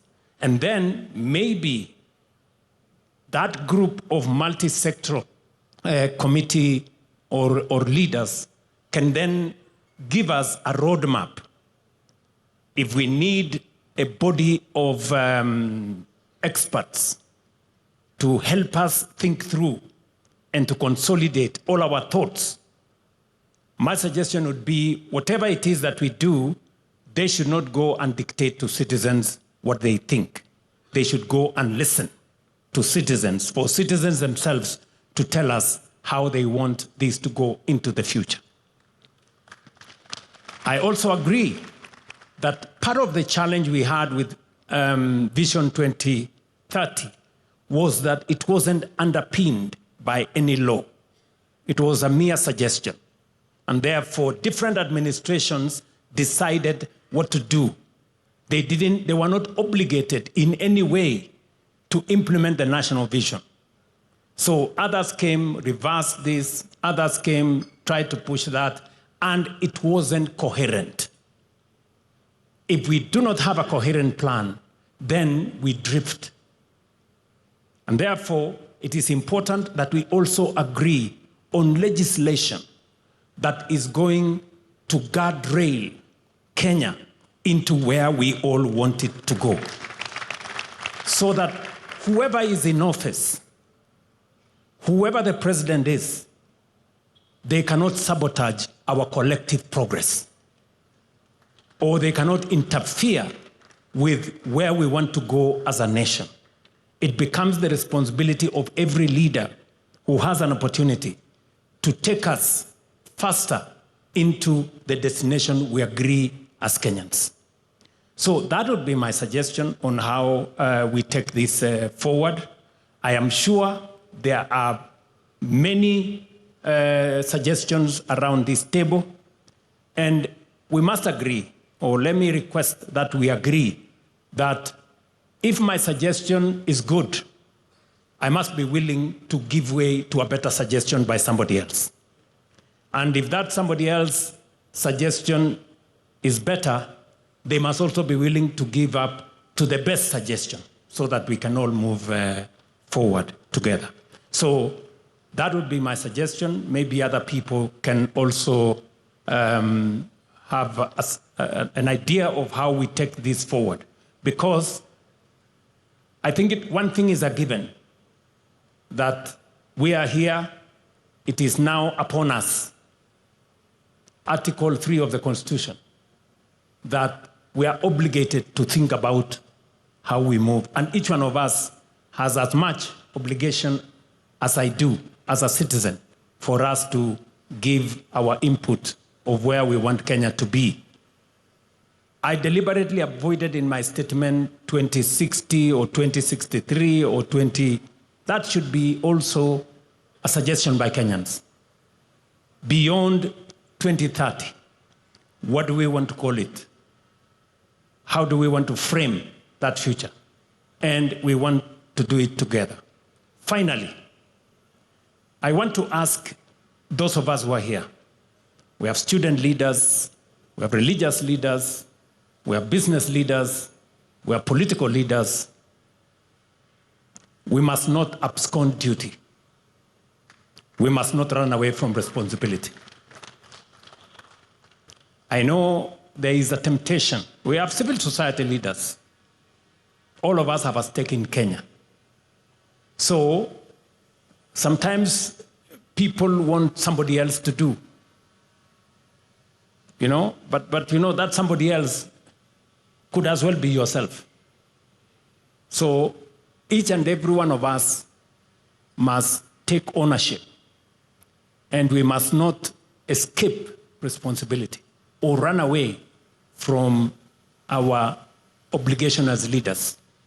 And that is why I'm asking all the leaders to work together so that we can facilitate all the citizens to participate in this process.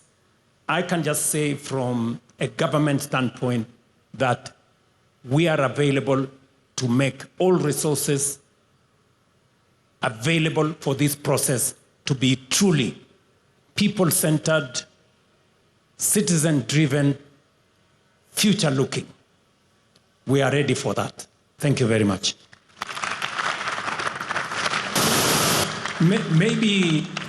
Maybe just so that we can benefit from some wisdom, we have one of us, an elder in this room, Dr. Oburu Oginga. He should also... And as he comes, we may have our seats. Asante sana.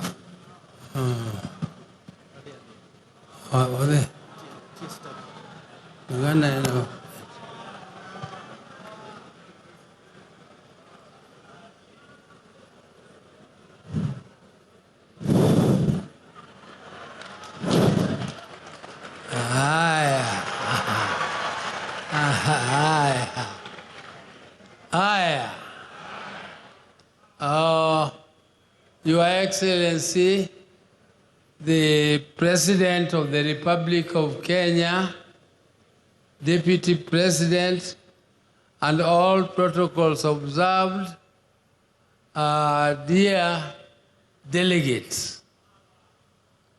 Delegates, I'm also just one of you. I'm so impressed, highly impressed by the energy of the youth. The youth has so much energy, and I'm happy that our country has a future. Because when you have such vibrant youth, then you know that this country will be in safe hands. And the development of this country to the level of Singapore.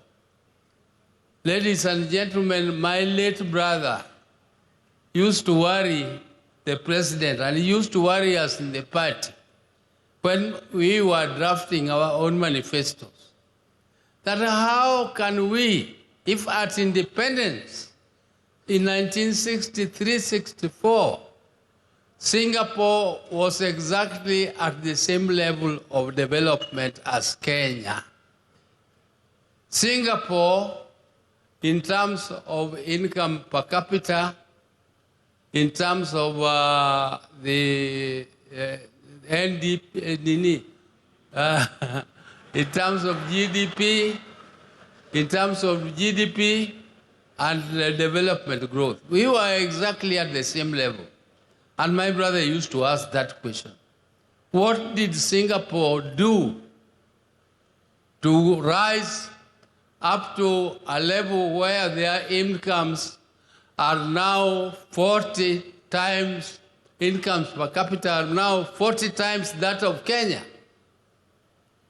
We must think as Kenyans. Where did we go wrong? And where did Singapore go right? That they achieved that level. Professor Hino, who was advisor to Raila when he was Prime Minister, has given you where Singapore is and where Kenya is. He has not told you why Kenya is there and Singapore is there. He only told you where Singapore is.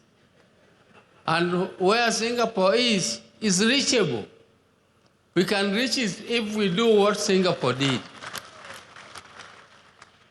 First, we must deal with this animal called corruption. Corruption is very difficult to eliminate. It is very difficult. I've traveled all over the world, but I know it is possible to build a society which is non-tolerant to corruption. We can build a society which is completely non-tolerant to corruption. We need also to reduce government wastage. Wastage in government. We need to tighten our belts, those who are in government. Let us tighten our belts for the people, for the sake of the people of Kenya. And let us make sure that our young population is educated. Education is the only equalizer. And there is no shortcut to education. You have to educate young people who are trained in technical subjects so that you can attract investment. Government can only do infrastructure. Government cannot do development. Development is for the private sector. Government can only participate a little here and there. But for you to attract the private sector, you need to educate the young people. You are not going to import labor from elsewhere. The labor must come from us here. We have to get employment, and the employment is creatable. We can create it only if we educate our young people, and we also need to invest in research. People are talking about development. but they don't think that industry needs innovation. And industry cannot invest in innovation because it is too expensive. In every development plan, government should invest and support universities so that universities develop their capacities to do research, and research which is related to the industries, so that the industries can be innovative and therefore we become competitive in the international market. Kenya must be competitive. The world is moving so fast, and you cannot sleep and think that you only want to feed your people. Feeding your people is a responsibility of the government, making sure that people are fed. But the government will not do your farming for you. Government can only make your fertilizer cheaper, but farming must be done by us. Government must facilitate. For those who have lived as long as I have, I don't know how many of them here, they don't know how difficult it is to gather like this. We tried it when we were struggling for the Constitution, and we gathered for a national dialogue in Bomas in the 90s. And we were killed, we were beaten up by police. Some people ended up in jail for fighting for that constitution because the government did not like it. When the second bombers came under President Kibaki, the government was very supportive of the process. The government supported the process. But during the end, when the government realized that some of the ideas which are coming out of national dialogue is not favorable, the government decided to scuttle it. And therefore, that national dialogue came up to nothing. That Boma's draft is still there, lying in the shelves, and it was produced by Kenyans. So when you have a supportive president who has paid, who is ready to pay for this forum to continue, those of our colleagues who are missing here are missing an opportunity. And an opportunity comes only but once, it never comes again. If you miss it, you will never find it again. Because you will not find another President Ruto. Maybe another president comes with some other ideas and we will not like the ideas. I like the experts here. They are very good. They are very, very good. But you can be so good if you don't have a supportive president. You can have good ideas, but they will lie in the shelves for good. So take this opportunity and make your ideas catapult into fruition, and let us make sure that this forum comes out with a good vision which will guide Kenya up to 2060. 2060. Some of us will not be there. But we are so happy that Kenyans are thinking about it, and I'm so happy. Thank you very much. And I want to thank you. Power is there, and power is supporting you. Asante sana. Thank you. Asante sana. Thank you very much. Thank you. Yeah. A round of applause for Powerman. Thank you very much, Mzee.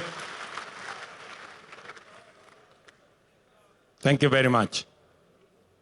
I think by way of winding up, I want one governor to speak on behalf of the governors who are here to tell us what are their thoughts on how do we take this process forward. Also, to a representative from the National Assembly and Senate, for them to give us suggestions on how they think this should go forward so that we can agree. They have done a lot of listening. And I think it is time for them also to give us suggestions on whether we need a legal framework to establish and to facilitate this process, or whether, and whether if we go to Parliament, they will allocate the resources to facilitate this national conversation. I also have listened to the young people. Already, they have worked on a platform, the Hackathon 100. And they have said they will use that platform to collect and to process suggestions from young people and on the digital space. I would suggest that we facilitate that process so that we can collate and collect those views in that manner. Do we have a member of parliament who wants to, or a governor who wants to make a suggestion? The Council of Governors Chair, my good brother, please take the floor.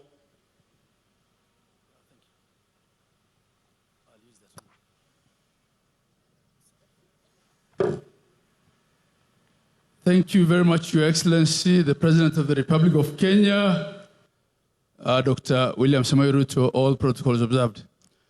Your Excellency, I think in my mother tongue, we usually say, or in our setting, don't speak because you've not spoken if there is nothing additional to say. I've heard everyone here. I've seen all the energy. I was conversing with Dr. Ndi there, that the first person to have thanked God for giving us the opportunity to be here and to have this conversation was the young girl. And that tells you how smart our kids are. I just want to assure you, Your Excellency, as the Council of Governors, we have bought into this idea. It is timely.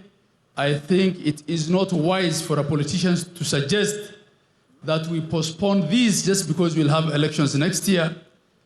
Government is there in perpetuity, and as a responsible president who is facing an election, you did the right thing to take note of the fact that the vision that we've had is expiring in less than how many years? 3 years from now, and that you have set the process for replacing it. Your Excellency, we have so much going right for Kenya. And we have seen what Professor Hino also presented, that we've come a long way in implementing the vision that we had. But I want to tell Kenyans to understand that the tone at the top, having the right people in the right places, will also determine whether whatever vision we craft will see the light of day. There are countries, even in the developed world, that have gotten their governance so wrong, their politics so wrong. They have had 7 prime ministers in 5 years, and they are declining. If we don't get governance right, if we don't get politics right, we will not have the right tone at the top, and whatever we're doing here will not be properly implemented.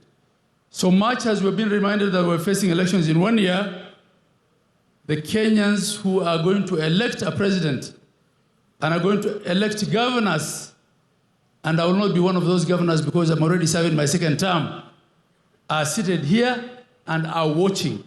The decisions that you make will determine whether whatever we are crafting here will actually be implemented in the manner that we've seen visions implemented.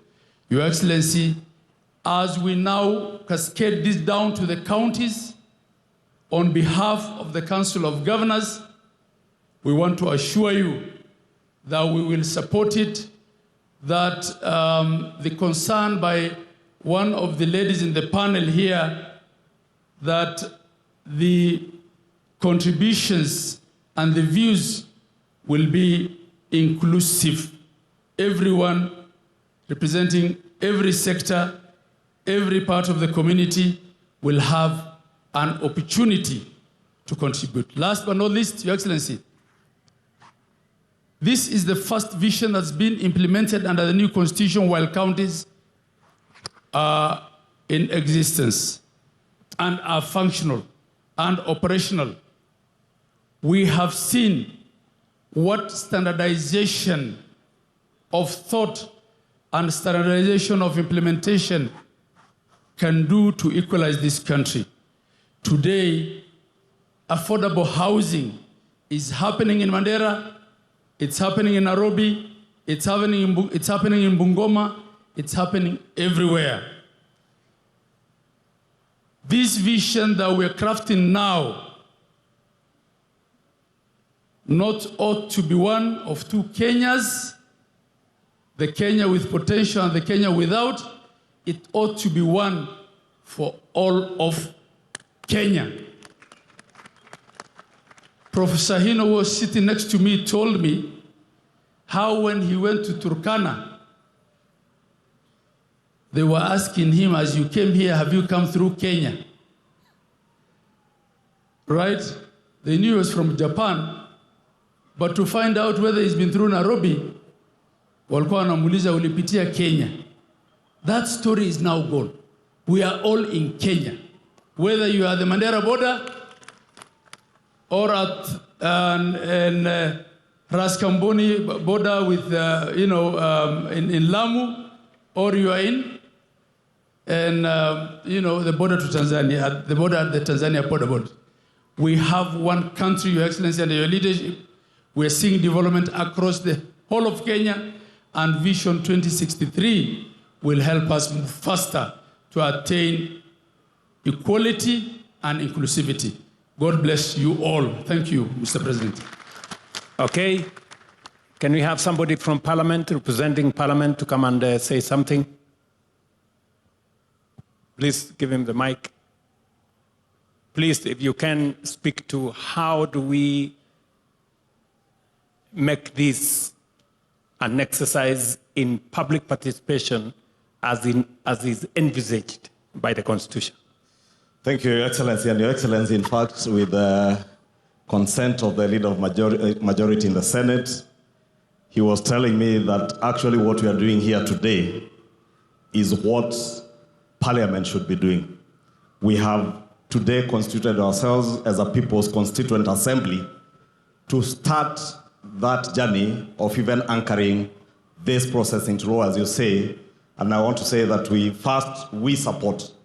And indeed, Your Excellency, you remember on Monday in our meeting in Naivasha, I did suggest that probably it's time that when we have a national vision like this, we not only anchor it in law, but we also find a way where within the governance structures of our political parties, we ensure that even at a time as this, when we are looking at elections and we're looking at people crafting their election manifestos, that all political parties and elective leaders who are looking for elective positions speak to that greater national vision so that we hold you to account when you get elected as to what you are doing within your manifesto in actualizing that dream, that greater dream of the Kenyan nation. Your Excellency, Senate Majority Leader is telling me that I should say that since we craft laws or we have legislative proposals that we draft into bills and then take those bills back to the people for public participation, what we've actually done today is begun with public participation. And we must look at a way where from this process, we then culminate in a legislative proposal in terms of a bill that will now anchor this process of a national vision into law so that we obligate all future leaders to the time we are 100 years as a nation and beyond in law and make sure that nobody ever takes us backward in terms of what we want to aspire to get to as a nation. Lastly, Your Excellency, in the interest of time, Mheshimiwa Esther Pasaris, the county women rep for Nairobi, reminds me and told me I must say this if I get that opportunity, and she doesn't get, that when Singapore aspired to be what it is today, they had a consideration on their population growth and family planning. And she tells me and reminds me that President Mwai Kibaki, in around 2008 when we were doing Vision 2030, did speak to us on the need to look at our population growth and how we plan for that population growth. Your Excellency is food for thought, because you've also told us that by the year, you say 2050, a quarter of the population, world population, will be in Africa. Population is both a resource, but can also be a burden to a nation's economy. And therefore, there must be a very good balance between the rate at which our population grows and the rate at which we grow our economy. And those are the challenges that we must think about as we continue in this conversation. Your Excellency, let me give you the assurance of both houses of parliament that we shall do all that it takes. And indeed, Your Excellency wanted to suggest that probably, because parliament work through committees, I do not know whether through this forum, we could also constitute committees that will go out, probably one to sit in Nairobi and another that goes around the country, collecting and collating the views of Kenyans, so that every part of our country feels that they are part and parcel of this process. As Mugo Kibati told us, being the first CEO of the Vision 2030, there's probably something we didn't get right when we started this process of Vision 2030. We never really involved the people, and we left it to be a process that was largely seen to be a process of bureaucrats in government, and probably that is why many Kenyans never hold successive administrations after the Kibaki administration on what we are doing towards the realization of Vision 2030. The other thing Mugo told us is that we never anchored this process into law, and that's why Your Excellency agreed with what you said. It is time that we anchor this process into law. With these many remarks, Your Excellency, wacha nikomee hapo na sote tuendelee na mazungumzo. Okay. Can I, let me get representations from three final ones. A member of the civil society, what suggestion do you have for us in terms of taking this process forward? Do we set up a multi-sectoral committee? Do we set up a task force? Do we do it in law, or how do we do it? Can I have somebody from civil society to give us a suggestion? Daisy. Then maybe somebody from the religious community will give us their suggestion. And then finally, get somebody from the private sector to give us their suggestion. Thank you, Your Excellency. I want to agree with those who have said that it needs to be anchored in law. For sure, the vision has to exist beyond any political formation, any political leader. And so we are happy to hear the majority leader say that Parliament will make the necessary legislation. But in terms of participation, I think having an initial multi-sectoral forum would do well, so that you are able to involve as many different sectors, because the gentleman here has asked me to insist and say that even minority communities must be included. We may talk about communities, but within those communities, we have other communities whose voices need to be heard.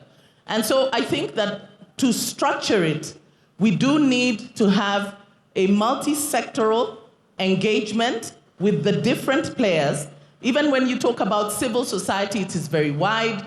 We have women's rights organizations, human rights defenders, and a host of them all. And so moving forward, I hope that we can have a framework that guarantees that every voice, at least representatives from the different voices, will be heard. Thank you. Thank you very much. Somebody from faith-based to give us suggestion on how they think this should go forward. Okay, we have a bishop there. Maybe you can let us know your name. My name is Kanga from the National Council of Churches of Kenya. And we have nothing to add or nothing to subtract. But as Nathan has said, we have an all-round task force to put everything together, and then we put in action. Simple. The vision is there. The vision is documented. The vision is be sold to people. The people have to buy it. We give it time, and then be accomplished before 2030 as we move on. It will be illogical to know that we have today and you don't think about tomorrow. You have tomorrow, you don't think about a day after tomorrow. If you do that, that's illogical. We have the vision, have an all-round task force to do the needful, collect information, sell it to the people, come back again, and then get running. Thank you. Thank you very much. Somebody from the private sector? Yes. Thank you very much, Your Excellency. I'm Dr. Ruto Eric, the President of the Kenya National Chambers of Commerce and Industry. We're very happy with this vision because, Your Excellency, if you look at Vision 2030, on the political wing, I think we scored 100%, if not beyond. In terms of the social aspects, we most likely scored 80%. But when it comes to the economic side, Your Excellency, I think that is where we are not doing very well. That for us in the private sector, when you tell us that we want to go to Singapore, I was seated there and I was thinking, I should be very proud as a Singaporean that Kenya today is at standstill and we want to go to Singapore. Us in the private sector, when you tell us that our turnover should increase 40, 50 times. We want to do business where there is wealth. And Your Excellency, we are 100% in support as the Kenya National Chambers of Commerce that we represent all sizes of businesses from across the country, as far as Mandera, as far as Lamu, I was there 2 weeks ago, that we welcome your idea that this become a citizen-driven and multi-stakeholder-driven, and with the private sector, we want to assure Kenyans and Your Excellency that we will be in support and we will be in each and every village in this country so that we can collect their views and bring it here so that we can be able to see that Kenya. When you talk about 2063, as in the private sector, we are seeing that it is too far. Because when we wake up in the morning every day, we want to be wealthy. And that wealth that you want to create for us, we want to see it even if it's possible. We are impatient. We should see it in 2030. So that 2030 we can start another agenda of 2100. Thank you very much. Thank you. Today is the International Youth Day. And we have huge representation of young people in our midst. Can I get one young person to come to the stage? And there is a lady already there. Yeah? Allow the lady in maroon to give us an idea as to how do we take this forward in your context. Apart from hackathon, how else do you want us to take this forward? Na kabla hujasema, utatueleza bag ni ya nini? Thank you so much, Mr. President. They do say, power is done what? Is grabbed. Sindio? So I came for my chance. My name is Ruth Kemto Ziko. I come from Bomecho University. I'm the school president. Nilinua mkono huko sana lakini hawakunipea. So nimeamua kuikujia mwenyewe. So Mr. President, before maybe I give on the way forward, I had some good agendas that I wanted to give on this vision beyond 2030. 2030 is for the youths, is for the children that were here. So whatever that the parliament, the people sitting here will be doing is for us. It's for the coming generation. So give us the voice. Give us time, we give you our grievances. Number one, let's talk about, you are talking about Singapore. Singapore sahi haina deni. So as we think on going to beyond 2030, let's think on how can we get away with all the debts that Kenya is having for any country. Number 2, I'm talking about constitutional implementation. Women, we are the majority in Kenya, right? Why can't we implement the constitution to have the president, if it's a man, let the deputy be a lady, right? And lastly, being honest, Mr. President, employment is what the youth want. But not every youth will be employed because sisi ni wengi na sisi wote tumesoma. But because unemployment is an issue to us, why don't you bring up the policies that will give funds to innovators, fund talents, fund support different people, give them money like the Nyota for self-employment. And for that, Mr. President, bring Nyota to universities and colleges. We are innovators too. And lastly, it's about the help, scholarship, and funding in different universities and TVETs. As we think of beyond 2030, let's make education free for every Kenyan child, from primary, secondary to high school. Let no child cry because eti akwenda university juu akwa na pesa, si ndio? Make it free. And lastly, me being a teacher of special needs education, as that young man said, factor in these special needs people. They are being left behind in our society. For the first time, with your government, bring them in. Otherwise, Mr. President, you are doing a good job. For all the president when tumejua hapa nyuma before tuzaliwe na wengine wamekuwa uko number 1 for now. And kwa yote, you called me to give on what the way forward. Yes. One of the way forward, include these university students in that, doing research everywhere. If it's each county has a university.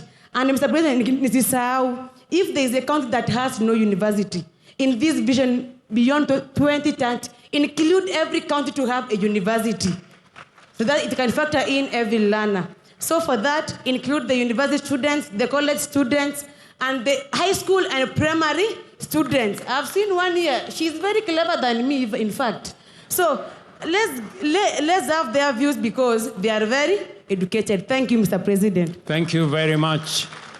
I think that wraps up. She has said very fundamentally that education must be free. And I agree with her 100%. And that speaks to our members of parliament. You know, we have sent to parliament the tertiary education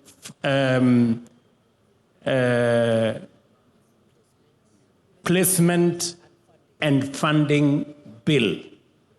Tertiary education funding, placement and funding bill.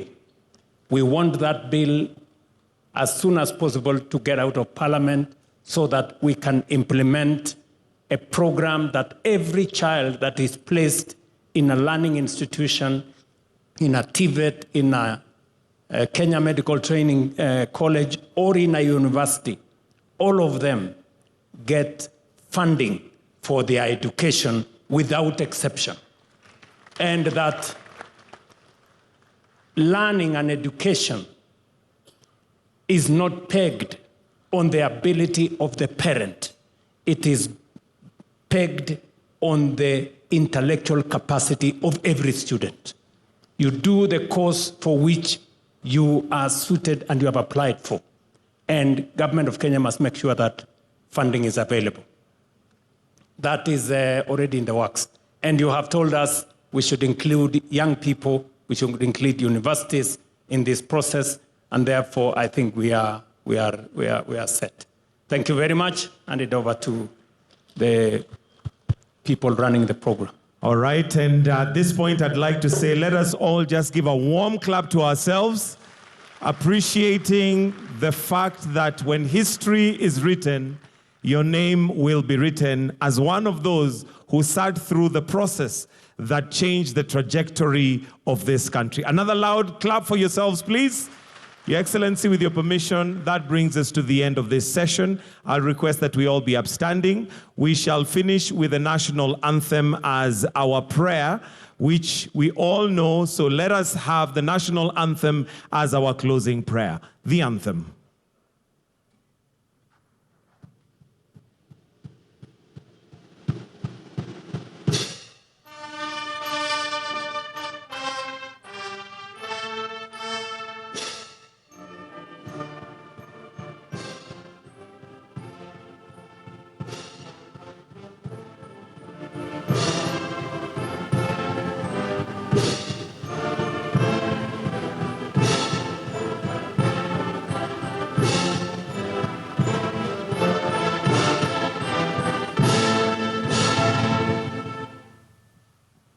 And with that, Your Excellency, we will then allow you to leave at your own pleasure, while the rest of us kindly hold where we are as we allow His Excellency to leave. And do have yourselves a wonderful day. And we look forward to a brighter Kenya, a future that we all will love. This is Hendrik Sam.